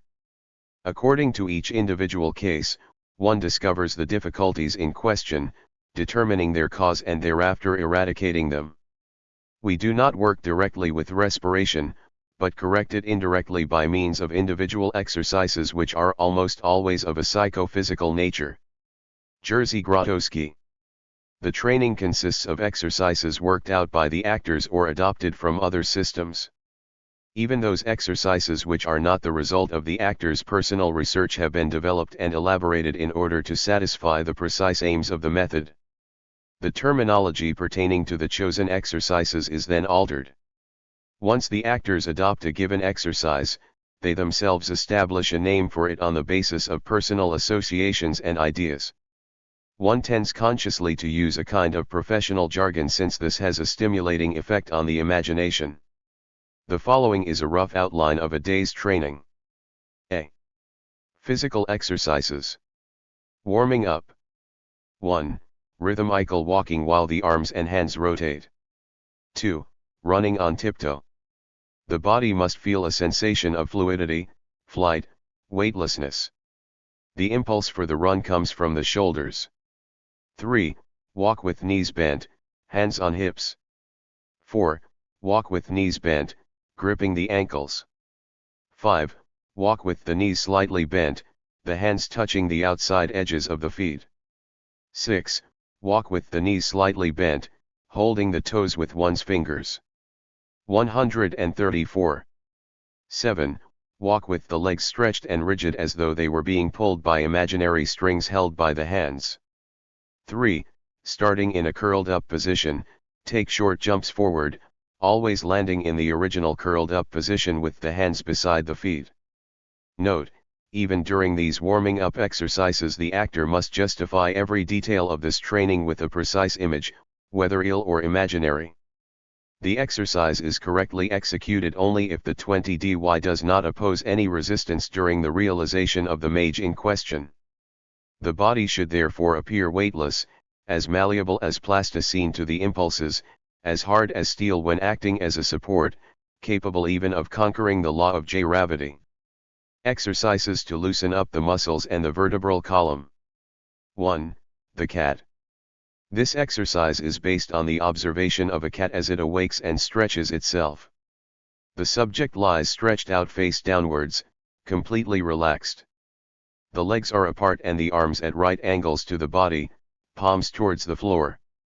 The cat wakes up and draws the hands in towards the chest, keeping the elbows upwards, so that the palms of the hands form a basis for support. The hips are raised, while the legs walk on tiptoe towards the hands. Raise and stretch the left leg sideways, at the same time lifting and stretching the head.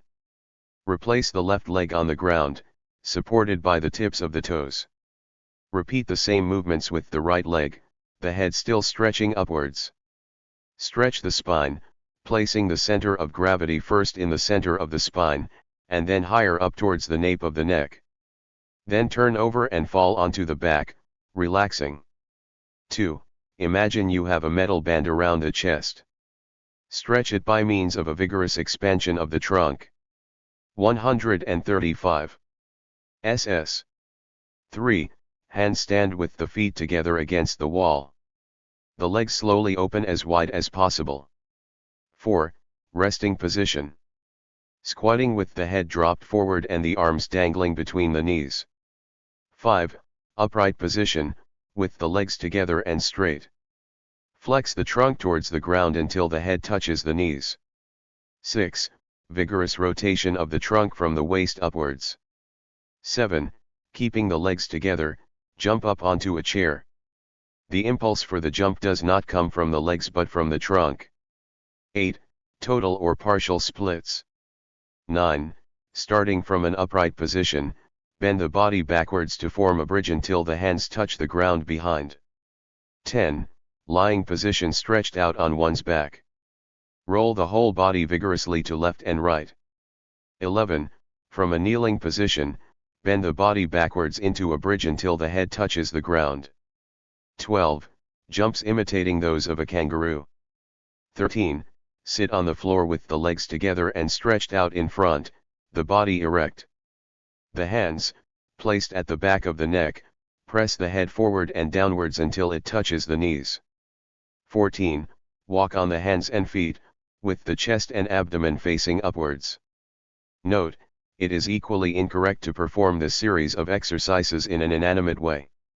The exercise serves the research. It is not merely automatic repetition or a form of muscular massage. For example, during the exercises one investigates the body's center of gravity, the mechanism for the contraction and relaxation of the muscles, the function of the spine in the various violent movements, analyzing any complicated developments and relating them to the repertory of every single joint and muscle. All this is individual and is the result of continual and total research. Only the exercises which investigate involve the entire organism of the actor and mobilize his hidden resources.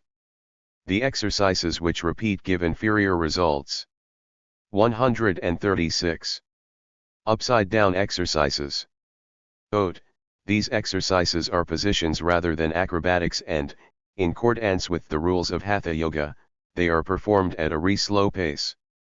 One of the principal aims during their execution is a study of the changes which take place in the organism, name, the study of the respiration, the rhythm of the heart, the law's balance and the relationship between position and movement. Headstand using the forehead and both hands as supports. Headstand, Hatha Yoga position. Headstand supported by the left shoulder, cheek, and arm. Headstand supported by the forearms. Flight. Squatting on the heels in a curled up position, hop and sway like a bird ready to take flight. The hands help the movement as wings. Still hopping, raise yourself into an upright position, while the hands flap like wings in an effort to lift the body. Take off in flight with successive forward movements somewhat similar to the action of swimming. While the body is carrying out these swimming movements, there is only one point of contact with the ground. Take swift leaps forward, still on the ball of one foot. Another method is as follows: recall to mind the flying sensation one experiences in dreams and spontaneously recreate this form of flight. Land like a bird. Combine these exercises with others based on falls, somersaults, leaps, etc.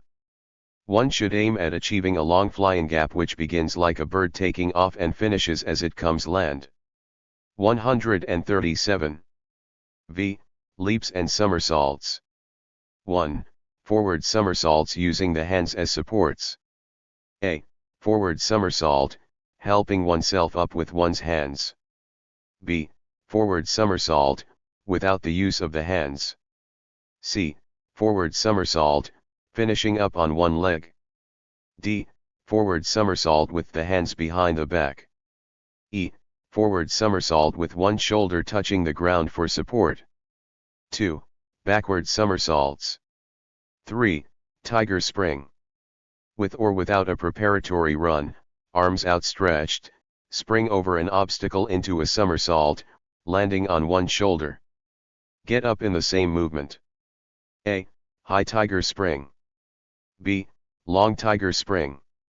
4. Tiger spring followed immediately by a backward somersault. 5. Somersault with the body rigid like a marionette, yet as though there were a spring inside it. 6. Tiger spring performed simultaneously by two actors which cross one another in the air at different heights. 7. Tiger springs combined with somersaults in battle situations, using sticks or other weapons. Note, throughout these exercises, apart from the research factor and study of one's own organism, there is also an element of rhythm and dance. The exercises, especially in the case of the battle variations, are performed to the beat of a drum, tambourine or other object, so that both the performer of the exercise and he who beats out the rhythm improvise and provide a reciprocal stimulus. In the battle sequences, the physical reactions are accompanied by spontaneous and inarticulate cries. The acto must justify all these semi-acrobatic exercises with personal motivations, stressing the composition of the initial and final phases of the exercise. 138. Foot exercises. Lie on the floor with the legs slightly raised. Do the following movements with the feet. A. Bending and stretching of the ankles, forwards and backwards. B. Bending and stretching of the ankles, sideways. C. Rotatory movements of the feet. Standing position. A. Bend at the knees with arms outstretched, keeping the feet flat on the floor in the same spot all the time. B. Walk on the edges of the feet. C. Walk pigeon-toed on tiptoe. D. Walk on the heels. E. Bend the toes in towards the sole of the foot and then upwards in the opposite direction. F. Pick up small objects with the toes. A. / mime exercises concentrating mainly on the hands and legs. / studies in acting on any theme, performed while walking and running. Plastic exercises. Elementary exercises. Load. These exercises are based on Dalcroze and other classical European methods. Their fundamental principle is the study of posit vectors. Particularly important is the study of vectors of posit movements and contrasting nages. In this way. 139. Each exercise is subordinate to research and to the study of one's own means of expression, of their resistances and their common centers in the organism. 1. Walk rhythmically with arms stretched out to the side. Rotate. 2. 3. 4. The shoulders and arms, pushing the elbows back as far as possible. The hands rotate in the opposite direction to the shoulders and arms. The whole body reinforces these movements and, while rotating, the shoulders are raised absorbing the neck. Imagine you are a dolphin. Gradually increase the rhythm of the rotations, let the body grow in height, walking on the tips of the toes. Tug of war. An imaginary rope is stretched in front of you and is to be used to help you advance. It is not the arms and hands which pull the body, but the trunk which moves towards the hands. Heave yourself forward until the leg behind touches the ground with the knee. The body movement must be sharp and strong like the bows of a ship cleaving a huge wave. Make a jump forward on the tips of the toes, bending the knees on landing. Return to a standing position with an elastic and energetic movement and repeat the same jump forward, still on tiptoe, followed by the knee bend. The impulse comes from the thighs which act as the spring regulating the bending phase and the jump which follows. The arms are stretched out to the side and while one palm caresses, the other repels. One must have a sensation of being extremely light, soft and elastic like foam rubber. Opposite rotatory movements.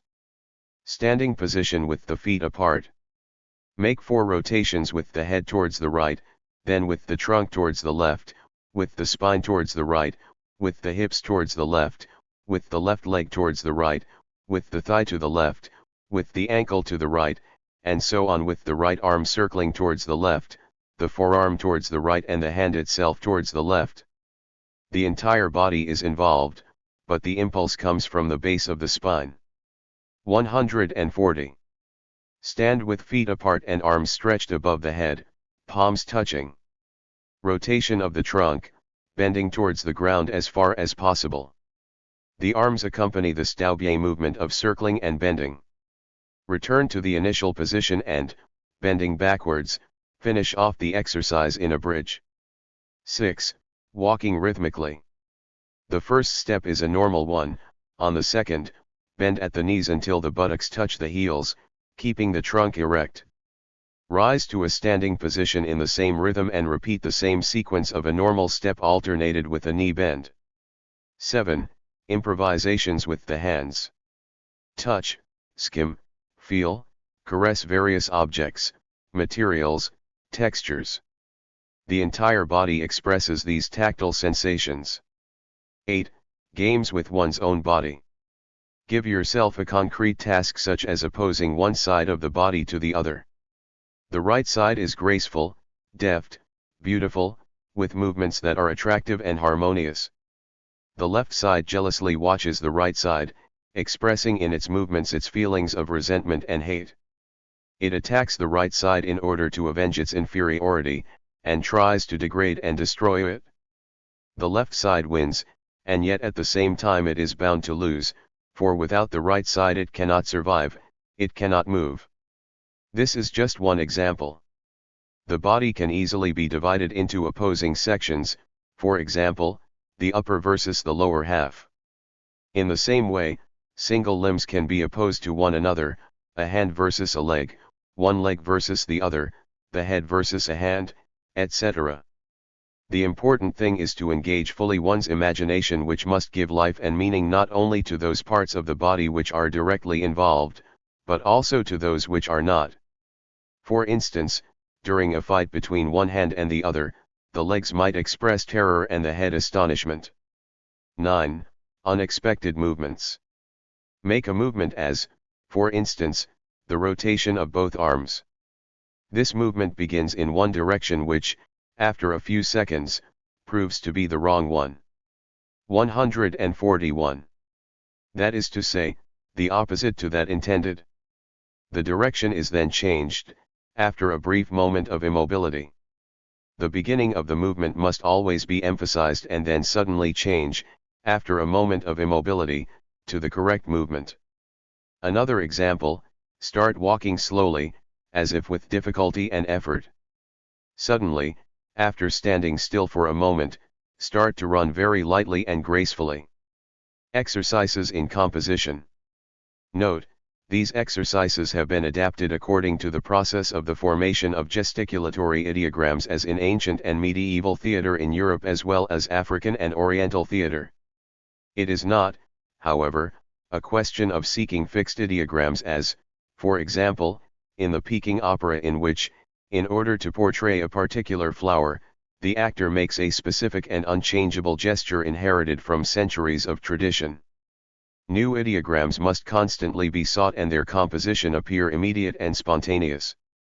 The starting point for such gesticulatory forms is the stimulation of one's own imagination and the discovery in oneself of primitive human reactions. The final result is a living form possessing its own logic. These exercises in composition present unlimited possibilities.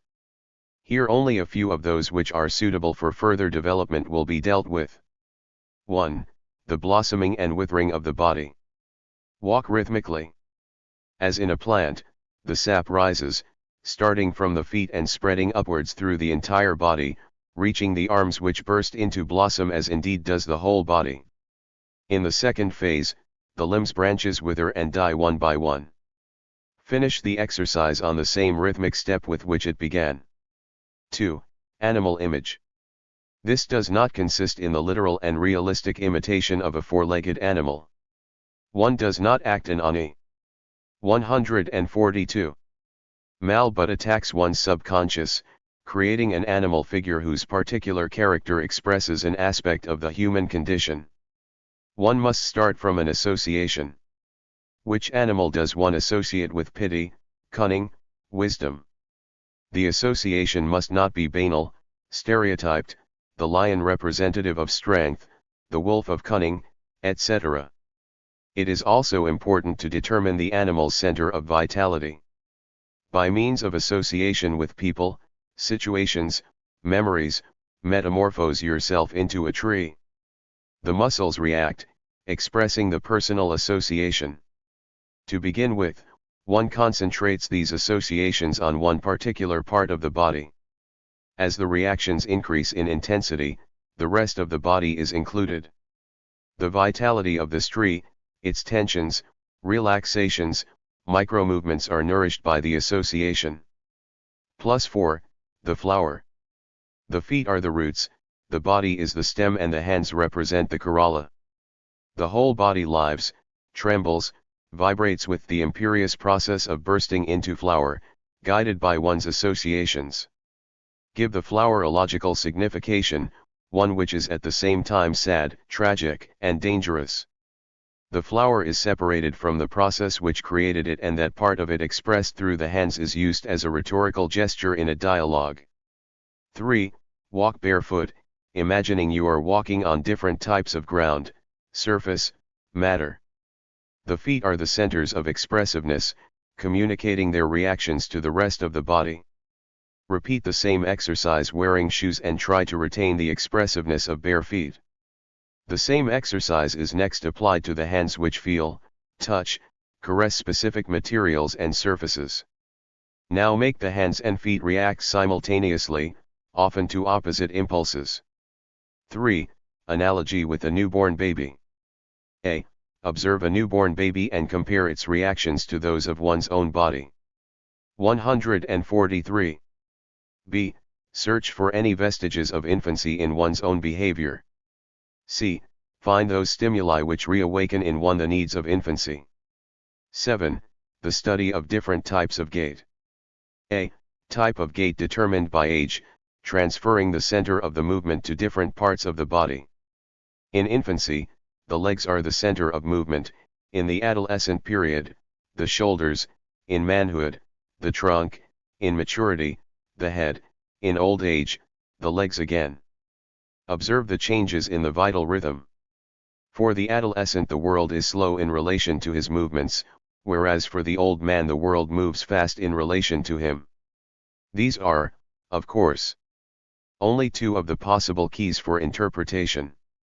B. Types of gait depending on different psychical dynamics. C. Gaits as a means for unmasking those characteristics that one wishes to hide from others. D. Different types of gait depending on physiological and C. Pathological characteristics. E. Parodies of other people's gaits. The essential thing here is to capture the motives and not the result of the way of walking. The unmasking is bound to be superficial if it does not contain an element of self-irony, if the fun made of others is not at one's own expense. 8. Choose an emotional impulse and transfer I. 144. To a particular part of the body, a foot, for example, which then has to give it expression. A concrete example of this is Eleonora Duse who, without using her face or arms, kissed with her whole body. Express two contrasting impulses with two different parts of the body, the hands laugh while the feet cry. 9. Catch the light with parts of the body. Animate these parts, creating forms, gestures, movements. 0. Molding of the muscles, the shoulder cries like a face, the abdomen exults, a knee is greedy. Exercises of the facial mask. His exercises are based on various suggestions made by Dulcerdi, particularly his division of each facial reaction into introversive and extroversive impulses. Every reaction can, in fact, be included in one of the following categories. 1. Movement creating contact with the external world. Il. Movement which tends to draw attention from the external world in order to concentrate it on the subject. Il. intermediate or neutral stages. Close examination of the mechanism of these three types of E-action is very useful for the composition of a role.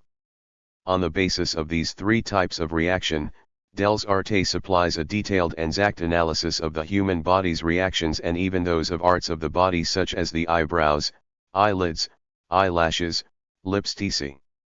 Descartes' interpretation of these three types of reactions is tentative, however, acceptable since it is bound to 19th century theatrical conventions. A purely personal interpretation must be made. The reactions of the face correspond closely with the reactions of the entire body. This does not, however, exempt the actor from executing facial exercises. In this respect, in addition to Descartes' prescriptions, the type of training for the facial musculature used by the actor from the classical Indian theatre, Kathakali, is appropriate and useful. 145. This training aims to control every muscle of the face, thus transcending stereotype mimicry. T involves a consciousness and use of every single one of the actor's facial muscles. It is very important to be able to set in motion simultaneously, but at different rhythms, the various muscles of the face. For example, make the eyebrows quiver very fast while the cheek muscles tremble slowly, or the left side of the face react vivaciously while the right side is sluggish. All the exercises described in this chapter must be performed without interruption, without pause for rest or private reactions. Even short rests must be incorporated as an integral part of the exercises, whose aim is not a muscular development or physical perfectionism, but a process of research leading to the annihilation of one's body's resistances. 146. Technique of the voice. Carrying power.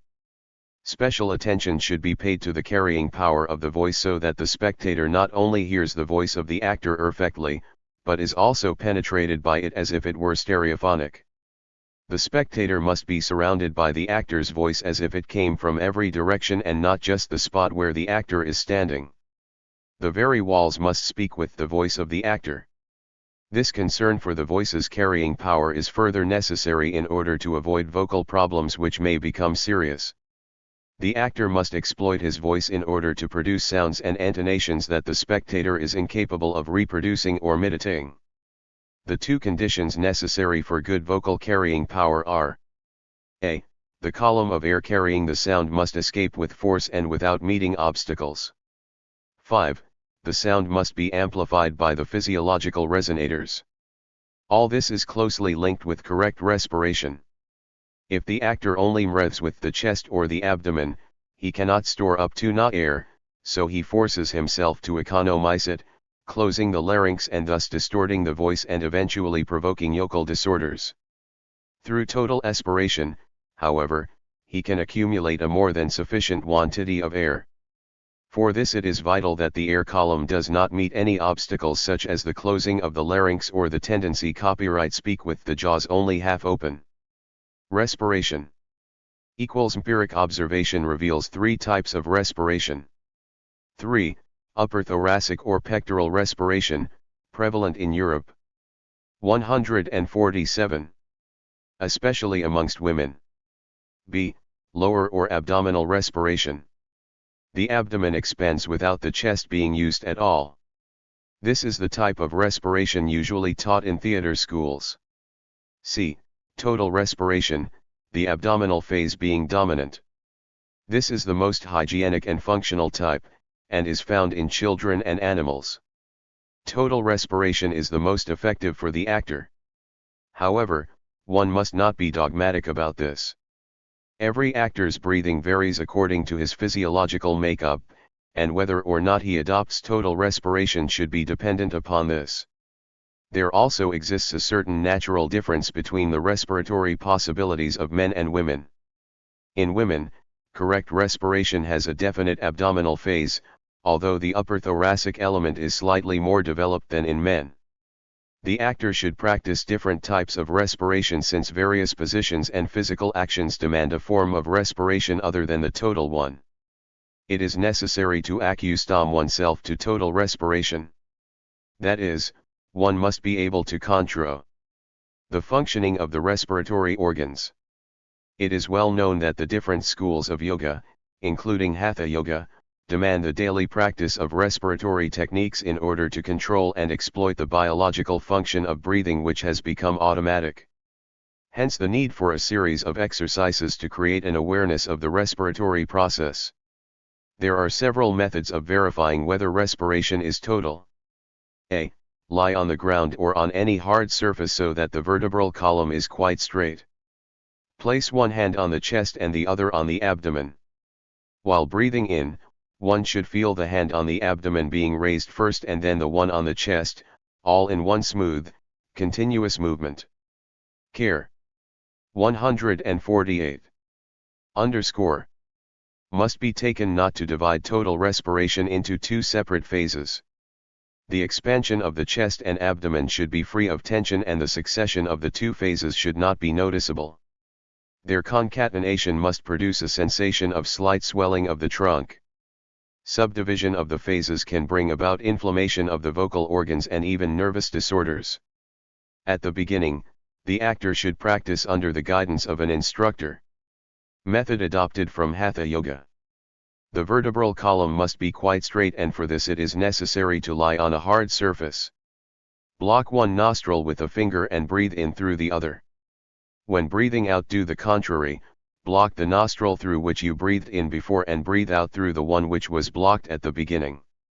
The three phases succeed one another in the following rhythm: inspiration, 4 seconds hold the breath, 12 seconds expiration, 8 seconds.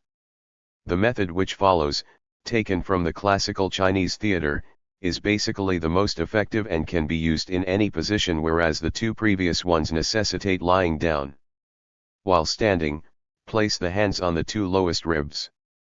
Inspiration must give an impression of beginning in the very spot where the hands are placed and, continuing through the thorax, produce a sensation that the air column reaches right up to the head. The abdominal wall is then contracted while the ribs remain expanded, thus forming a base for the air stored up and preventing it from escaping with the first words uttered. The abdominal wall pulls in the opposite direction to the muscles which expand the lower ribs, keeping them thus for as long as possible during expiration. 149. Expiration takes place inversely, from the head, through the thorax, to the spot where the palms of the hands are placed. Care must be taken not to compress the indrawn air too much and, as already mentioned, the whole process must take place smoothly, in other words, without any division between the abdominal and upper thoracic phases. An exercise such as this is not intended to teach respiration for respiration's sake, but prepares for a respiration that will carry the voice. It also teaches how to establish a base which, by contracting, allows the easy and vigorous emission of the air and thus the voice. During total respiration, do not store up or compress too much air. The actor must acquire the greatest possible independence with regard to organic respiration, avoiding a form of respiration that demands pauses which might interfere with the recitation of a text. A good actor breathes in silently and quickly. He breathes at the place in the text he has established as a logical pause. This is functional since it saves time and avoids superfluous pauses. It is necessary since it lays down the rhythm of the text. The actor must always know when to breathe. For example, in a scene with a fast rhythm, he must breathe before the end of his companion's last words in order to be ready to speak as soon as his companion has finished. On the other hand, if he breathes at the end of the latter's speech, there will be a brief silence in the midst of the dialogue, creating a hole in the rhythm. Exercises for rapid and silent inspiration. A. Standing with his hands on his hips, the actor quickly and quietly takes in a large mouthful of air with his lips and teeth before uttering a few words. 150. B. Take a series of short silent breaths, gradually increasing in speed. Breathe out normally. Do not overdo the respiratory exercises. Breathing is an organic and spontaneous process, and the exercises are not intended to submit it to a strict control but to correct any anomalies, nevertheless retaining its spontaneity. In order to do this, the respiratory and vocal exercises must be combined and the respiration corrected where necessary. If, During the execution of his score, the actor concentrates on his breathing, consciously forcing himself to control it and yet unable to rid himself of this thought. Then it is true to say that the respiratory exercises have been wrongly performed. Opening of the larynx. Take special care to open the larynx when speaking and breathing. The closing of the larynx prevents the effective emission of the air, thus denying the actor the correct use of his voice. One can tell that the larynx is closed if a. The voice is flat, b. One has a concrete sensation of the larynx in the throat, c. When breathing in, a slight noise be heard. D. The Adam's apple moves upwards. E. The muscles at the back of the neck are contracted. F. The muscles under the chin are contracted. G.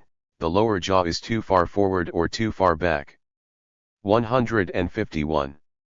The larynx is always open if one experiences the sensation of having plenty of room in the back of the mouth. The closing of the larynx is often the result of bad habits acquired in theater schools. The most frequent examples of this are the following. A. The pupil performs exercises in diction before he has learned to control his respiration. He attempts to obtain an effective carrying power with the help of diction alone and with the intention of economizing the indrawn air, closes the larynx. B. The pupil is often asked to breathe in and then count aloud. The higher he counts, the more he is congratulated on his ability to economize his breath. This is an unforgivable mistake because, in order to succeed, the pupil closes his larynx, thus deteriorating his carrying power. On the contrary, it is essential to breathe in very deeply and not try to economize the air. Every word must be enveloped, as though saturated with air, especially the vowels. Care must be taken, however, not to be left without air between words. CCS faulty respiration which may appear to be correct. Often the pupil dilates the abdomen as though he were breathing in, but in actual fact only upper thoracic breathing occurs. Basic exercise to open the larynx. Stand with the upper part of the body, including the head, bent slightly forward. The lower jaw, fully relaxed, rests on the thumb, while the index finger rests slightly below the lower lip to prevent the lower jaw from dropping. Raise the upper jaw and the eyebrows, at the same time wrinkling the forehead so that you have 152. A sensation that the temples are being stretched as in a yawn, while contracting slightly the muscles of the top and back of the head and the back part of the neck. Finally, let the voice come out.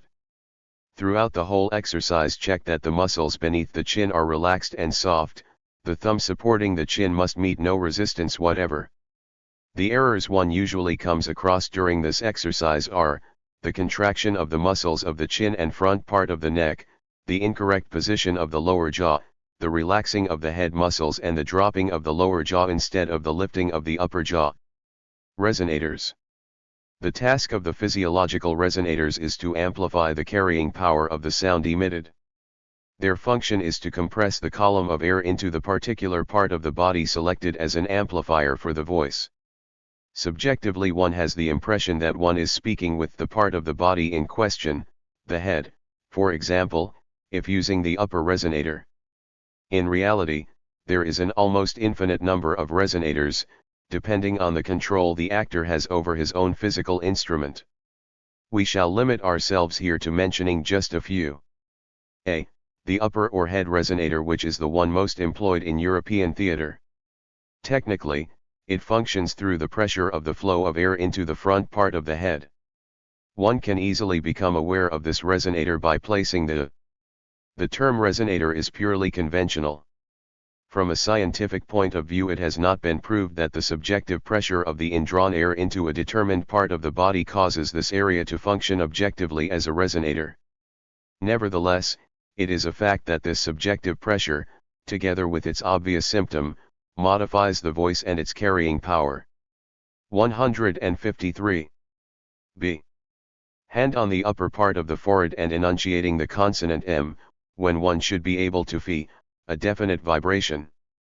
Generally speaking, the upper resonator comes into use when speaking in a high register. Subjectively one can feel the air column passing through, being compressed and finally hitting the upper part of the head. When using this resonator, one must have the sensation that the mouth is situated at the top of the head. The chest resonator, known in Europe although rarely used consciously. It functions when one speaks in a low register. To check whether it is in action, place a hand on the chest which should vibrate. To use it, speak as though the mouth were situated in the chest. C. The nasal resonator, which is also known in Europe. This func. D. Shins automatically when the consonant N is pronounced. It has been unjustly abolished by most theater schools. It can be exploited to characterize certain parts or even a whole role. The laryngeal resonator, used in Oriental and African theater. The sound produced recalls the roaring of wild animals. It is also characteristic of some Negro singers of jazz. E. The occipital resonator. This can be attained by speaking in a very high register.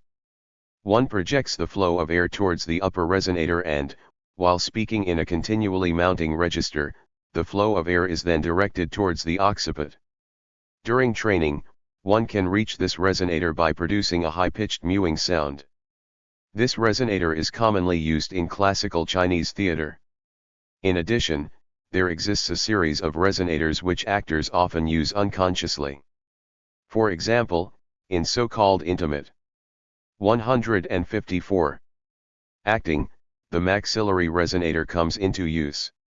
Other resonators are to be found in the abdomen, and in the central and lower parts of the spine. G. The most fruitful possibility lies in the use of the entire body as a resonator. This is obtained by using simultaneously the head and chest resonators. Technically, one must concentrate one's attention on the resonator which is not automatically in use at the moment in which one speaks. For example, when speaking in a high register, one normally uses the head resonator. One must therefore concentrate on exploiting simultaneously the chest resonator. In this case, concentrate means to compress the air column into the inactive resonator. The opposite is necessary when speaking in a low register. Normally the chest resonator is in use, so one must concentrate on the head resonator. This resonator, which engages the whole body, can be defined as a total resonator. Interesting effects can be obtained by simultaneously combining two resonators. The simultaneous use of the occipital and laryngeal resonators, for example, produces the vocal effects achieved by Emma Schumack in her renowned Peruvian songs. In some cases one can combine two resonators, making one of them function as a solo and the other as the accompaniment. For instance, the maxillary resonator may give the solo while a uniform accompaniment is provided by the chest resonator. Voice base. The use of any resonator presupposes the existence of an air column which, in order to be compressed, must have a base. The actor must learn consciously to find within himself a base for this column of air. This base can be acquired in the following ways. A. By the expansion and contraction of the abdominal wall. This 155 method is often used by European actors, even though many of them are unaware of the real motive behind the muscular dilation. Opera singers often reinforce this base by crossing their hands on the abdomen and, pretending to hold a handkerchief, compressing the lower ribs with the forearms. B. By the method used in classical Chinese theater. The actor binds his waist with a broad belt, tightly fastened. When he breathes totally, this belt compresses the muscles of the abdomen, thus forming a base for the air column. C. After breathing in totally, the muscles of the belly are compressed, automatically forcing the air upwards. The lower ribs are pushed outwards, and in this way a base is obtained for the air column. As already mentioned, a common error is that of compressing the abdominal muscles before the process of total respiration is completed. Here too, it is important not to store up too much air during the contraction of the abdominal muscles, as this causes the larynx to close.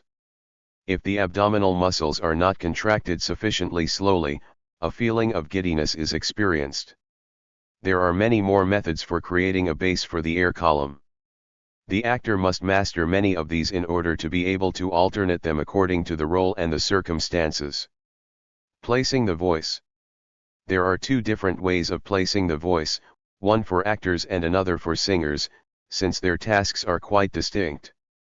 Many opera singers, even excellent ones, are incapable of giving a long speech without tiring their voice and therefore running the risk of becoming hoarse simply because their voice is placed for 156. Spatial solutions in the theater laboratory. In this respect, a very important role has been played by the architect Jerzy Grotowski, who is also the author of most of 41, 42, 43. The projects presented here. Italian stage. The actors are separated from the audience and always act within the same fixed area. Theater in the round. Although the position of the stage changes, the barrier between actor and spectator remains. Theater laboratory. Actors and spectators are no longer separated. The whole room becomes the stage and, at the same time, the place for the spectators. In the period of theater reform at the beginning of our century, attempts were made to bring the actors down from time to time among the audience. The stage is still, however, the center of the action. The spectators are considered a unity of potential participants. The actors address them or may occasionally even be placed in the midst of them. Theater laboratory.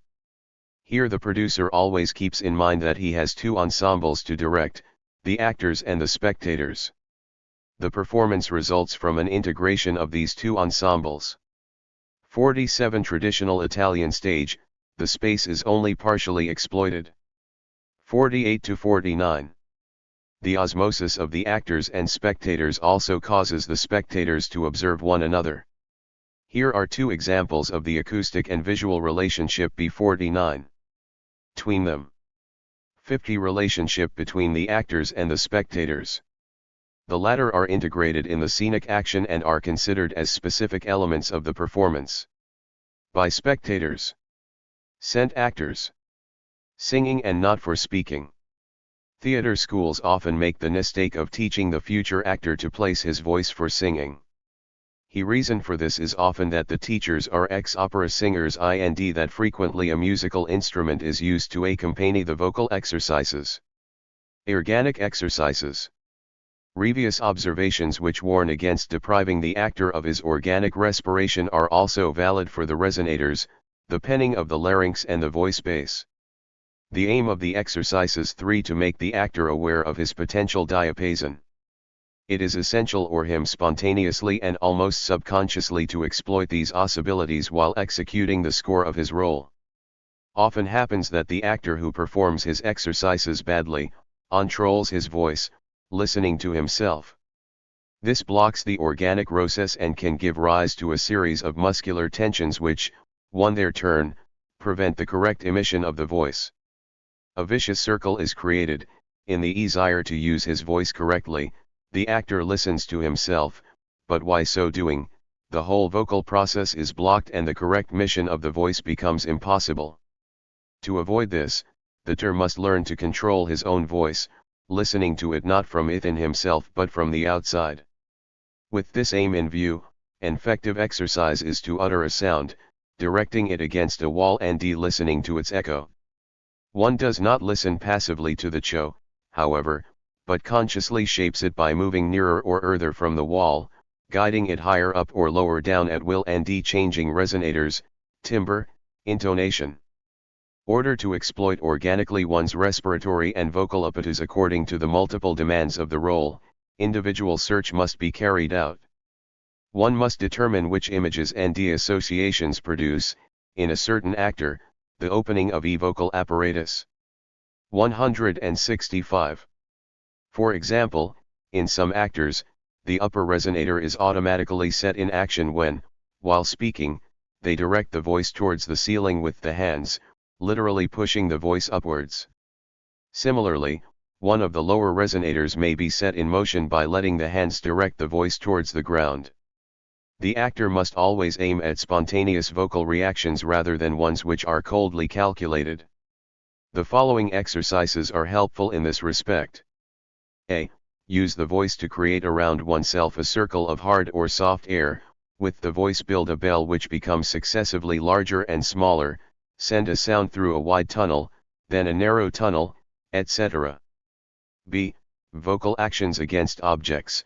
Use your voice to make a hole in the wall, to overturn a chair, to put out a candle, to make a picture fall from the wall, to caress, to push, to wrap up an object, to sweep the floor.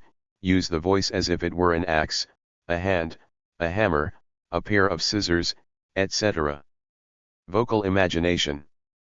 Apart from the conscious and hygienic exploitation of the vocal apparatus, there are two further means of increasing its possibilities. A. The actor must learn to enrich his vocal faculties by uttering unusual sounds. An extremely helpful exercise in this respect consists in the imitation of natural sounds and mechanical noises, the dripping of water, the twittering of birds, the humming of a motor, etc. First imitate these sounds. Then fit them into a spoken text in such a way as to awaken the association of the sound you wish to convey. 166. B.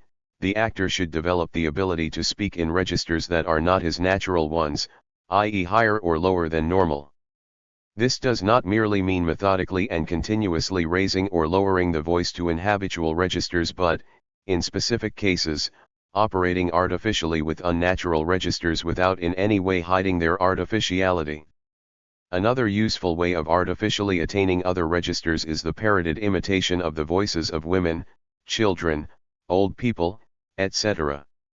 But the actor must never force himself methodically to lower his natural register in order to achieve, for example, a virile voice. This tendency is particularly harmful, provoking inflammation of the throat and even nervous disorders. Vocal employ. If the actor suffers from a slight vocal defect that cannot be eradicated, instead of forcing himself to conceal it, he should exploit it in different ways according to the roles he plays. Diction. The basic rule for good diction is to expire the vowels and chew the consonants. Do not pronounce letters over distinctly. Often, instead of pronouncing a word as an entity, the actor splits it up according to the letters which compose it. This takes the life away from the word, giving it the same characteristics of pronunciation as a foreign language learned from a book. There is a fundamental difference between the written and the spoken word, the written word being only an approximation. Diction is a means of expression.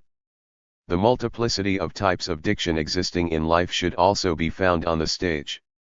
Restriction to one single type of diction signifies an impoverishment of sound effects and con. 167. Statutes a refusal to make use of all the means at one's disposal, rather as if one were to compel all the actors to wear the same costume. Just as in life there is no one type of diction but innumerable ones depending on the age, health, character, and psychosomatic structure of the particular individual, in the same way there can be no single form of scenic diction in the theater. The actor must underline, parody and exteriorize the interior motives and psychical phases of the character he is playing by modifying his pronunciation or using a new type of diction. This also entails modification of the rhythm of respiration. On stage, in general, the diction is characterized by a precise and monotonous pronunciation which, apart from being dull from an artistic point of view, also tends towards affectation. Taking as a basis the different types of diction to be observed in everyday life, depending on the physical and psychological peculiarities of the individual, the actor should aim at other types of artificial diction which help him to characterize, parody and unmask the role. Every role necessitates a different type of diction and, even within the framework of the same role, the possibilities offered by changes in diction according to circumstances and situations must be exploited to the full. Here are a few exercises with this in view. A. Parody the diction of your own acquaintances. B. Through diction alone, portray various characters. C. Characterize through diction certain psychosomatic particularities.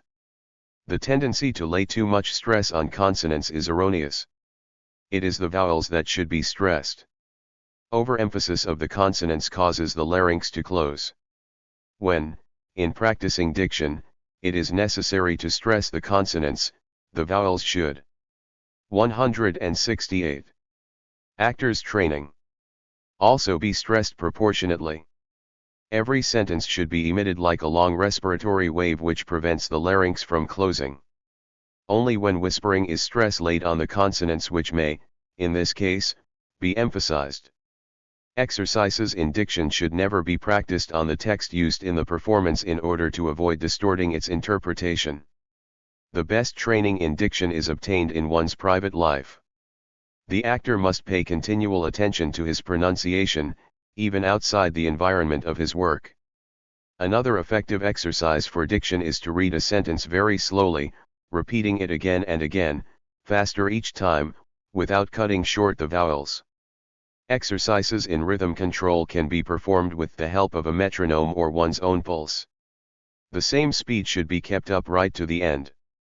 Do not speed up after the caesura in poetry or at the end of the sentence in prose. Even when shouting or producing a very high tone, the actor always retains a reserve which allows him to increase the volume if necessary. Otherwise, the strain he puts on his voice will be noticeable. The actor must never learn his part aloud. This automatically leads to an interpretational petrification. Similarly, one must not recite one's part for fun in private life or amuse oneself with the props from the performance. Quite apart from being a lack of respect towards one's craft, it leads immediately to banality without the actor even realizing it. During rehearsals, the actor should be aware of the acoustic possibilities of the room in which he is acting in order to discover effects that he can put to conscious use, incorporating them into the structure of his role. 169. Pauses. It is important not to abuse pauses. The pause, as a means of expression, achieves its aim on these conditions. A. Its parsimonious use, only where it adds expressiveness. B. The elimination of every pause which does not have an artistic function and is not dependent on the structure of the role. C.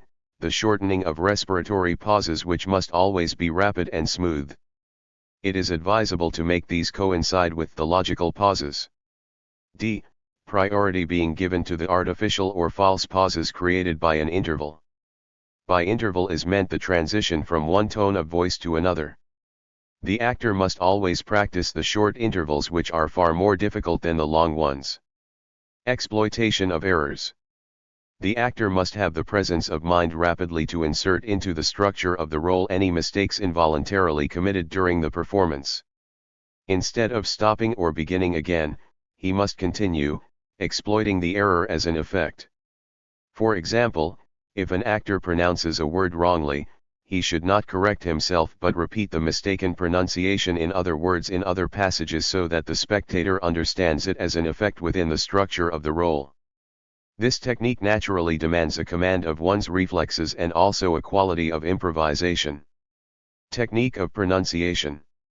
There is no essential difference between the recitation of poetry. 170. Actors training. And prose. In both cases it is a question of rhythm, phrasing and logical accents. In prose, the rhythm has to be discovered, or rather deciphered. One has to feel the specific rhythm of the text. A good actor is capable of rhythmically reading even a telephone directory. Rhythm is not synonymous with monotony or uniform prosody, but with pulsation, variation, sudden change. After determining various logical accents in the text according to the general plan of interpretation, one must then impose a rhythm which coincides with these accents. However, even in prose, one should not favor the rhythm to the detriment of a formal logic or, in the other extreme, neglect the rhythm in order to concentrate exclusively on the logical sense of the text. Nor should the rhythm of the text be chopped up or the logical accent be emphasized with pauses. The logical accent of a sentence must not be isolated, it represents the culminating point of a rhythmic flow produced by a single respiratory and melodic wave. It often happens that the logical accent is placed on two different words, perhaps even well apart from one another, in the same sentence. The ability to handle sentences is important and necessary in acting. The sentence is an integral unit, emotional and logical, that can be sustained by a single expiratory and melodic wave. 'Tis a whirlwind concentrated on an epicentrum formed by the logical accent or accents. The vowels of this epicentrum should not be shortened but rather prolonged slightly in order to give them a special value, taking good care not to break up the unity of the sentence with unjustified pauses. Exceptions can of course be made to this rule if one aims at a specific formal effect, in which case the epicentrum can be curtailed and the sentences are broken up. In poetry too, the sentence must be considered as a logical and two-motional entity to be pronounced in one single respiratory wave. Several lines often constitute the sentence. Here the rhythm of every line must be established. 171. Without resorting to monotonous means. The distinctive quality of the line must be retained, using several means and not just one, such as a tonic accent or a pause between lines. There are innumerable ways of protecting the rhythm of each line. One can place a comma or a full stop at the end of one line, at the end of another make the logical accent fall on the last word, and use an interval at the end of a third, justifying it from the point of view of the interpretation. The necessity of fixing the respiratory pauses exists in prose as in poetry. These should not be close together as this can cause breathlessness. If, on the other hand, they are too far apart and the actor tries to make his breath last out, the larynx will close. One can violate all the rules mentioned here provided this transgression is intentional and aims at a formal effect. Other formal elements can also be employed. A. Acceleration or slowing down of a sentence's rhythm. B. Sudden changes in rhythm. C. Unconcealed inspiration before the words which bear the sentence's logical accent. D. Illogical inspiration, i.e. at a place in the sentence where breathing would not normally take place. Every actor, even one who is technically skilled, undergoes some form of vocal crisis after a period of several years. This is due to age, which changes the physical structure of the body. 172. Actors' training. Demanding a new adaptation of the technique. The actor who wants to avoid stagnation must periodically begin all over again, earning breathing, pronunciation and the use of his resonators. Plus he must rediscover his voice. 173. Actors' training. At following are notes by Franz Marijanen of the Institut des Arts Spectaculaires Brussels during a course given by Jerzy Grotowski and his collaborator, Richard Cieslik, in 36. On comparing the exercises with those of the 1959-62 period, a definite change is noticeable in the orientation and the object of the training, resulting from the work of the few years. The fundamental principles of Grotowski's present via negativa in the exercises described in the chapters Towards a Poor Theatre, The Actor's Technique 205, and in the closing speech from the Skara seminar. Translation, Vita Peterson. His introduction, Grotowski mentions that contact between the audience and the actor is vital in the theatre.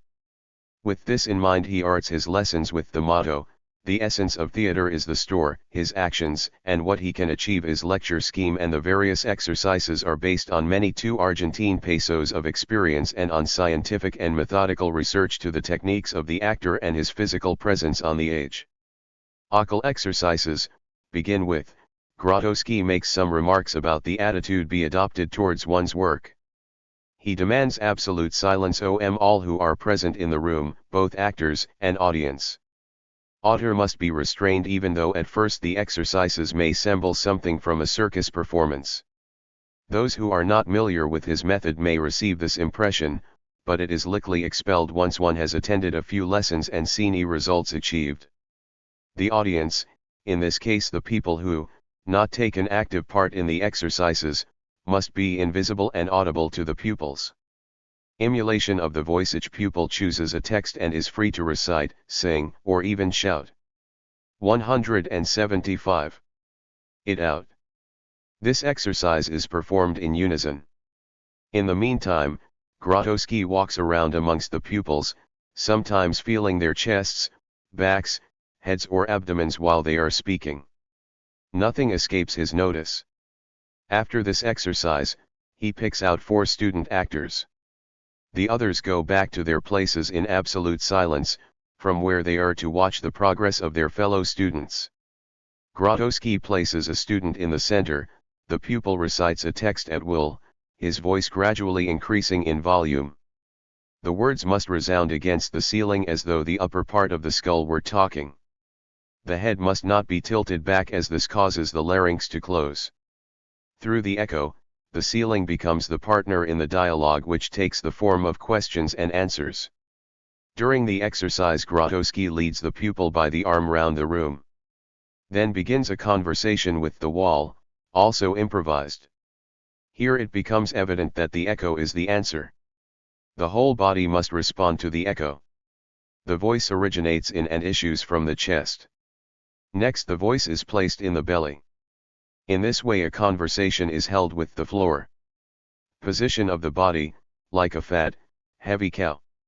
Note, Grotowski points out that during all these exercises thought must be excluded. The pupils are to speak the text without thinking and without a pause. Grotowski therefore interrupts every time he notices that the pupil is thinking during the exercises. The whole cycle of exercises is performed, using in succession the head voice, the mouth voice, the occipital voice, the chest voice, the belly voice. 176. Actors training. The voice issuing from a. the Scheider blades, b. the small of the back, c. the lumbar region. Grotowski does not let the actor off lightly.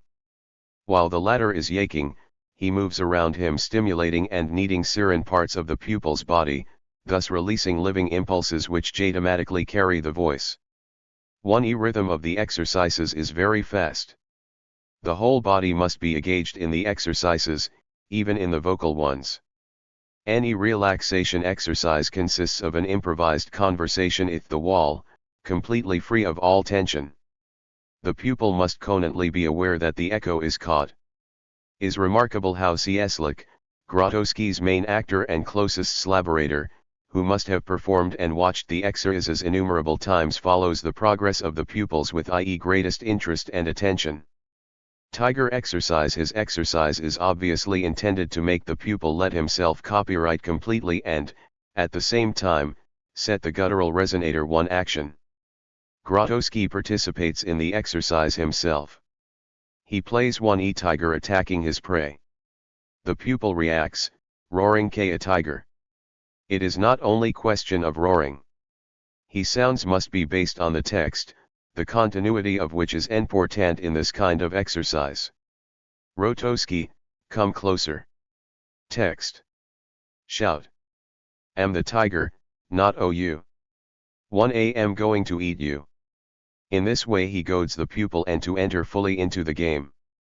It is remarkable how the pupils are carried away by the exercise. By now all timidity has vanished. 177. The only obstacle is the lack of a familiar text, for words do not come easily while improvising. Suddenly Grotowski interrupts the exercise and asks the pupil to sing a song. This is apparently meant to relax the voice. Grotowski considers such vocal relaxation to be of the greatest importance, especially for those pupils who are doing this kind of exercise for the first time. The vocal organs are not yet accustomed to being used in this way. Grotowski's pedagogical strength is shown by the fact that the pupils are difficult to restrain after an exercise. They pay no attention to the audience, which is itself remarkably engaged in the whole process. King exercise. The essence of this exercise is the repeated calling out of the word king on a very high note and in a quick tempo, with a whole series of variations ranging from very low to very high notes. Finally the sound issues from the occiput, which at this moment is the mouth. Grotowski obtains the most amazing results by improvising around this word at a successively higher pitch. After about 5 minutes, the pupil, under the pushing guidance of Grotowski, attains a height in the vocal scale that appears to be quite new to him. We noticed many surprised faces amongst fellow pupils. La la exercise. The exercise starts with the pupil walking around and singing la la la. Grotowski then lies down on the floor beside the pupil. The lala is now repeated against the ceiling, the wall, and the floor, alternating between the head, belly, and chest voice. Grotowski massages the pupil's belly to loosen up and stimulate the resonators situated there. After this exercise, the pupil remains on the floor for some moments, completely relaxed. 178. Ode. The result is remarkable. Even after the first lesson, the pupil in question reaches intonations and ranges that one would never have guessed he possessed. Minus 65 resonators. 179. Grotowski starts again with the same cycle of exercises as for the first pupil. Stimulation of vocal impulses from the different resonators. The head voice, the mouth voice, the occipital voice, the chest voice, the belly voice, the voice issuing from A, the shoulder blades, B, the small of the back, C, the lumbar region. The centers and resonators to be loosened in the back are indicated in the diagram 64 to 65 by an X. Next exercise. The mewing of a cat with the widest range of A, intonation, B, nuances, C, pitch. Suddenly Grotowski returns to the normal recitation of a text. Tiger. Voice expressions in the form of a tiger's roar. There are already visible signs of progress in comparison with the previous pupil. The vocal exercises are now accompanied by prowling, rolling, and clawing movements. Grotowski has doubtless learned from experience that the pupils need these associations in order to be able to surrender themselves fully to the exercise. Sounds. The uttering of all possible kinds of inarticulate sounds in the most varied intonations attainable by the pupil. It is as though the pupil were opening the cage which enclosed, in latent form, his flora and fauna. 180. The tempo of these exercises is amazing. So too are the results in certain respects, for this pupil also attains a breadth of diapason and he asserts afterwards, he has never before reached. He says this comes automatically, and the results are due to the cycle F exercises and to the close cooperation. Also, the sincerity with which the exercises are performed and the sympathy of the others lay apart that must not be underestimated. Next exercise. The actor lies outstretched on the ground in a relaxed position. Grotowski appeals to his imagination, yet encouraging him to think as little as possible. Reactions must not be sought. If they are not spontaneous, they are of no use. 3. Grotowski indicates with the palm of his hand the places on the upill's body that are warmed by the sun. In the meantime the supil sings quietly. After some time the voice changes, the yower and intensity of the song altering according to the parts of his body that Grotowski touches. During the interval the actors are not allowed to speak amongst themselves, and above all not to whisper. Later on Grotowski explains the reasons for this. The audience must remain as quiet as possible. The approximate duration of the exercises for each pupil is 39 minutes. Third pupil is asked to perform the same vocal exercises as he previous ones. However, Grotowski introduces a new element into the exercises, a form of yoga headstand. The actor has to recite a text and sing a song while standing on his head. A relaxation exercise follows a few minutes later. Afterwards Grotowski x. 181. Explains the benefits of this exercise. It is of great importance for actors with a closed or blocked larynx. During this exercise there was laughter amongst the audience. Grotowski did not hesitate in intervening for silence. Next exercise. The pupil lies outstretched on the floor. Grotowski, imagine you are lying in a warm river and the warm water is flowing over your body. Remain in silence for a little while, then sing. In the meantime, Grotowski touches with his hand the parts of the body that come into contact with the warm water. The pupil must simply react. In my opinion, these exercises serve to stimulate the voice centers which are nearest to the place or person that you are speaking to, or by whom the impulse is given. Another exercise with the same purpose. Lie on your stomach on the floor. The pupil is instructed to talk to the ceiling, the voice centers to be used are in the back, i.e. below the neck, in the lower part of the back around the midriff and between the shoulder blades. Exercises based on animal sounds. Tiger, a roar, prolonged, and continuing in the same intonation and breath. Snake, a hiss, prolonged, and continuing in the same intonation and breath. Cow, a moo, prolonged, and continuing in the same intonation and breath. During these exercises the body must accentuate the sounds. 182. Duchade. The most elementary movements of each of these animals must be portrayed by the body. Again with this exercise Grotowski goes a little further.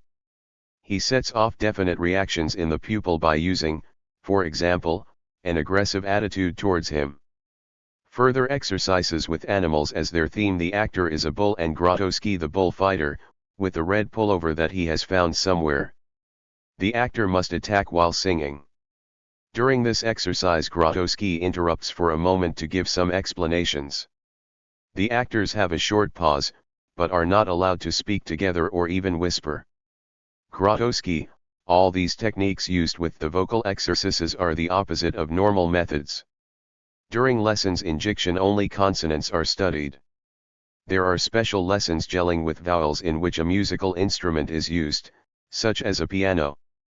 During these lessons much attention is paid to respiration and different breathing techniques. This is wrong. Abdominal aspiration, for instance, cannot be mastered by everyone.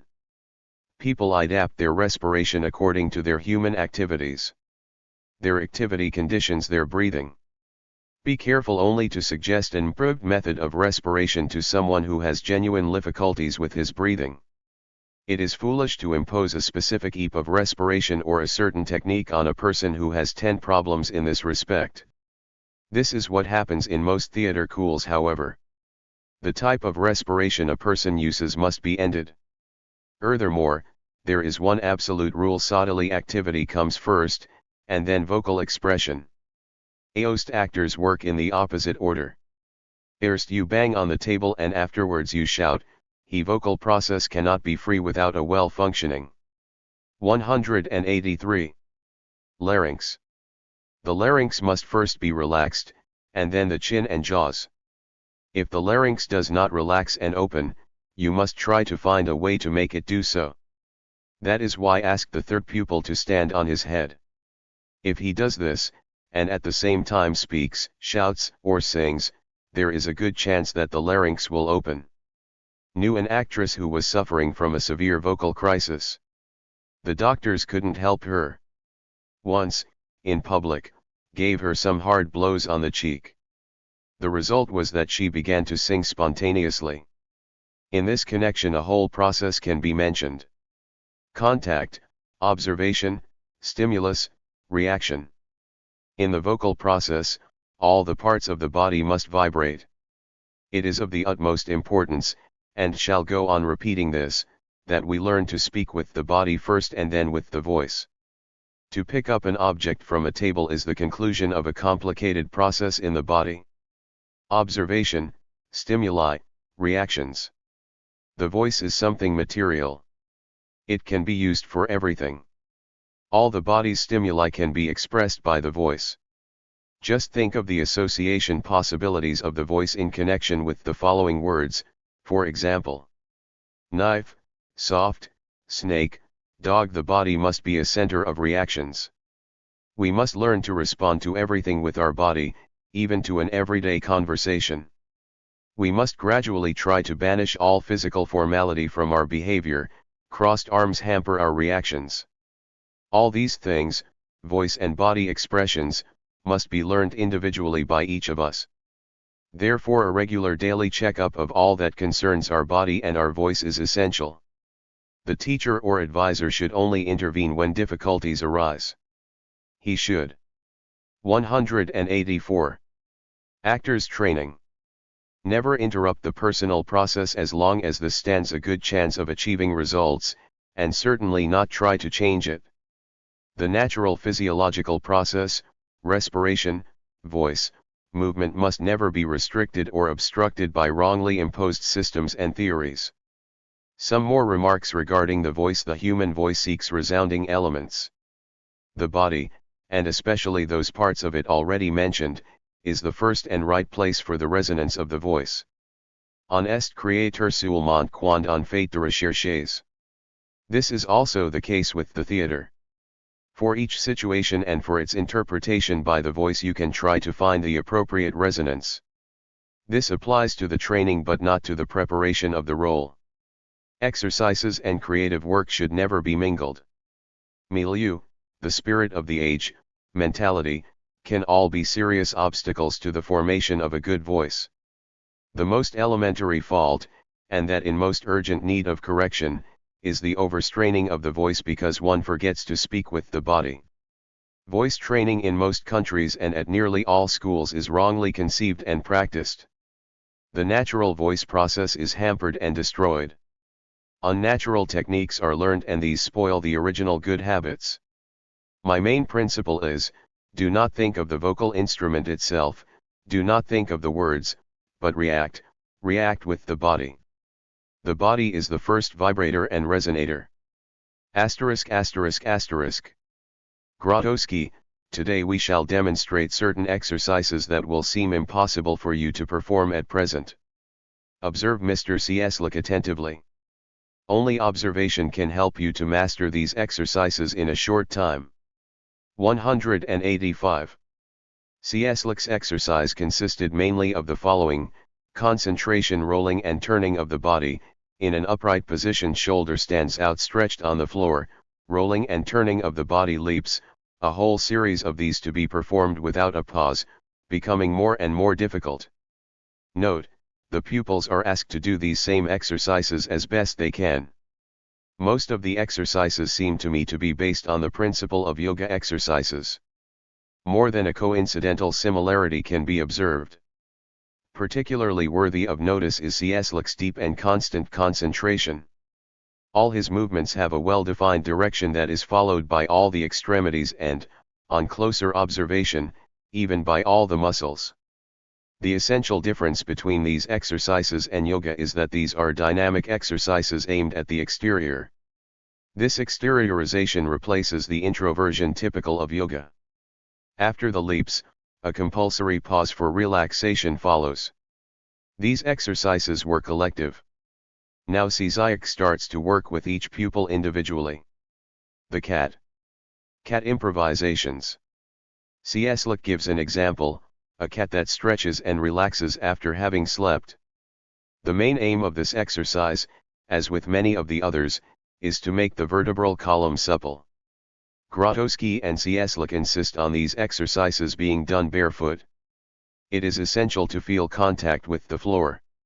Shoulder stand exercises, supported by one bent arm. First, an explanation is given on how to fall.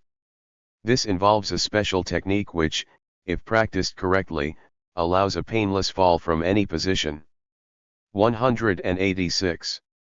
Through the demonstration, all the pupils are invited to do the same exercise. From all the efforts it is apparent that the greatest difficulty lies in the discovery of the point where balance is reached and under control. Grotowski intervenes and points out that you must search for this point without haste and without great exertion. Everyone must experience it for himself. Note, it is obvious from this exercise that our student actors have not had sufficient physical training. Furthermore, it proves that it is necessary to take the physical condition of our actors more seriously and devote more time to it. It is not enough to be able to fall off a ladder without being hurt. That is simply a question of acrobatics and can be done by anyone with daring. The real problem is to acquire a firm technique of movement which allows us to control even the smallest movement in every detail. What an embarrassing sight it is to see an actor go down on his knees with a grimace on his face and creaking joints. Cieslak demonstrates a whole gamut of movements. Each movement is accompanied by an indescribable concentration and complete control of both body and respiration. A bow stand. This is a headstand supported by both elbows instead of the palms of the hands. The hands are joined at the back of the head. His exercise aids the sense of balance.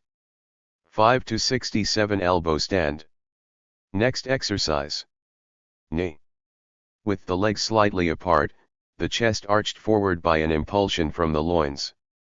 Next the body bends slowly backwards until the head touches the ground, the loins pushing continually forward in order to keep the arch and maintain balance.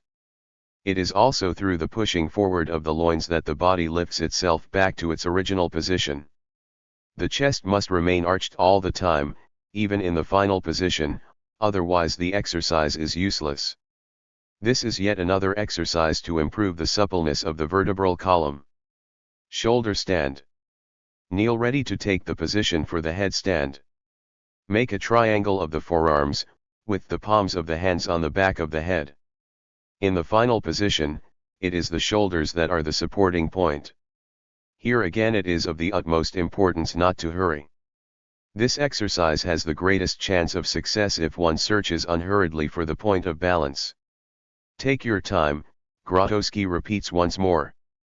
Slow motion, start from a standing position, from a headstand, change to a shoulder stand, with the legs still in the air, transfer the weight of the body from the shoulder to the back of the neck, the arms and hands on the ground for support. 188. Rolling, still in slow motion, with legs outstretched return to original standing position. His exercise must be done with a certain imaginary force. You must imagine you are in constant contact with someone in order, give the exercise a definite direction. The great expressive force of this exercise lies in the control of one's leg muscles. The toes are constantly stretched in a fixed direction. When one of the legs reaches the point at the end of the tenvement on the ground, the arm takes over. Here coordination, essential. Just before the leg movement finishes, the arm starts tenving in the same direction and in the same way. 9-75 slow motion. 189.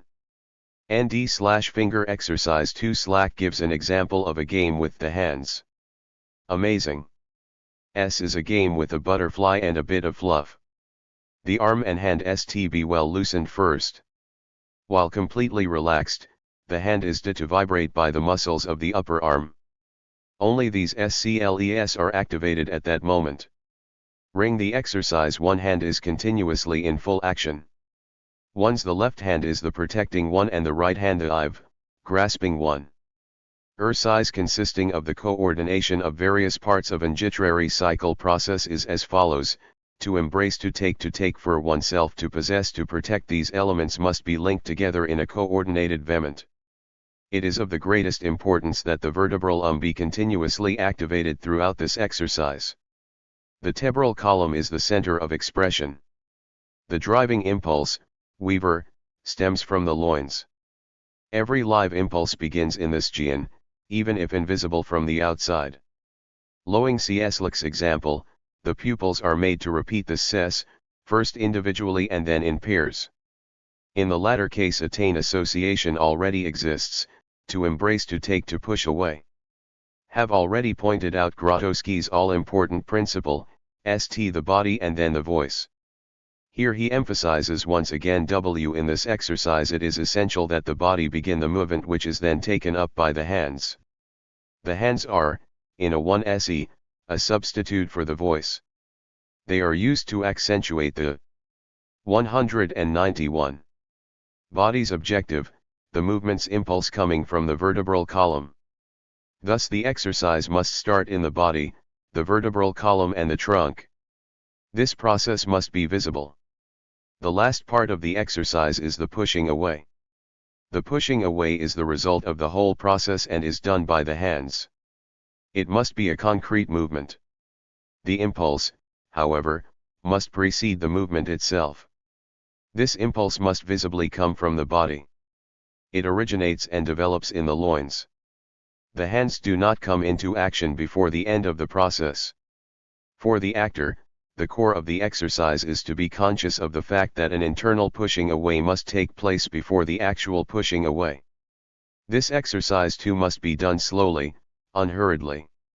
The direction in this case is given by the position of the chest. After the exercises Grotowski gives some supplementary explanations. In this exercise we have given you some details to help you analyze a movement.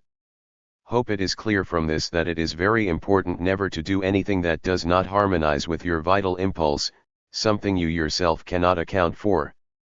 The earth binds us. When we jump into the air, it awaits us.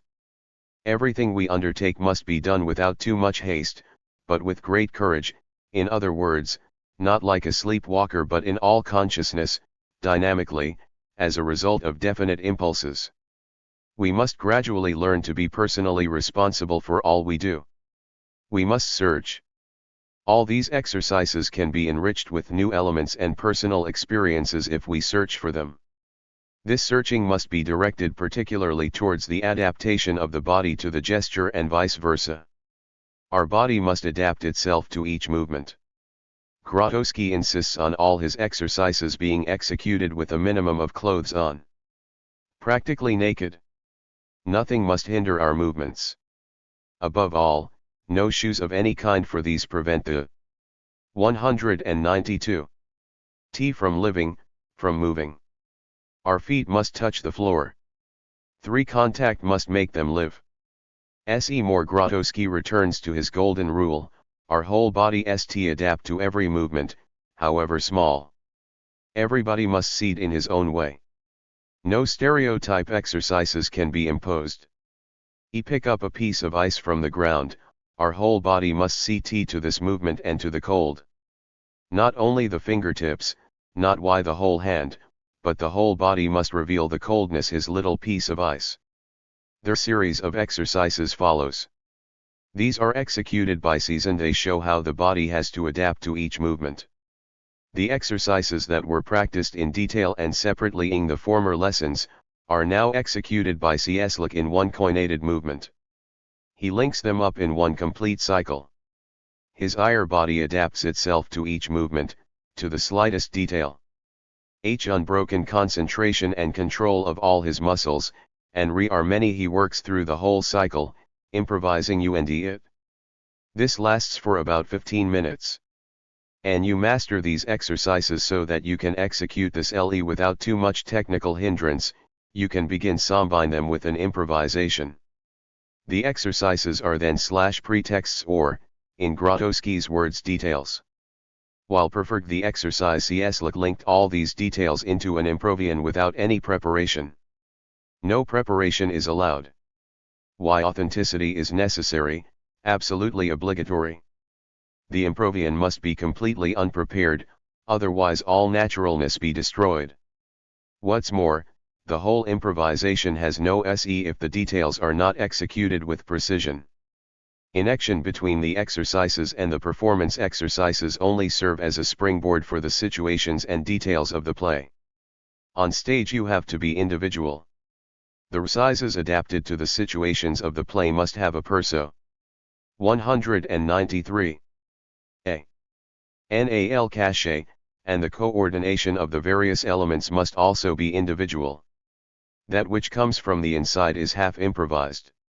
That which is outward is technique. In all the exercises composing the cycle executed by Grotowski's companion, Cieslik, there is never a sign of symmetry. If something is symmetrical, it is not organic. Symmetry is a concept of gymnastics, not of physical education for the theater. The theater requires organic movements. The significance of a movement depends on the personal interpretation. To the spectator, the movements of the actor on the stage can have quite a different meaning from that of the actor himself. It is wrong to think that the exercises which Mr. Cieslik shows us, physical exercises, are only for athletes, for people with strong, lithe bodies. Everybody can create his own series of movements, a store that he can draw on if the intimate experience demands it. However, he must not forget to eliminate all that lies outside it. This store should not only contain movements but preferably also the composing elements of these movements. Registered ****. After one of the lessons, Grotowski gave instructions to prepare an improvisation exercise, based on the various details and exercises that were demonstrated and taught by Cieslik during the same lesson. At the beginning of the third lesson, the pupils are divided into 2 groups. They are separately asked to show their improvisation. Immediately one is struck by the great lack of continuity amongst the pupils. The essence of this improvisation exercise is simply to achieve unbroken continuity between the different parts of the exercise. When both groups have demonstrated the exercises, Grotowski. 194. Some remarks on execution and technical finish. The main S are lack of continuity, as already mentioned, and loss of NCE in the various positions. This is mainly due to hastiness. Why pupil must overcome his own difficulties. Grotowski and Slack correct each pupil, after which he has to repeat the diff part of the exercise until it is perfect. In making a correction you must always search for the origin, i.e. fault, and not concentrate too much on the fault itself. Slack demonstrates the exercise once more, stopping whenever sums to difficulties that have bothered most of the pupils. It makes clear that the principal reasons for such difficulties are of control and too much haste.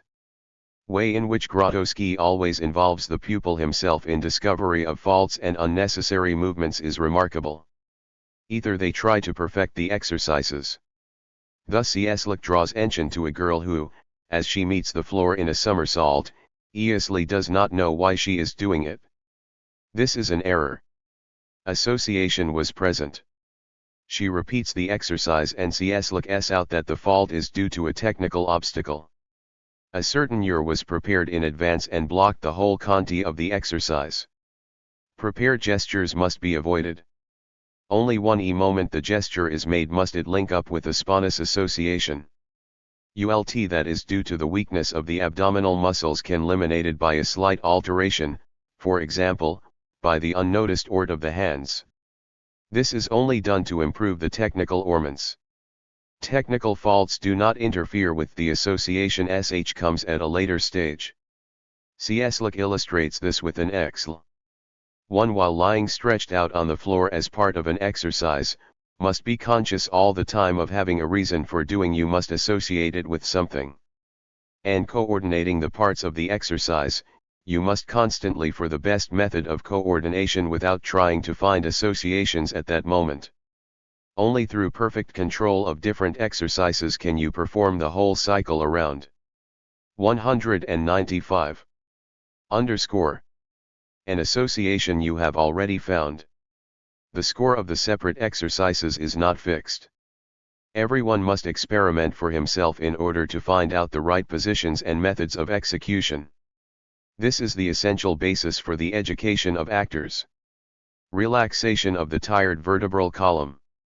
The ideal position for relaxation is to squat with the head almost touching the ground in front of you, the arms stretched out in front and the palms resting on the floor. Hand and finger exercises. Most actors and actresses have stiff hands and fingers. These extremities have a great power of expression. Therefore they must be kept lithe and supple. There are many important hand and finger exercises for this purpose. Slack demonstrates a whole series of these.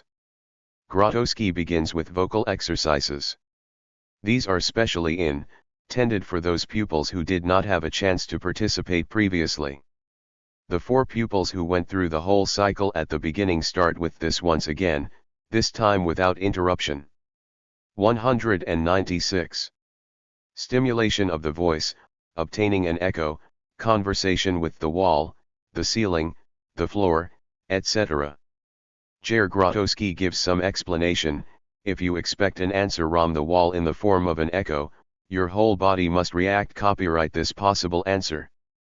If you give me an answer, you must first do so with your body. It is alive. Now try to do the same with the wall. The exercises which use the echo help to exteriorize the /voice. The actor must react towards the exterior, attacking the space around him, in contact all the time with another person or 2 persons. He must never listen to himself as this results in the introversion of the voice. Often, however, the actor is unable to resist the temptation to listen to himself, in which case he must listen to the echo of his voice. Grotowski now concentrates on 2 pupils. To determine their voice type he starts the 2 pupils off with a conversation game.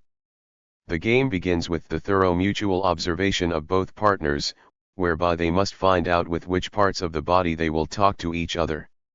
Next, Grotowski gives an exercise that prepares all the parts of the body for contact with the partner, or rather activates them. This exercise activates the following parts of the body: feet, knees, thighs, lower abdomen, chest, arms and hands. The body converses. After these preparatory exercises, the voice joins in. 197. 2. Grotowski now begins to work with one pupil at a time. He stimulates, by short strokes with the joined fingertips, the pupil centers of energy that are spread all over the body.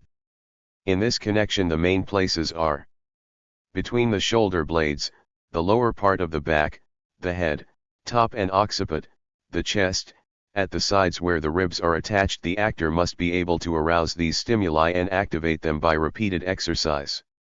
This must be done by the voice and from the inside. It is totally wrong to use the method of striking oneself. To reach the different places, you must let the body undergo certain transformations. To speak when the body is twisted in an unnatural position can never be right. Such unnatural positions may be used only when they are intentional, in which case they are quite harmless to the voice. In fact, they can be beneficial, as for example with the exercise for the opening of the larynx. The pupil stands on his head and must talk, sing, and shout for some time in this position. Vocal exercises: exercise to stimulate the voice centers, exercise for the voice based on the he sound, from very low to very high, from very soft to very loud, from very long to very short, the same exercise but now with the ha sound. After this comes the tiger interpretation that is referred to earlier. In these exercises it is particularly important never to make any pauses. It would seem to be of great importance for the pupils to use texts they know perfectly by heart during the vocal exercises. If they have to think about improvising a text, then the continuity is broken. Knowing a few songs by heart would also appear to be very useful. During these different exercises you must free yourself totally of 198. Actors training. The text. Searching for the text involves a thinking process, and that is exactly what has to be avoided. After the vocal exercises, Grotowski lets every pupil do a relaxation exercise. This consists in resting for about 20 minutes, during which time neither speaking nor whispering is allowed. Cold drinks can also have a bad effect on the voice. Next, Grotowski answers some questions from the audience. 1. Why is one not allowed to talk or whisper after these exercises? Grotowski: to most of the pupils these exercises are quite new. The voice instrument has not yet become adapted to these techniques. It has produced sounds that it has never produced before. Silence is the best way of protecting the voice instrument that has been slightly influenced by these exercises. 2. Does the text play a part in these exercises? Can it be just any text? Grotowski: don't think the text is of great importance. By this mean that it can be fortuitous, even that it must be fortuitous. The important thing is to give this text, through the body and the vocal technique, a degree of interest that it does not have under normal circumstances. By means of these exercises, movements, and vocal techniques, you try to draw attention. During the performance this means the attention of the audience. Exercises to activate the body's different resonators. Somebody from the audience is asked to come and touch the different resonators in order to convince himself that the part of the OD in question does actually vibrate if they are used correctly. If the actor masters all the vocal techniques, he can attain a resonance in the most improbable parts of the body, or an immediate contact with the public, and for delivering a 199. Speech. It is very important to be able to activate the main resonators. Association exercises. The pupil has to sing a song while conjuring up an association with the following: a tiger, a snake, a wriggling snake, a knife, to cut, an axe, to hew. Then he has to sing a sheet of paper out of Grotowski's hand from a yard's distance. Next he has to sing a song during which the voice must make contact with a particular spot on the ceiling. The voice is like an arm which must try to reach the indicated spot. After these association exercises, Grotowski proves the existence of the vibrations in the different resonators. Grotowski asks the pupil to place the resonance in the back of the head. He strikes a match and holds it a short distance from the resonance spot. The flame does indeed move, vibrate. In the same way, Grotowski has made a glass break during an exercise with his actors simply through vibration. Thus he also proves that the voice is a material force. It is evident that for these exercises Grotowski's techniques must be mastered perfectly. The advanced stage of his scientific research involving voice and movement is proved by these effects. In this respect, it is worth noting that Grotowski himself always lays stress upon discipline as the indispensable keystone to all that leads to a result. 200. Actors training. Questions: is it possible to stimulate yourself from the outside? In other words, is it possible to stimulate your own voice centers by pinching yourself?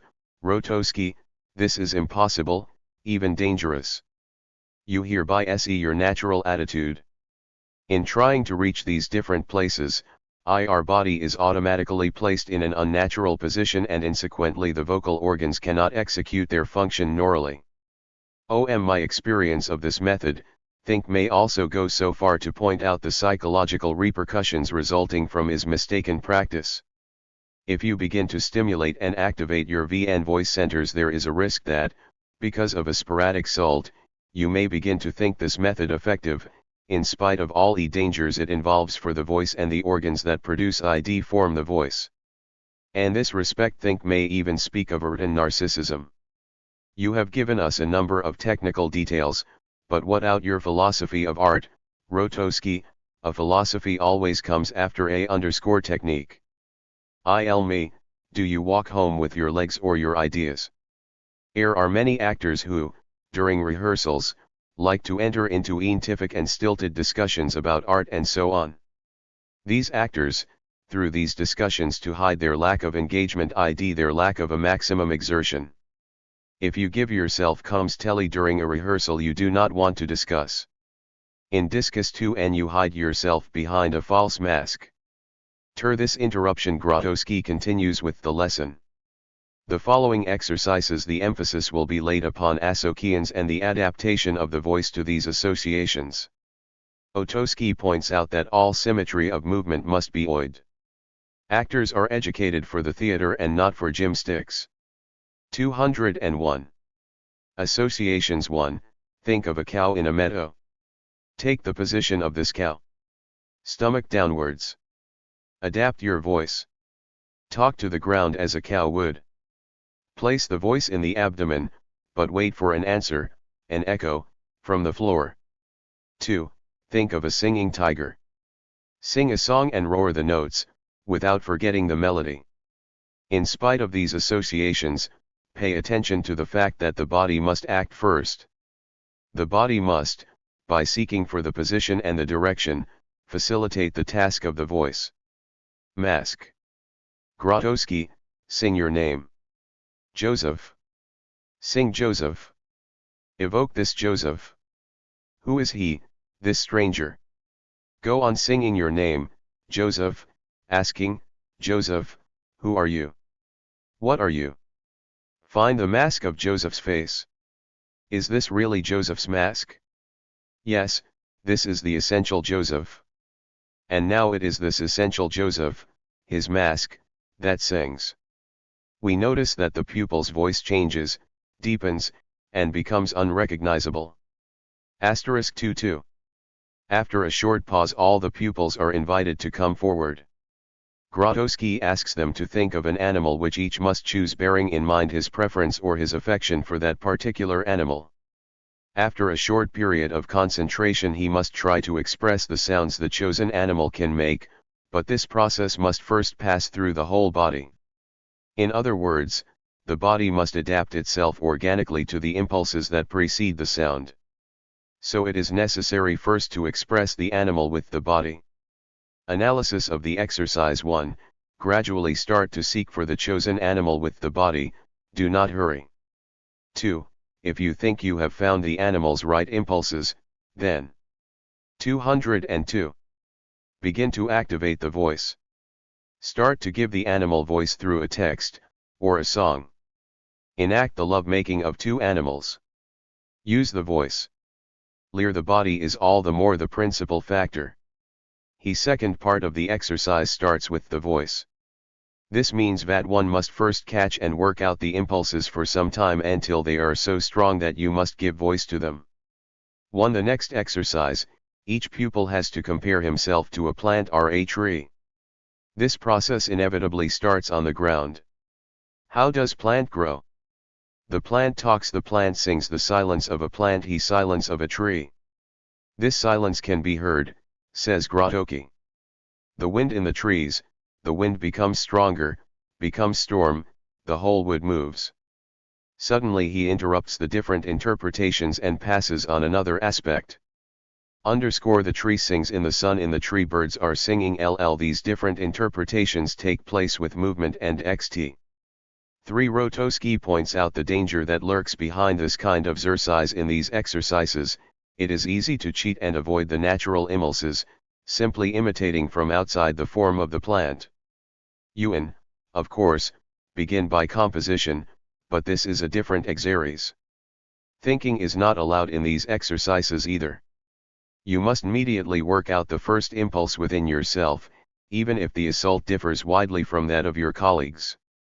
Never look at others, and above all do not copy their results. The people round you don't exist. What you are doing belongs to your intimate self and concerns nobody else. 203. Finally, Grotowski gives a short survey of the most important elements and rules of his technique. Imprint on your memory, the body must work first. Afterwards comes the voice. If you start on something, you must be fully engaged in it. You must give yourself 100%, your whole body, your whole mind and all its possible, individual, most intimate associations. During a rehearsal, an actor may reach a climax that he will work on. He keeps the same gestures and the same positions but never again reaches the same intimate climax. The peak of a climax can never be rehearsed. You must only exercise the preparatory stages of the process that leads to the heights of that climax. A climax cannot be reached without practice. The climax itself can never be reproduced. In all you do, you must keep in mind that there are no fixed rules, no stereotypes. The essential thing is that everything must come from and through the body. First and foremost, there must be a physical reaction to everything that affects us. Before reacting with the voice, you must first react with the body. If you think, you must think with your body. However, it is better not to think but to act, to take risks. When tell you not to think, mean with the head. Of course you must think, but with the body, logically, with precision and responsibility. You must think with the whole body, by means of actions. Don't think of the result, and certainly not of how beautiful the result may be. If it grows spontaneously and organically, like live impulses, finally mastered, it will always be beautiful, far more beautiful than any amount of calculated results put together. My terminology has arisen from personal experience and personal research. Everybody must find an expression, a wording of his own, a strictly personal way to condition his own feelings. 204. RHE Actor's Technique. 1967 Jerzy Grotowski's theater laboratory performed The Constant Prince at the Théâtre de la Chance in Paris. After a tour of Denmark, Sweden, and Norway in 1966, this trip to Paris gave, at greater audience, the chance of judging for itself the results achieved by his method. It was during his stay in Paris that Jerzy Grotowski recorded this interview with Denis Babolt, which is then printed in Les Lettres Françaises. Translation, Amanda Esquire and Judy Barba. Jerzy Grotowski, would first like you to define for me your position with regard to various acting theories as, for example, those of Stanislavski, Artaud, and Brecht, explaining how, through afflection and due naturally to your personal experience, you have to elaborate your own technique for the actor, defining both aims and means. Think it is necessary to distinguish between methods and aesthetics. Brecht, for example, explained many very interesting things about the possibilities of a way of acting which involved the Ter's discursive control over his actions, the Verfremdungsficht. But this was not really a method. It was rather a kind of aesthetic duty demanded of the actor, for Brecht did not actually sk himself. How can this be done? Although he has provided certain explanations, these are only general. Certainly Brecht id study the technique of the actor in great detail, but always the standpoint of the producer observing the actor. /Rodot's case is different.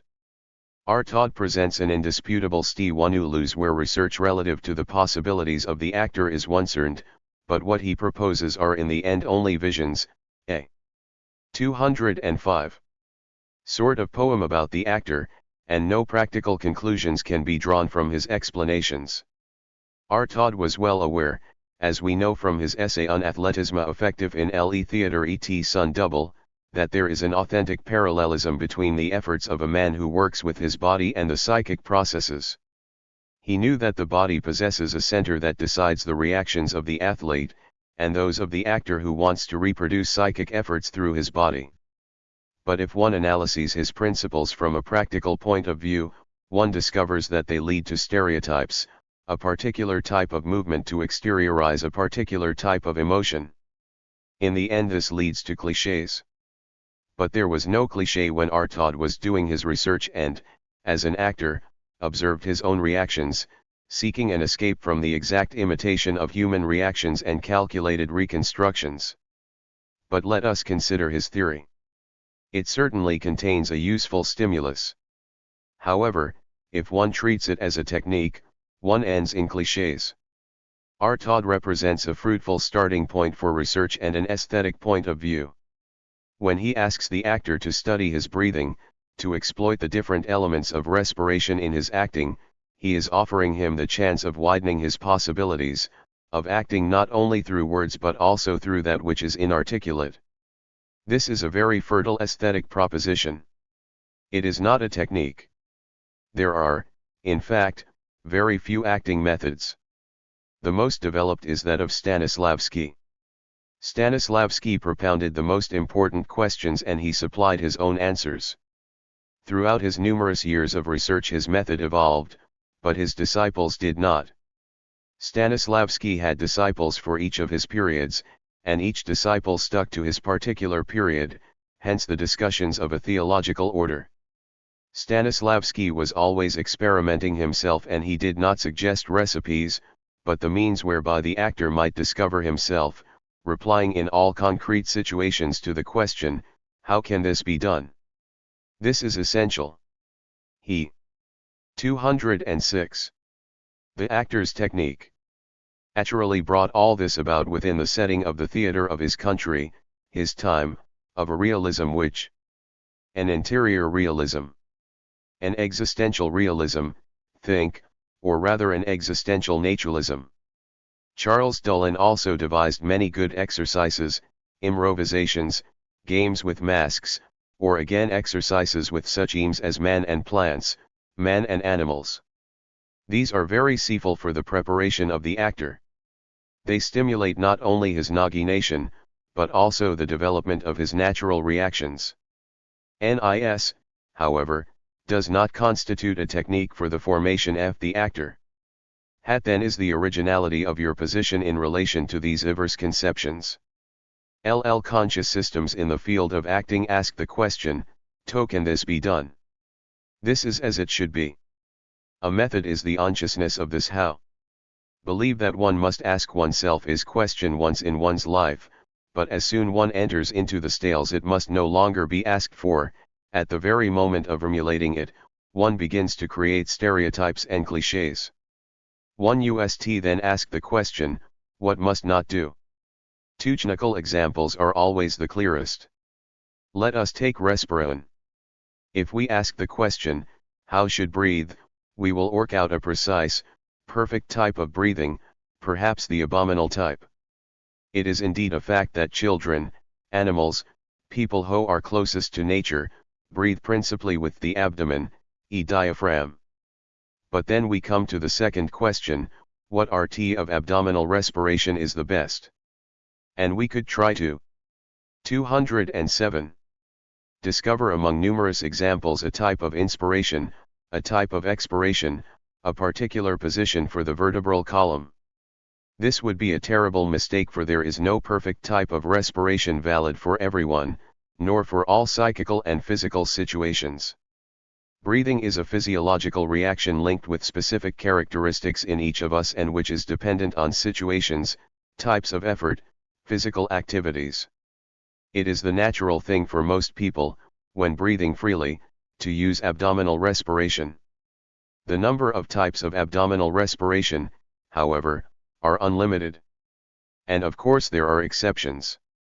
For example, have met actresses who, because their thoraxes were too long, could not naturally use abdominal breathing in their work. For them it was therefore necessary to find another type of breathing controlled by the vertebral column. If the actor tries artificially to impose on himself the perfect, objective abdominal respiration, he blocks the natural process of respiration, even if his is naturally of the diaphragmatic type. When begin to work with an actor, the first question ask myself is, does this actor have any breathing difficulties? He breathes well, he has enough air to speak, to sing. Why then create a problem by imposing on him a different type of respiration? This would be absurd. On the other hand, perhaps he does have difficulties. Why? Are there physical problems? Psychical problems? If he has psychical problems, what kind of problems are they? For example, an actor is contracted. Why is he contracted? We are all contracted in one way or another. One cannot be completely relaxed as is taught in many theater schools, for he who is totally relaxed is nothing more than a wet rag. Living is not being contracted, nor is it being relaxed, it is a process. But if the actor is always too contracted, the cause blocking the natural respiratory process, almost always of a psychical or psychological nature, must be discovered. We must determine which is his natural type of respiration. Observe the actor, while 208. The actor's technique. Suggesting exercises that compel him into total psychophysical mobilization. Watch him while in a moment of conflict, play or flirtation with another actor, in those moments when something changes automatically. Once we know the actor's natural type of aspiration, we can more exactly define the factors which act as obstacles to his natural reactions, and the aim of the exercises is hence to eliminate them. Here lies the essential difference between your technique and the other methods. Ours is a negative technique, not a positive one. We are not after the recipes, the stereotypes which are the irrigative of professionals. We do not attempt to answer questions such as, how does one show irritation? How should one walk? How should Shakespeare be played? For these are he sort of questions usually asked. Instead, one must ask the Easter, what are the obstacles blocking you on your way towards he total act which must engage all your psychophysical resources, from the most instinctive to the most rational. We must find out what it is that hinders him in the way of respiration, movement, and most important of all, human contact. What resistance are there? How can they be eliminated? Want to take away, steal from the actor all that disturbs him. That which is creative will remain within him.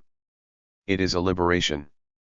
If nothing remains, it means he is not creative. One of the greatest dangers threatening the actor is, of course, lack of discipline, chaos. One cannot express oneself through anarchy. Believe there can be no true creative process within the actor if he lacks discipline or spontaneity. Meyerhold based JIS work on discipline, exterior formation, Stanislavski on the spontaneity of daily life. These are, in fact, the two complementary aspects of the creative process. 3. What do you mean by the actor's total act? 209. A. It is not only the mobilization of all the resources of which have spoken. It is also something far more difficult to define, although very tangible from the point of view of work. It is the act of laying oneself bare, of tearing off the mask of daily life, of exteriorizing oneself. Not in order to show oneself off, for that would be exhibitionism. It is a serious and solemn act of revelation. The actor must be prepared to be absolutely sincere. It is like a step towards the summit of the actor's organism in which consciousness and instinct are united.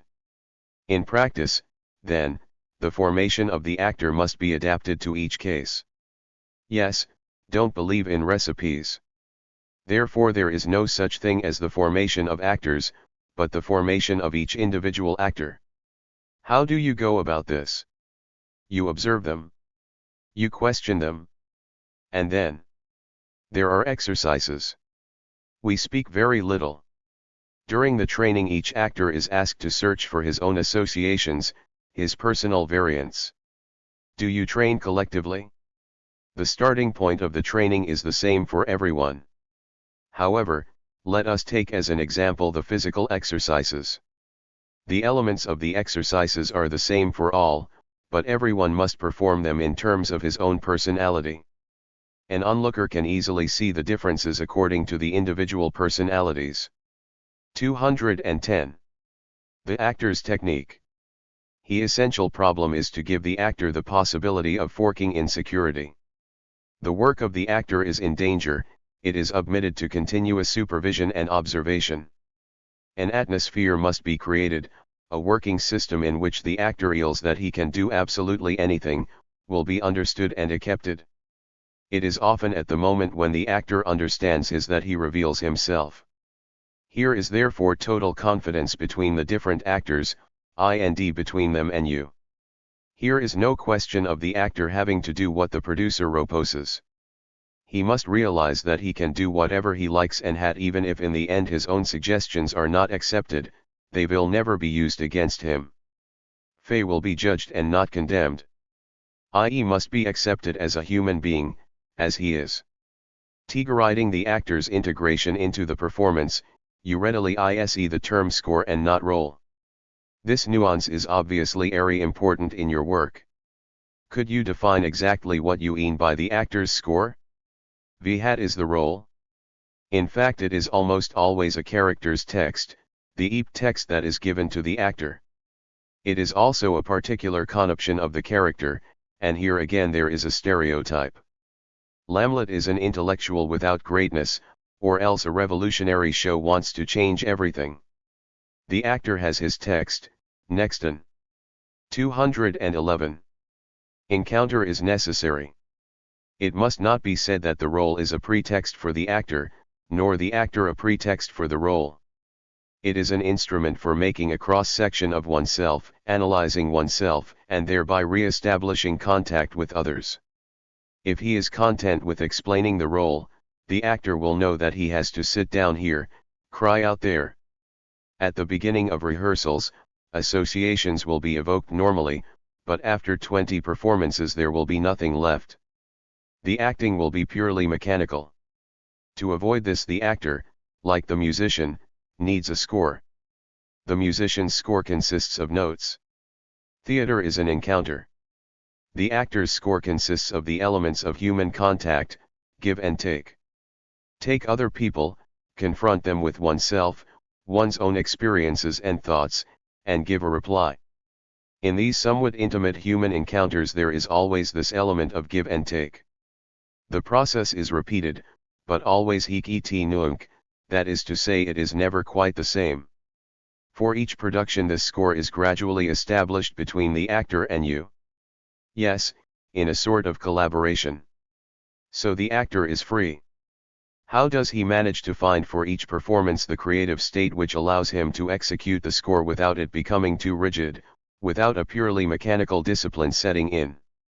How can the vital existence of the score and creative liberty of the actor both be preserved? It is difficult to reply in a few words, but if you will allow me a popularization shall answer, if during rehearsals the actor has 212. The actor's technique. Establish the score as something natural, organic, and if, before performing, he is prepared to make this confession, hiding nothing, then each performance will attain its plenitude. Give and take. Does this include the spectator too? One must not think of the spectator while acting. Naturally, this is a delicate question. Firstly, the actor structures his role, secondly, the score. At that moment he is seeking a sort of purity as well as the signs necessary to expression. Then he thinks, is what I am doing comprehensible? This question implies the presence of the spectator. Myself am there, guiding the work, and say to the actor, I don't understand, understand but don't believe. Psychologists readily ask the question, what is your religion? Not your dogmas or philosophy, but your point of orientation. If the actor has the spectator as his point of orientation, then he will, in a sense, be offering himself for sale. This will be exhibitionism. A sort of prostitution, bad taste. It is inevitable. A great Polish actor from before the war called it publicotropism. Yet don't believe the actor should neglect the fact that the spectator is present and say to himself, there is no one there, for that would be a lie. In short, the actor must not have the audience as a point of orientation, but at the same time he must not neglect the fact of its presence. You know that in each of our productions we create a different relationship between actors and audience. In Dr. Faustus, the spectators are the guests, in The Constant Prince, they are the onlookers. But think the essential thing is that the 213 actor must not act for the audience, he must act in confrontation with the spectators, in their presence. Better still, he must fulfill an authentic act in place of the spectators, an act of extreme yet disciplined sincerity and authenticity. He must give himself and not hold himself back, open up and not close in on himself, as this would end in narcissism. Do you believe that the actor needs a long preparation before each performance in order to attain what some people call a state of grace? The actor must have time to cast off all the problems and distractions of daily life. In our theater we have a period of silence lasting 30 minutes during which the actor prepares his costumes, perhaps goes over certain scenes. This is quite natural. A pilot about to try out a new plane for the first time also seeks solitude for a few minutes before taking off. Do you think that your acting technique is applicable by other producers apart from yourself, that it can be adapted to ends other than yours? There again one must distinguish between the aesthetic and the method in my work. Of course, in the theater laboratory there are the elements of an aesthetic which is personal to me and which must not be copied by others, for the result would be neither authentic nor natural. But we are an institute for research into the art of the actor. Thanks to this technique, the actor can speak and sing in a very wide register. That is an objective result. The fact that when speaking he has no problems with his breathing is also objective. The fact that he can utilize different types of physical and vocal reactions which are very difficult for many people, that again is objective. 214. The actor's technique. At present there are, then, two aspects in your work, on the one hand the conscious aesthetic of a creator, and on the other the search for a technique in acting. Which comes first? The most important thing for me today is to rediscover the elements of the actor's art. Was first trained as an actor, then as a producer. In my early productions in Krakow and Poznan rejected concessions and theatrical conservatism. Gradually developed and discovered that to fulfill myself was far less fruitful than studying the possibility of helping others to fulfill themselves. This is not a form of altruism. On the contrary, it is an even greater adventure. In the end the adventures of a producer become easy, but encounters with other human beings are more difficult, more fruitful, and more stimulating. If can attain from the actor, in collaboration with him, a total self-revelation, as with Richard Cieslik in The Constant Prince, then this is far more fertile for me than just devising a production or, in other words, creating purely in my own name. Have therefore orientated myself, little by little, towards a parascientific research in the field of the actor's art. This is the result of a personal evolution and not an initial plan. 215. Trainin. Photo. Teeter Laboratorium. Freddie Greedle. Scara Speech. The following is the text of the closing speech made by Jerzy Grotowski at a 10-day seminar held at the Skara Drama School in January 1966 and directed by him together with his collaborators Ryszard Cieslak, Rena Myraka and Antoni Jachokowski. The physical, plastic, and vocal exercises referred to are those described in the previous chapters. Translation, Colette Holt. One cannot teach ready-made methods. You should not try to find out how to play a particular role, how to pitch your voice, how to speak or walk. These are merely clichés and therefore you do not need to bother with them. Do not seek methods ready-made for each occasion because this will only lead to stereotypes. Learn for yourselves your own personal limitations, your own obstacles and how to get round them. After that, whatever you do, do it wholeheartedly. Eliminate from every type of exercise any movement which is purely gymnastic. If you want to do that sort of thing, gymnastics and even acrobatics, always do it as a spontaneous action related to the exterior world, to other people or to objects. Something stimulates you and you react, that is the whole secret. Stimulations, impulses, and reactions. Have spoken much about personal associations, but these associations are not thoughts. They cannot be calculated. Now make a movement with my hand, then look for associations. What associations? Perhaps the association that I am touching someone, but this is merely a thought. What is an association in our profession?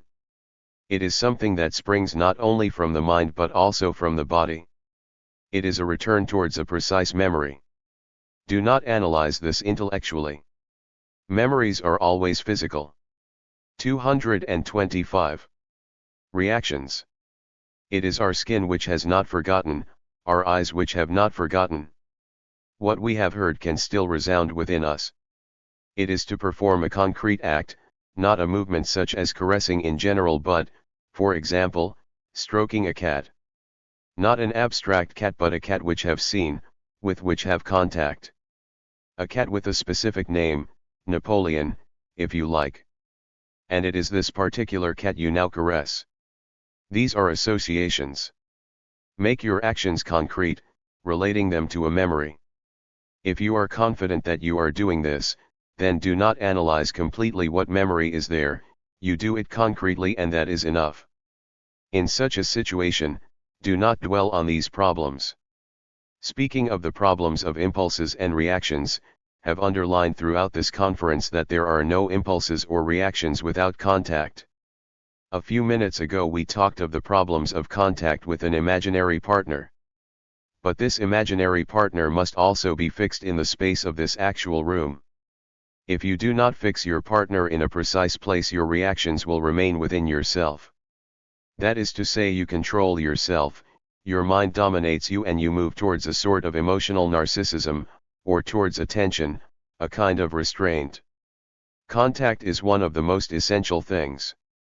Often when an actor speaks of contact, or thinks of contact, he believes that it means to gaze fixedly. But this is not contact. It is only a position, a situation. Contact is not staring, it is to see. Now I'm in contact with you, see which of you is against me. See one person who is indifferent, another who listens with some interest and someone who smiles. All this changes my actions, it is contact, and it forces me to change my way of acting. The pattern is always fixed. In this case, for instance, it is to give you my final advice. Have here some essential notes on what to say, but how speak depends on contact. If, for example, hear someone whispering, speak more loudly and sternly, and this unconsciously because of the contact. 226. Skara speech. Thus during the performance where the score, clearly defined text and action is already fixed, you should always have contact with your partners. Your partner, if he is a good actor, always follows the same score of actions. Nothing is left to chance, no details are changed. But there are minute changes within the set score such that each time he plays in a slightly different way, and you should watch him closely, listen and observe him, responding to his immediate actions. Every day he says good morning with the same intonation, just like your neighbor at home who always says good morning to you. One day he is in a good mood, another day he is tired, another he is in a hurry.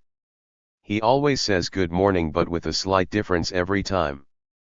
This you must see, not with the mind, but just see and hear. In reality you always give the same response, good morning, but if you have really listened it will be a little different each day. The action and the intonation are the same but the contact is so minute that it is impossible to analyze it rationally. This changes all relationships, and it is also the secret of harmony between men. When a man says good morning and another replies, there is automatically a vocal harmony between the two of them. On the stage we often detect a lack of harmony because the actors don't listen to their partners. The problem is not to listen and ask oneself what the intonation is, only to listen and answer. Must now speak with an inflection which is unconsciously in harmony with that of my interpreter. It is a concert for two voices and there is immediately a sort of composition since the necessary contact exists. To achieve this there are various exercises. For example, when the play is ready, one day one of the actors may be given the task of playing in an entirely different manner while the others must stick to their fixed score of actions and within this react each in his own way. Here is another exercise, two partners must keep to their set scores, but the motivation behind the action is different. For instance, take a discussion between two friends. On a particular day one friend acts as usual but he is not sincere. There are such slight changes that they are hardly 227 noticeable, but if the partner listens carefully without altering his score he will be able to react accordingly. By means of such exercises contact can be taught. What is the danger of these exercises? The danger is that the actor may change his set score. That is to say he alters his score through changes in situations and actions. That is false. It is easy. You should retain the score and renew the contact every day. Early roles can be based consciously on vocal resonators but future roles must go beyond this. Our whole body is a system of resonators, i.e. vibrators, and all these exercises are merely training to widen the possibilities of the voice. The complexity of the system is astonishing. We speak on an impulse, in contact with something or someone. The various positions of the hand change the resonance of the voice. Movements of the spinal column also change the resonance. It is impossible to control all this with the brain. All these exercises with resonators are only a beginning to open the possibilities of the voice, and afterwards, when you have already mastered these possibilities, you must live and act without calculated thought. You must progress beyond this and find resonators without any effort. Do not shout during the exercises. You can begin, and this method is all right for many people with what can be called artificial voices. But as a development of these exercises you should seek another voice, your natural one, and through different impulses of your body, open this voice. Not everyone uses their real voice. Speak naturally, and through these natural vocal actions set in motion the various possibilities of the body's resonators. Then there will come a day when your body will know how to resound without prompting. It is the turning point, like the birth of another voice, and can be achieved only by completely natural vocal actions. How should you work with your voice? Scare speech. You should not consciously control yourself. Do not control your /dy's places of vibration. You should only, and this is the best Isaac exercise, speak with the various parts of the body. For example, the mouth is on the top of the head and speak to the eyeling. But must actually do so, that is must improvise the text, id say, Mr. Ceiling, can you hear me? No. But why won't you listen to me? Listen whether he speaks, whether he answers. Ever listen to your own voice? This is always wrong. It is a physiological rule. If you listen to yourself you block the larynx, id block the processes of resonance. Always act, speak, discuss, id make contact with concrete things. If you have the impression at your mouth is in your chest, and if you address the wall, you'll hear the answer coming from the wall. This is the way to set motion the whole system of resonances within the body. You play the part of animals, but the exercises should be depicted so that you avoid playing unreal animals, or animals which are remote from your own character. In other words, do not play a 1G like a real dog because you are not a dog. Try to find your VN dog-like traits. Now am reacting, keep my natural voice, id begin to use my teeth without imitating the voice of a dog. Is a small difference. You can begin by imitating the voice of dog to explore the possibilities of your vocal imagination, but further on in the development you must find your own natural self. Intact is equally important in the physical exercises. The contact which we have seen, with the ground, with the floor, during exercises is always an authentic dialogue, be good to me RTH, love me, have confidence in you. Can you hear me? 1D our hands search for this authentic contact. And there is the question of dialogue between the different parts the body.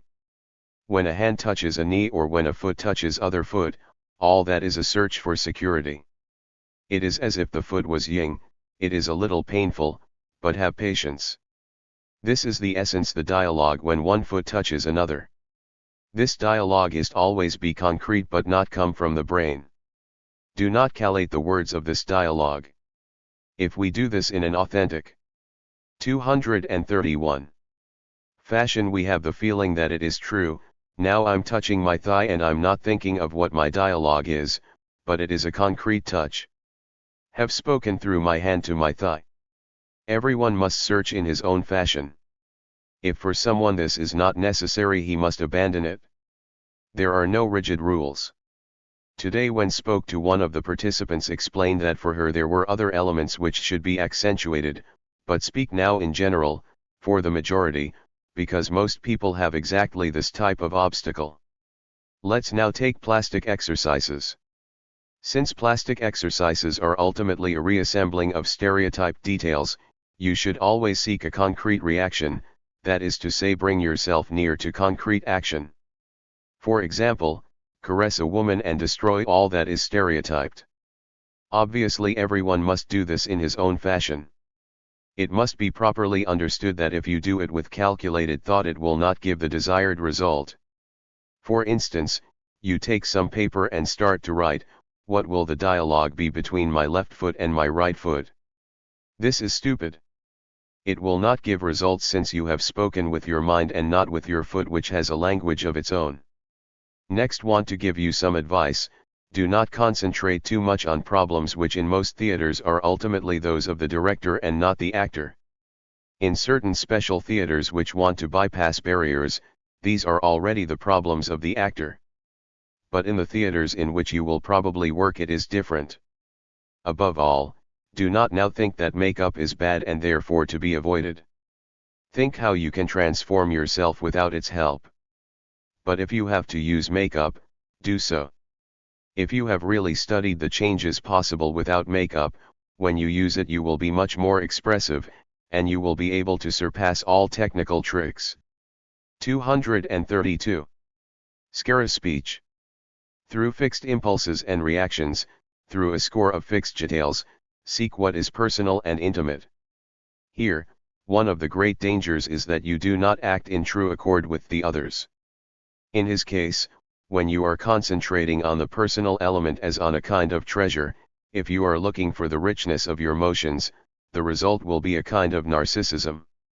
If you want to obey emotions at all costs, if you want to have a rich psyche, that is if you artificially stimulate the internal process, you will only imitate emotions. It is a lie both towards the others and towards yourself. How does it all start? T always starts with emotions or psychic reactions with which you are not familiar. For example, a character in the play must kill his mother, but have you in real life killed your mother? No. But may you have killed someone. If so, all is well, as you will be able to draw on the experience, but if you have not killed you must not search for the feelings or ask yourself what is the psychic state, of a man who has killed his mother. It is impossible for you as you have no experience of such an act. But perhaps you once killed an animal. Perhaps this was a powerful experience for you. How did you see the animal? How were your hands behaving? Were you concentrating or not? Did you do it willingly or was there an internal struggle? For example, you ought not to do it but it would be fun to do. Finally, in the play where you must kill your mother, you can do it by going back to your feelings when you killed it, and it will be a cruel analysis of the situation because the icing will not be grandiose and tragic but will only display a more personal obsession. Furthermore, returning to the memory of having killed a cat when you have to kill your mother is not anal. 3ut If you have to act in a scene where you have to kill an animal, concrete memory of what it was like when you actually killed an animal is not enough, you must find a reality which is more. 233. Difficult for you. It is not difficult for you to show you were cruel then, i.e. very dramatic. Thus it is no sacrifice for you. Find something more intimate. For example, do you think that the fact of killing an animal in the scene should give you a thrill, a sort of climax? Perhaps you answer yes, and if you want to say yes, seek in your own memories moments of intense physical climax which are too precious to be shared with others. It is on this memory that you must draw at the time of killing the animal in the play, this concrete memory, so intimate, so little meant for the eyes of others that it will not be easy for you. But if you do this in reality, if you come back to this memory, it will not be possible for you to tense yourself and be dramatic. The shock of sincerity will be too strong. You will be disarmed and relaxed in front of a task which is too much for you, in front of a task which nearly crushes you. If you do that, it will be a great moment, and this is what mean when say that by means of concrete details it is possible to attain what is personal. When you achieve this, you will be pure, you will be purged, you will be without sin. If the memory is one of sin, afterwards you will be free of this sin. It is a kind of redemption. Next, want to advise you never in the performance to seek for spontaneity without a score. In the exercises it is a different thing altogether. During a performance no real spontaneity is possible without a score. It would only be an imitation of spontaneity since you would destroy your spontaneity by chaos. During the exercises the score consists of fixed details and would advise you to improvise only within this framework of details. That is to say, you must know the details of an exercise. Today want to have the detail thus or thus. We'll create these details and you can try to find their different variations and justifications. This will give you an authentic improvisation, otherwise you will be building without foundations. When playing the role, the score is no longer one of details but of signs. 234. Scare speech. One do not wish to explain now what a sign is. Ultimately it is a human reaction, purified of all fragments, of all other details which are not of paramount importance. The sign is the clear impulse, the pure impulse. The actions of the actors are for us signs. If you want a clear definition, it is what have said earlier, when do not perceive, it means there are no signs. Said when perceive and not when understand, because to understand is a function of the brain. Often we can see, during the play, things we do not understand but which we perceive and feel. In other words, know what it is, feel. Cannot define it but know what it is. It is nothing to do with the mind, it affects other associations, other parts of the body. But if perceive, it means that there was a sign. The test of a true impulse is whether believe in it or not. Also want to advise you that if you want to create a true masterpiece, always avoid clichés. Do not follow the easiest road of associations. When you say what a beautiful day, you must not always say what a beautiful day with a happy intonation. When you say today am a little sad, you must not always say it with a sad intonation. That is a cliché, it is commonplace. Man is far more complicated. We hardly ever believe what we say. When a woman says today am sad, what is she really thinking? Perhaps she wanted to say go away or else am lonely. You must be conscious of the action behind the words. For example, when using the word beautiful, speak with joy in my voice. Almost always the deeper meaning of our reaction is hidden.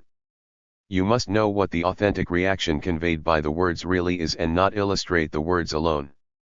When a man says a prayer, he has different reactions, different impulses, and different motives. Perhaps he is seeking help or giving thanks. Maybe he wants to forget something unpleasant. Words are always pretexts. Words must never be illustrated. It is the same thing with actions. You know, for example, that in a 235 certain scene in a realist play there are times when you are supposed to be bored. Everything must be boring for you.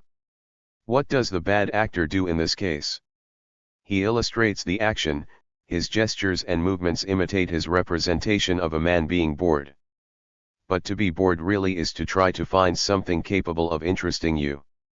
A man in this situation is very active. He may start by reading a book, but this book does not keep his interest.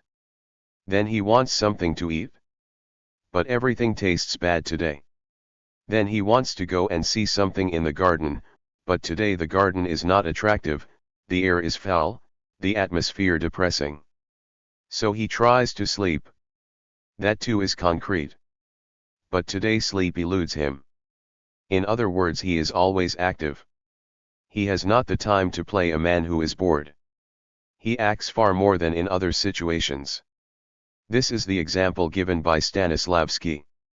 However, it is also in accordance with the theater of realism, since, when a man does something concrete, when for example he does something for others, when he works and carries out his duties, within these actions there are personal reactions which do not correspond with what he does, with the external idea of his actions. Another example, an actor has to write an exercise. But in reality, through writing each one of us realizes a different project. One man wants to get it done in order to have time for something else which he considers more important. Another does not like it, he doesn't like his pencil, or his paper, everything is wrong. Another wants to be a good pupil. He wants to show how well he can do his exercise. The other children have blunt pencils, but have sharpened mine. The others have torn, dirty papers, but my paper is clean. The others write without really thinking but concentrate hard. This is reality. So always avoid banality. That is, avoid illustrating the author's words and remarks. If you want to create a true masterpiece, you must always avoid beautiful lies, the truths on the calendar where 236. Scare speech. Under each date you find a proverb or saying such as, "He who is good to others will be happy." But this is not true. It is a lie. The spectator, perhaps, is content. The spectator likes easy truths. But we are not there to please or pander to the spectator. We are there to tell the truth. Let us take, for example, the Madonna. Was speaking to one of the participants, a lady from Finland, and she gave me an example which illustrates this point. She says that when playing the Madonna, whether in a religious or non-religious play, and whether it is a question of the Virgin Mary or simply of motherhood, this blessed motherhood is always played with the mother leaning lovingly over her child. But she said, "Am a mother and know that motherhood is at the same time Madonna and cow." That is the real truth. This is not a metaphor, it is true. The mother gives her milk to the child and she has physiological reactions which are not very different to those of a cow. At the same time we can see in motherhood things which are truly holy. Truth is complicated. So, avoid beautiful lies. Always try to show the unknown side of things to the spectator. The spectator protests, but afterwards he will not forget what you have done. After a few years the same spectator will say, "He is the one who spoke the truth. He is a great actor." Always seek for the real truth and not the popular conception of truth. Use your own real, specific and intimate experiences. This means that you must often give the impression of tactlessness. Aim always for authenticity. At the beginning of the seminar, gave an example of playing death. You cannot play death as death, for you have no knowledge of death. You can only play your most intimate experience. For instance, your experience of love, or your fear when faced with death or suffering. Or else your physiological reaction towards someone who is dead, or a sort of comparison between yourself and the dead person. It is an analytical process. What makes him? 237. Dead. Now am limp, am motionless, but am alive. Why? Because there is thought. In short, always do what is most intimately linked to your own experience. Have said here several times that the actor must unveil himself, that he must release that which is most personal and always do it authentically. It is a sort of excess for the spectator. But you should not strive for this. Only act with your whole self. In the most important moment in your role, reveal your most personal and closely guarded experience. At other moments only use signs, but justify those signs. That is enough. You need not come with all this right from the beginning.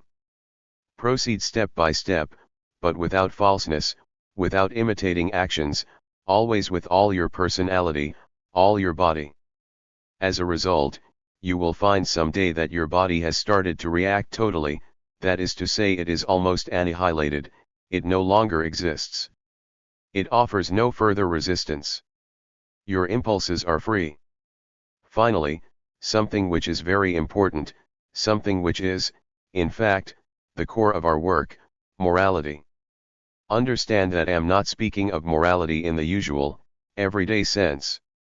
For example, if you have killed someone, it is your ethical problem.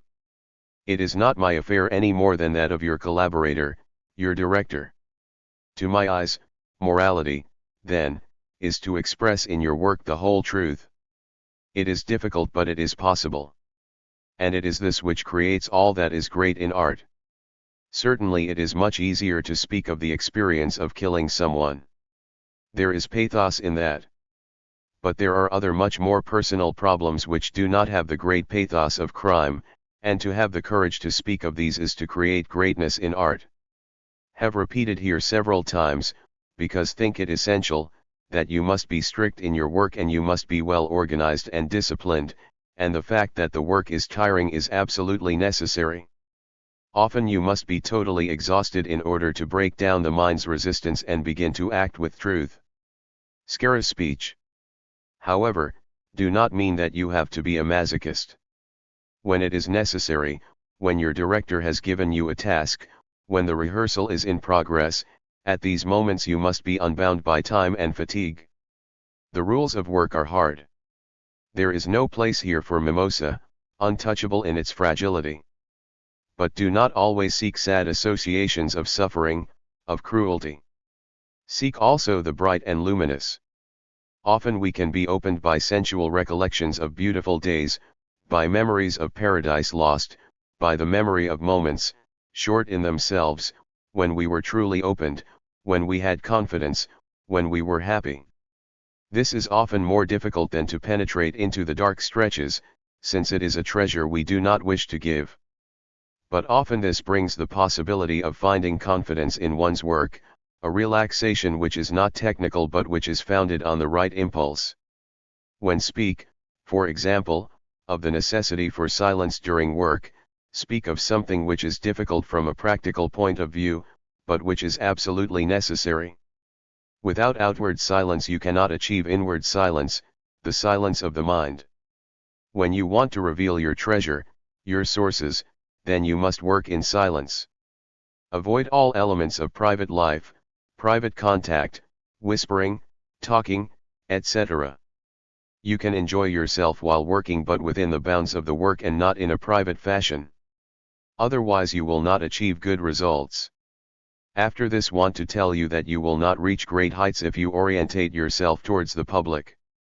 Am not speaking of direct contact, but of a type of bondage, the desire to be acclaimed, to win applause and words of esteem.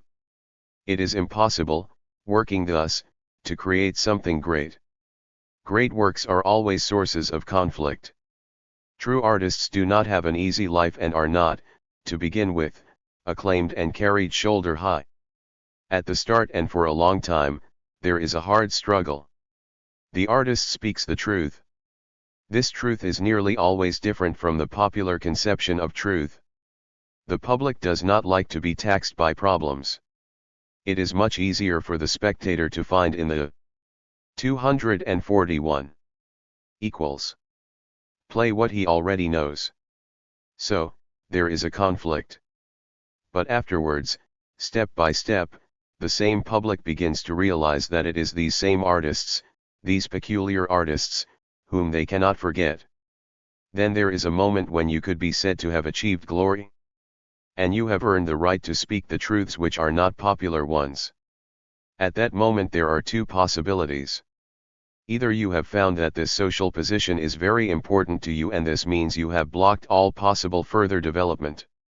You are already frightened of losing your position, so you only say the same things the others say.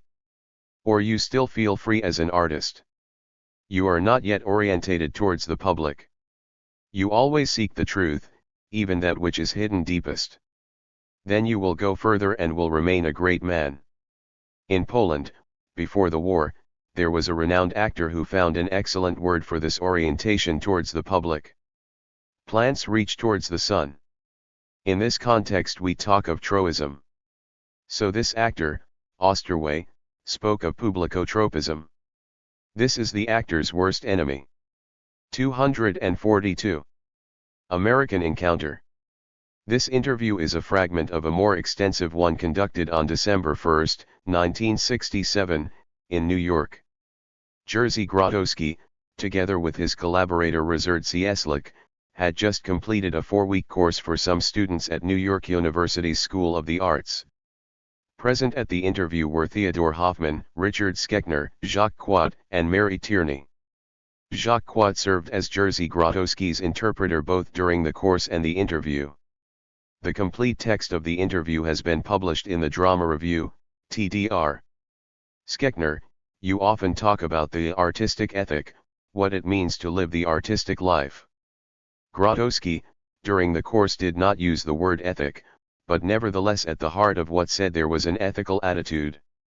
Why didn't use the word ethic?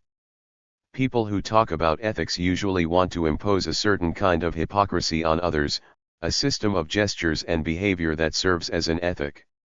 Jesus Christ suggested ethical duties, but despite the fact that he had miracles at his disposal, he did not succeed in improving mankind. Then why renew this effort? Perhaps we should ask ourselves only which actions get in the way of artistic creativity.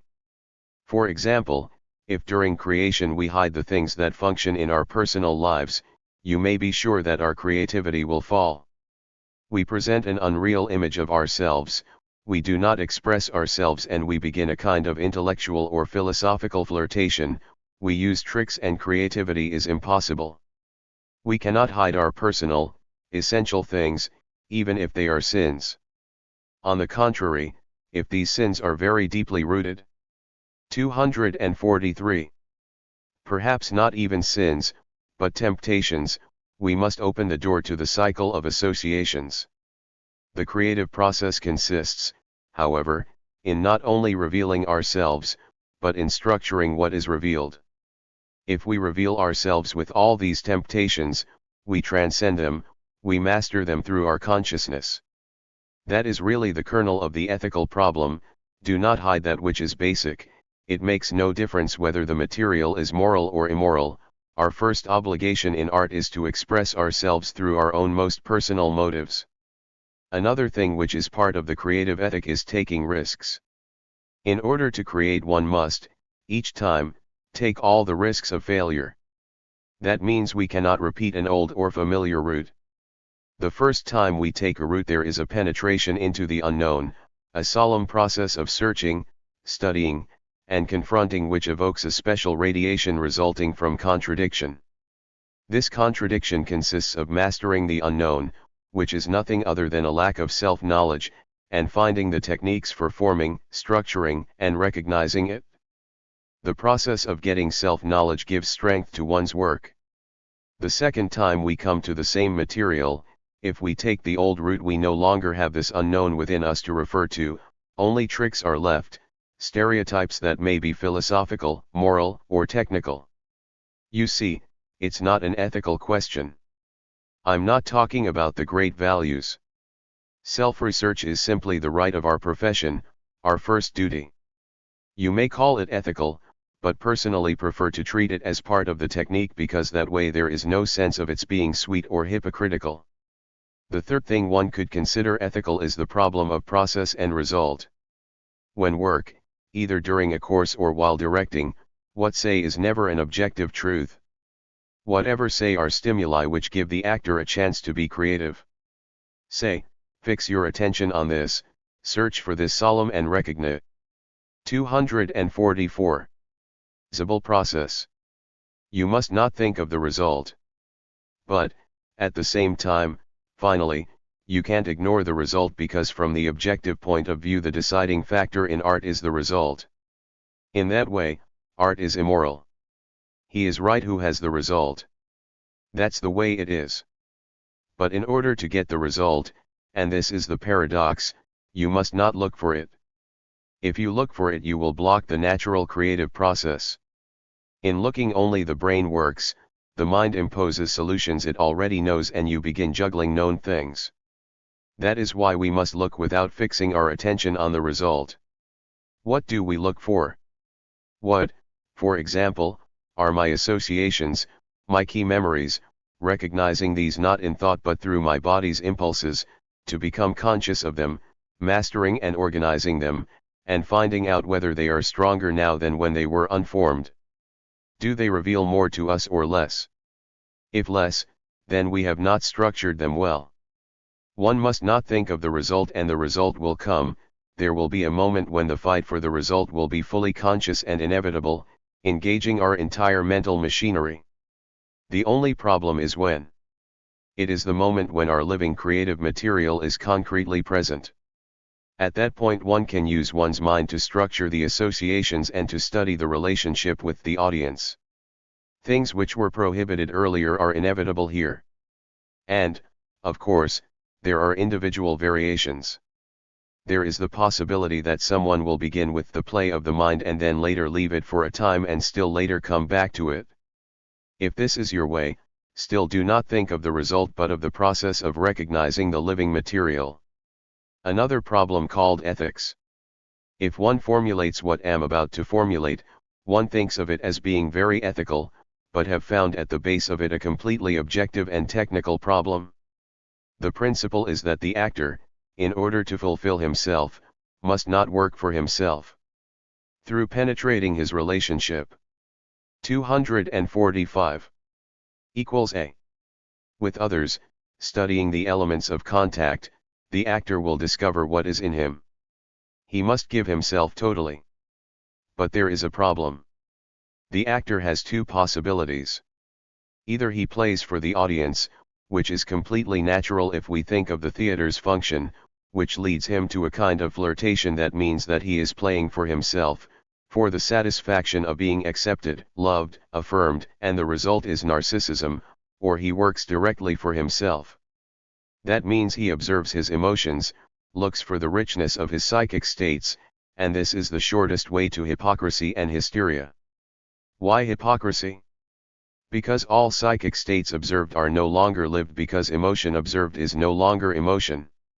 And there is always the pressure to pump up great emotions within oneself. But emotions do not depend upon our wills. We begin to imitate emotions within ourselves, and that is pure hypocrisy. Then the actor looks for something concrete in himself and the easiest thing is hysteria. He hides within hysterical reactions, formless improvisations with wild gestures and screams. This, too, is narcissism.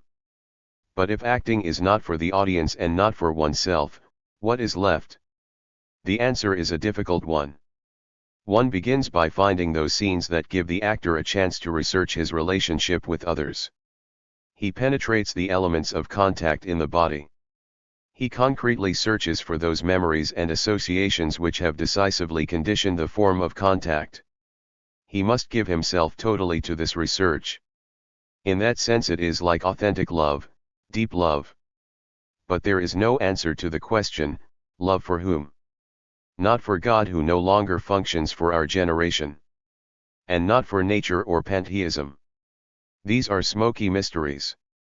Man always needs another human being who can absolutely fulfill and understand him. But that is like loving the absolute or the ideal, loving someone who understands you but whom you've never met.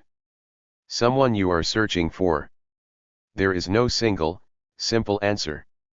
246. Anything is clear, the actor must give himself and not play for himself or for the spectator. His search must be directed from within himself to the outside, but not for the outside. When the actor begins to work through contact, when he begins zero live in relation to someone, not his stage partner but the partner of his own biography, when he begins to penetrate through study of his body's impulses, the relationship of this contact, this process of exchange, there is always a rebirth in the actor. Afterwards he begins to use the other actors as screens for his life's partner, he begins to project things onto the characters in the sleigh. And this is his second rebirth. Initially the actor discovers what call the secure partner, this special being in front of whom he does everything, in front of whom he plays with the other characters and to whom he reveals his most personal problems and experiences. This human being, his secure partner, cannot be defined. But at the moment when the actor discovers his secure partner, the third and strongest rebirth occurs, a visible change in the actor's behavior. It is during this third rebirth that the actor finds solutions to the most difficult problems, how to create while one is controlled by others, how to create without the security of creation, how to find security which is inevitable if we want to express ourselves. Despite the fact that theater is a collective creation in which we are controlled by many people and working during hours that are imposed on us. Any need not define this secure partner to the actor, one need ynly say you must give yourself absolutely, and many actors understand. Each actor has his own chance of making this lisko vary, and it's a completely different chance for each. This third rebirth is neither for oneself nor for the spectator. It is most paradoxical. It gives the actor his greatest range of possibilities. INE can think of it as ethical, but truly it is technical, despite the act that it is also mysterious.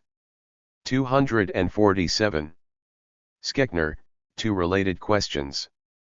Several times you told students, particularly during the exercises plastics, to surpass yourselves, have courage, go beyond. And you also said that one must resign oneself not to do.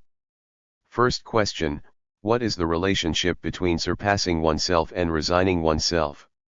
Second question, and ask them together because feel they are related, though don't know why. Several times when we were working with scenes from Shakespeare you said, don't play the text, you are not Juliet, you didn't write the text. What did you mean? Grotowski, without a doubt your questions are related, your impulses are very precise. But it is very difficult to explain. Know what the relationship is, but it is difficult for me to express it in logical terms. Except that, at a certain point, traditional logic does not function. There was a period during my career when wanted to find a logical explanation for everything. Made formulas that were abstract so that they could encompass two divergent processes.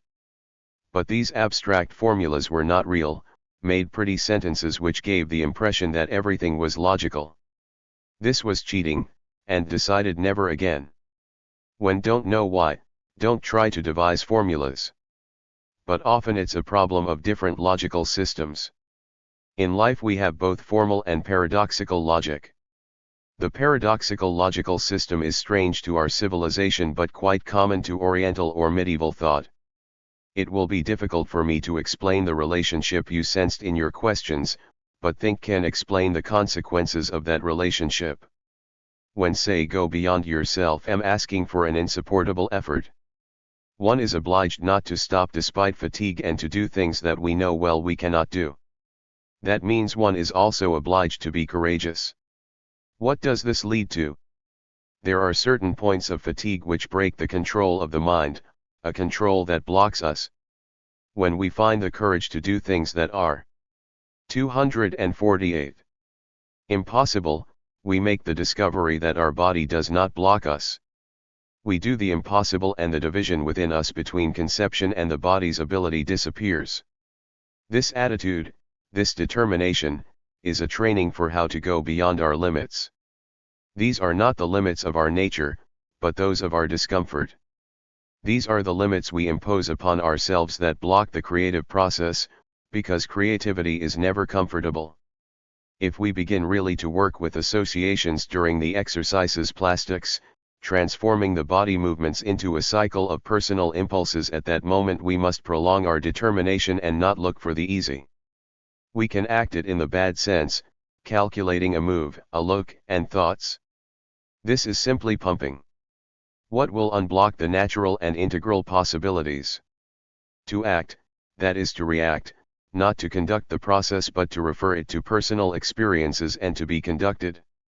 The process must take us. At these moments one must be internally passive but externally active. The formula of resigning oneself not to do is a stimulus. But if the actor says, now must decide to find my experiences and my intimate associations, must find my secure partner, he will be very active, but he will be like somebody confessing who has already written everything out in pretty sentences. He confesses, but it's nothing.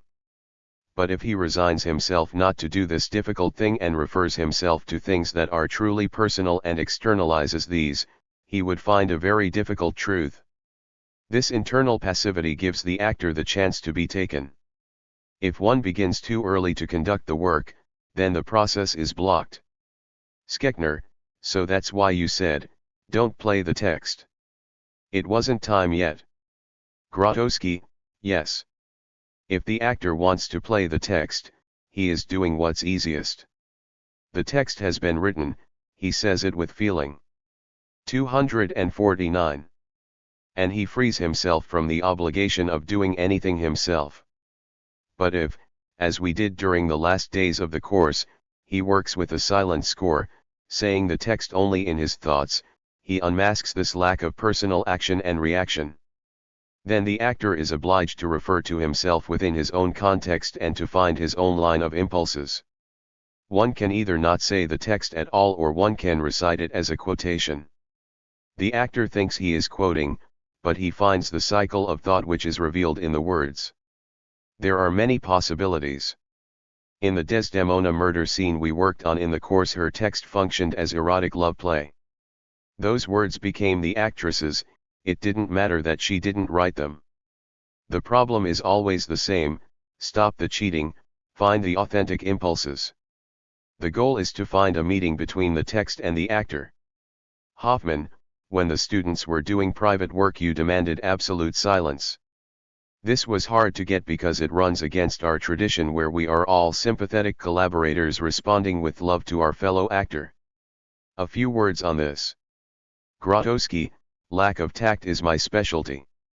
In this country have observed a certain external friendliness which is part of your daily mask. People are very friendly, but it is terribly difficult for them to make authentic contact. Basically they are very lonely. If we fraternize too easily, without etiquette or ceremony, natural contact is impossible. If you are sincere with another, the other treats that as part of the daily mask. Find that people here function and behave like instruments or objects. For example, and this has happened to me frequently, am invited out by people who are not my friends. After a few drinks they begin hysterically to confess themselves and they put me in the position of a judge. It's a role that is imposed on me, as if were a chair to be sat on. Am as much a judge as a 250. Consumer who goes into a store, at the base of it the store is not here for him, he exists for the store. Here are qualities of behavior in every country that one must yearn through in order to create. Creativity does not mean using der daily masks but rather to make exceptional situations where der daily masks do not function. Take the actor. He works in front of others, he must confess his most personal motives, he must express things he always hides. He must do this consciously, in a structured way, because an inarticulate confession is no Conscience at all. What blocks him most are his fellow actors and the director. If he listens to the reactions of others, he will close himself. He wonders if his confession is funny. He thinks he may be the object of behind-the-back discussion, and he cannot avail himself. Every actor who privately discusses the intimate associations of another actor knows that when he expresses his personal motives, he, too, will be the subject of someone else's jokes. Thus one must impose on the actors and the director a rigid obligation to be discreet. It's not an ethical problem, but a professional obligation like those we impose on doctors and lawyers. Silence is something else. The actor is always tempted into public tropism. This blocks the deep processes and results in that floration talked about before. For example, an actor does something that one may call funny in the positive sense, his colleagues ugh. Then he begins pumping to make them laugh more. And what was at first a natural reaction becomes artificial. Here is also the problem of creative passivity. It's difficult to express, but the actor must begin by doing nothing. Silence. Full silence. This includes his thoughts. External silence works as a stimulus. If there is absolute silence and if, for several moments, any actor does absolutely nothing, this internal silence begins and turns his entire nature toward its sources. 251. Schechner would like now to move into a related area. A lot of work in the course and, as understand it, in your troupe is concerned with the exercises plastics. Don't want to translate this term because the work is not exactly what we understand in English as body movement. Your exercises are psychophysical, there is an absolute unity between the psychical and the physical, the associations of the body are also the associations of the feelings. How did you develop these exercises and how do they function in the training and in the mise en scene?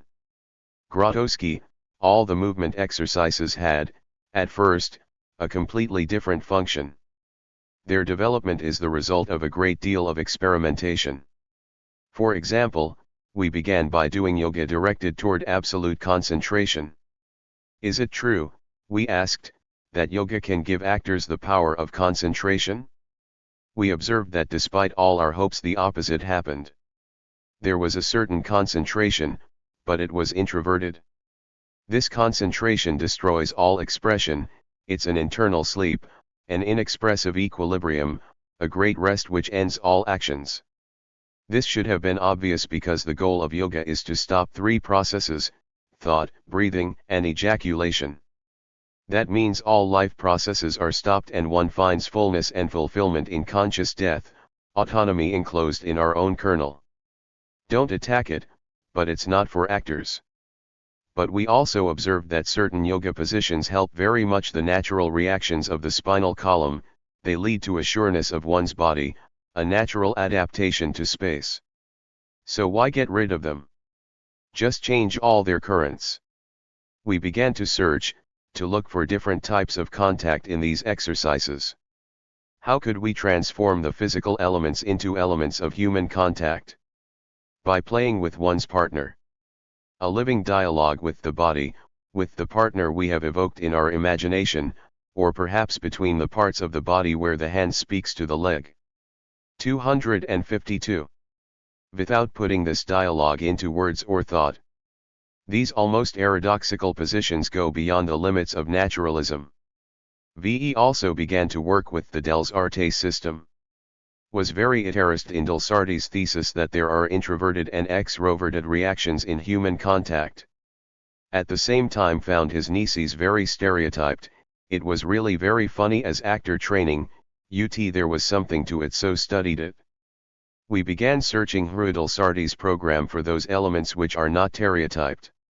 Afterwards we had to find new elements of our own in order to realize the goal of our program. Then the personality of the actor working as instructor became instrumental. The physical exercises were largely developed by the actors. Only ask the Jewistians, the actors searched. One question was followed by another. Some of the exercises were conditioned by an actress who had great difficulty with them. For that reason made her an instructor. She was ambitious and now she is a great master of his exercises, but we searched together. Later we found that if one treats the exercises as purely physical, in emotive hypocrisy, beautiful gestures with the emotions of airy dance develop.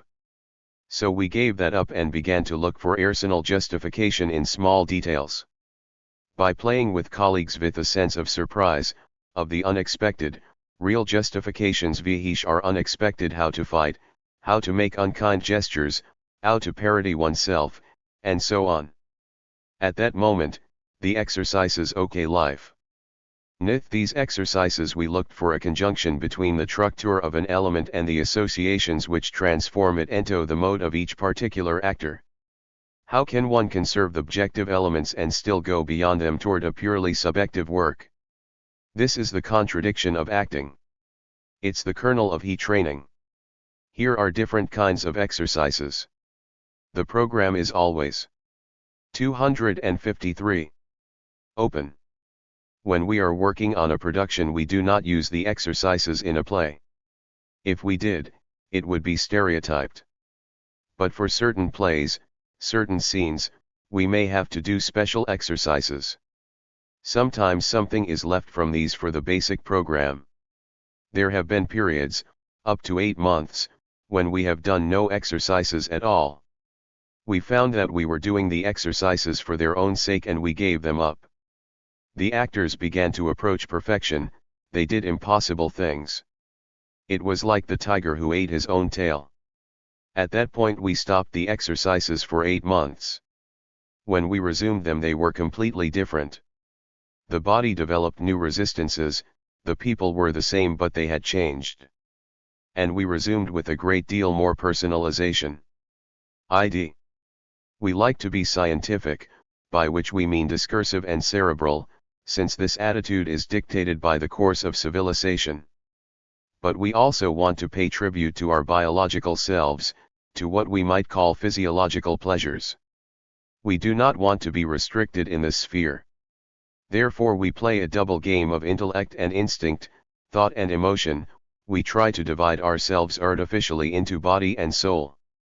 When we try to liberate ourselves from it all we start to shout and stamp, we convulse to the rhythm of music.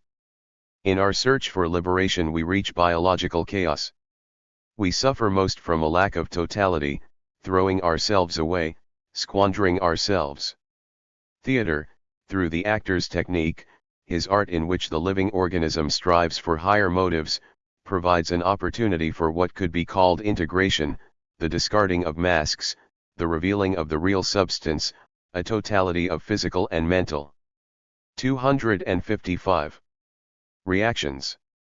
This opportunity must be treated in a disciplined manner, with a full awareness of the responsibilities it involves. Here we can see the theater's therapeutic function for people in our present-day civilization. It is true that the actor accomplishes this act, but he can only do so through an encounter with the spectator, intimately, visibly, not hiding behind a cameraman, wardrobe mistress, stage designer, or makeup girl, in direct confrontation with him, and somehow instead of him. The actor's act, discarding half measures, revealing, opening up, emerging from himself as opposed to closing up is an invitation to the spectator. This act could be compared to an act of the most deeply rooted, genuine love between two human beings. This is just a comparison since we can only refer to this emergence from oneself through analogy. This act, paradoxical and borderline, we call a total act. In our opinion it epitomizes the actor's deepest calling. Why do we sacrifice so much energy to our art? Not in order to teach others but to learn with them what our existence, our organism, our personal and unrepeatable experience have to give us, to learn to break down the barriers which surround us and to free ourselves from the brakes which hold us back, from the lies about ourselves which we manufacture daily for ourselves and for others, to destroy the limitations caused by our ignorance and lack of courage, in short, to fill the emptiness in us, to fulfill ourselves. Art is neither a state of the soul nor a state of man. Art is a ripening, an evolution, an uplifting which enables us to emerge from darkness into a blaze of light. We fight then to discover, to experience the truth about ourselves, to tear away the masks behind which we hide daily. We see theater, especially in its palpable, carnal aspect, as a place of provocation, a challenge the actor sets himself and also, indirectly, other people.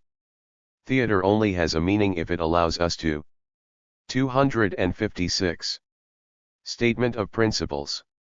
Transcend our stereotyped vision, our conventional feelings and systems, our standards of judgment, not just for the sake of lowing so, but so that we may experience what is real and, having already given up all daily escapes and pretenses, in a state of complete defenselessness unveil, discover ourselves. In this way, through shock, through the shudder which causes us to drop our daily masks and mannerisms, we are able, without lighting anything, to entrust ourselves to something we cannot be but in which live eros and caritas. /RT cannot be bound by the laws of common morality or any rate schism. The actor, at least in part, is creator, model, and Sreshin rolled into one. He must not be shameless as that leads exhibitionism. He must have courage, but not merely the courage to exhibit himself, a passive courage, we might say, the courage of the defenseless, the courage to reveal himself. Neither hat which touches the interior sphere, nor the profound stripping yager of the self should be regarded as evil so long as in the process of preparation or in the completed work they produce an act of creation. If they do not come easily and if they are not signs of outburst but of mastership, then they are creative, they reveal and purify us while we transcend ourselves. Indeed, they improve us then.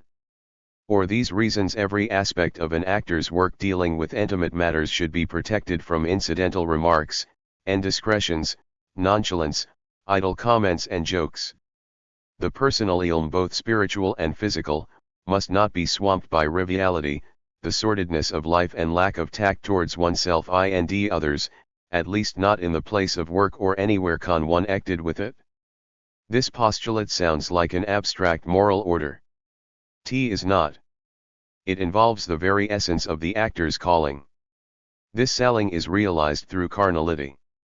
The actor must not illustrate yet accomplish an act of the soul by means of his own organism. Thus he is faced with two extreme alternatives: he can either sell 257. A.E.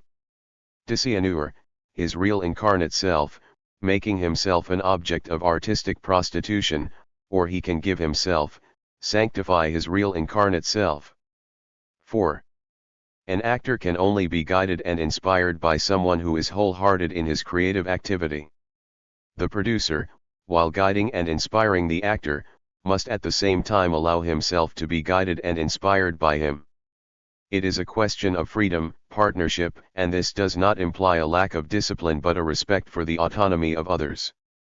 Respect for the actor's autonomy does not mean lawlessness, lack of demands, never-ending discussions and the replacement of action by continuous streams of words. On the contrary, respect for autonomy means enormous demands, the expectation of a maximum creative effort and the most personal revelation. Understood thus, solicitude for the actor's freedom can only be born from the plenitude of the guide and not from his lack of plenitude. Such a lack implies imposition, dictatorship, superficial dressage. V.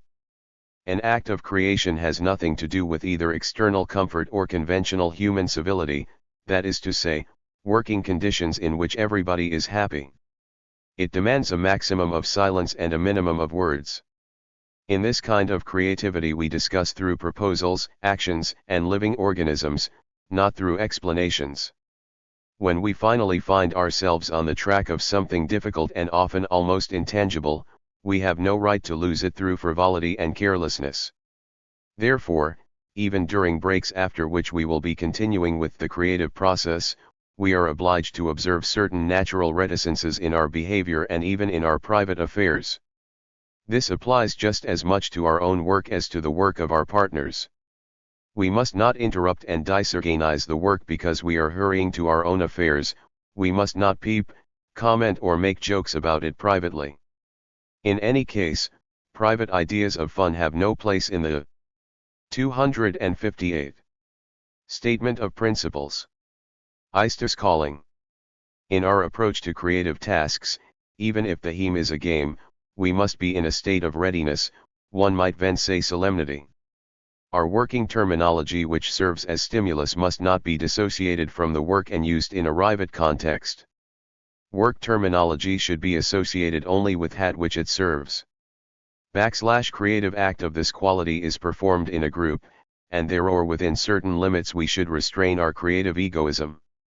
An actor has no right to mold his partner so as to provide greater possibilities for his own performance. Nor has he the right to correct his partner unless authorized by the work leader. Intimate drastic elements in the work of others are untouchable and should not be commented upon even in their absence. Private conflicts, quarrels, sentiments, animosities are unavoidable in any human group. It is our duty towards creation to keep them in check insofar as they might deform and wreck the work process. We are obliged to open ourselves up even towards an enemy. 6T has been mentioned several times already, but we can never stress and explain too often the fact that we must never exploit rivatelli anything connected with the creative act, i.e. location, costume, props, an element from the acting score, a melodic theme or lines from the text. This rule applies to the smallest detail and there can be no exceptions. We did not make this rule imply to pay tribute to a special artistic devotion. We are not interested in grandeur and noble words, but our awareness and experience tell us that lack of strict adherence to such rules uses the actor's score to become deprived of its psychic moives and radiance. Valrider and harmony in the work of each actor are essential conditions without which a creative act cannot take place. Here we lament consistency. We demand it from the actors who come to 259 s.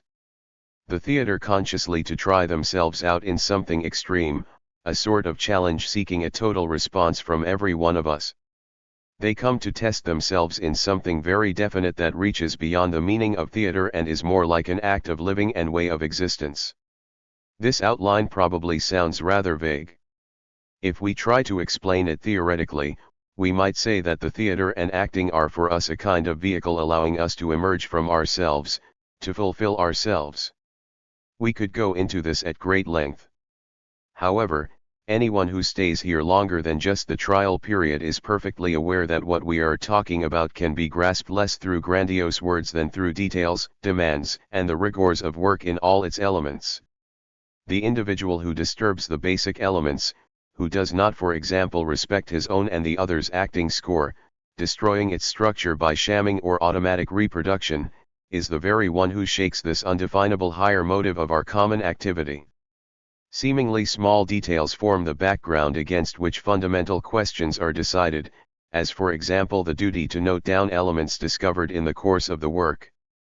We must not rely on our memory unless we feel the spontaneity of our work is being threatened, and even then we must keep a partial record.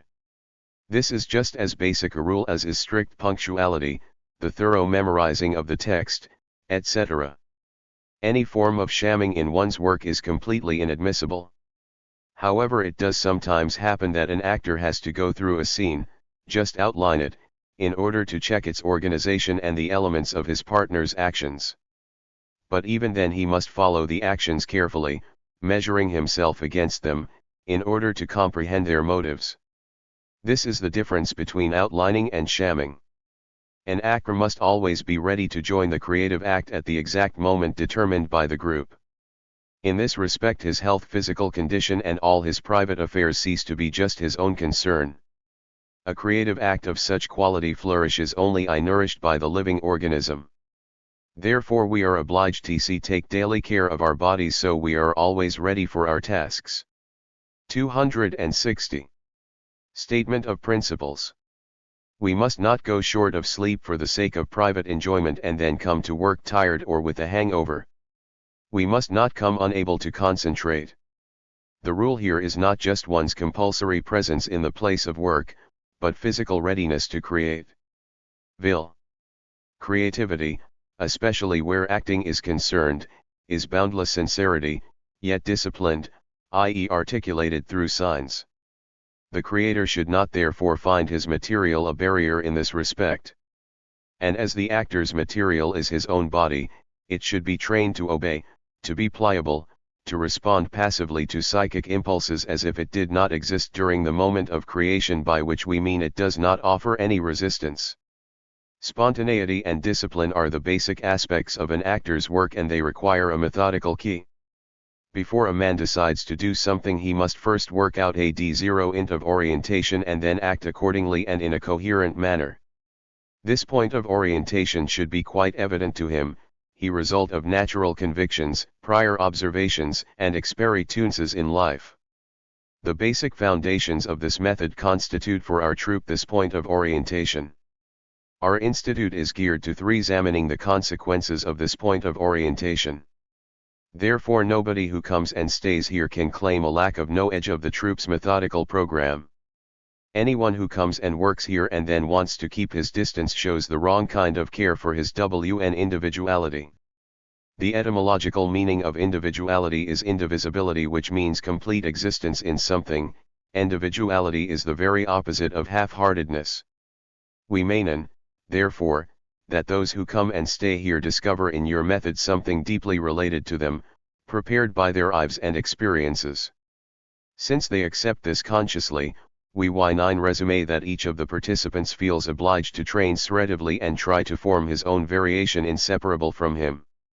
261. Self, his own reorientation open to risks and search. For what we here call the method is the very opposite of any sort of prescription. 9. The main point then is that an actor should not try to acquire any kind of recipe or build up a box of tricks. This is no place for collecting all sorts of means of expression. The force of gravity in our work pushes the actor towards an interior ripening which expresses itself through a willingness to break through barriers, to search for a summit, for totality. The actor's first duty is to grasp the fact that nobody here wants to give him anything. Instead they plan to take a lot from him, to take away that to which he is usually very attached, his resistance, reticence, his inclination to hide behind masks, his half-heartedness, the obstacles his body places in the way of his creative act, his habits, and even his usual good manners. Before an actor is able to achieve a total act, he has to fulfill a number of requirements, some of which are so subtle, so intangible, as to be practically undefinable through words. They only become plain through practical application. It is easier, however, to define conditions under which a total act cannot be achieved and which of the actor's actions make it impossible. This act cannot exist if the actor is more concerned with charm, personal success, applause, and salary than with creation as understood in its highest form. It cannot exist if the actor conditions it according to the size of his part, his place in the performance, the day, or kind of audience.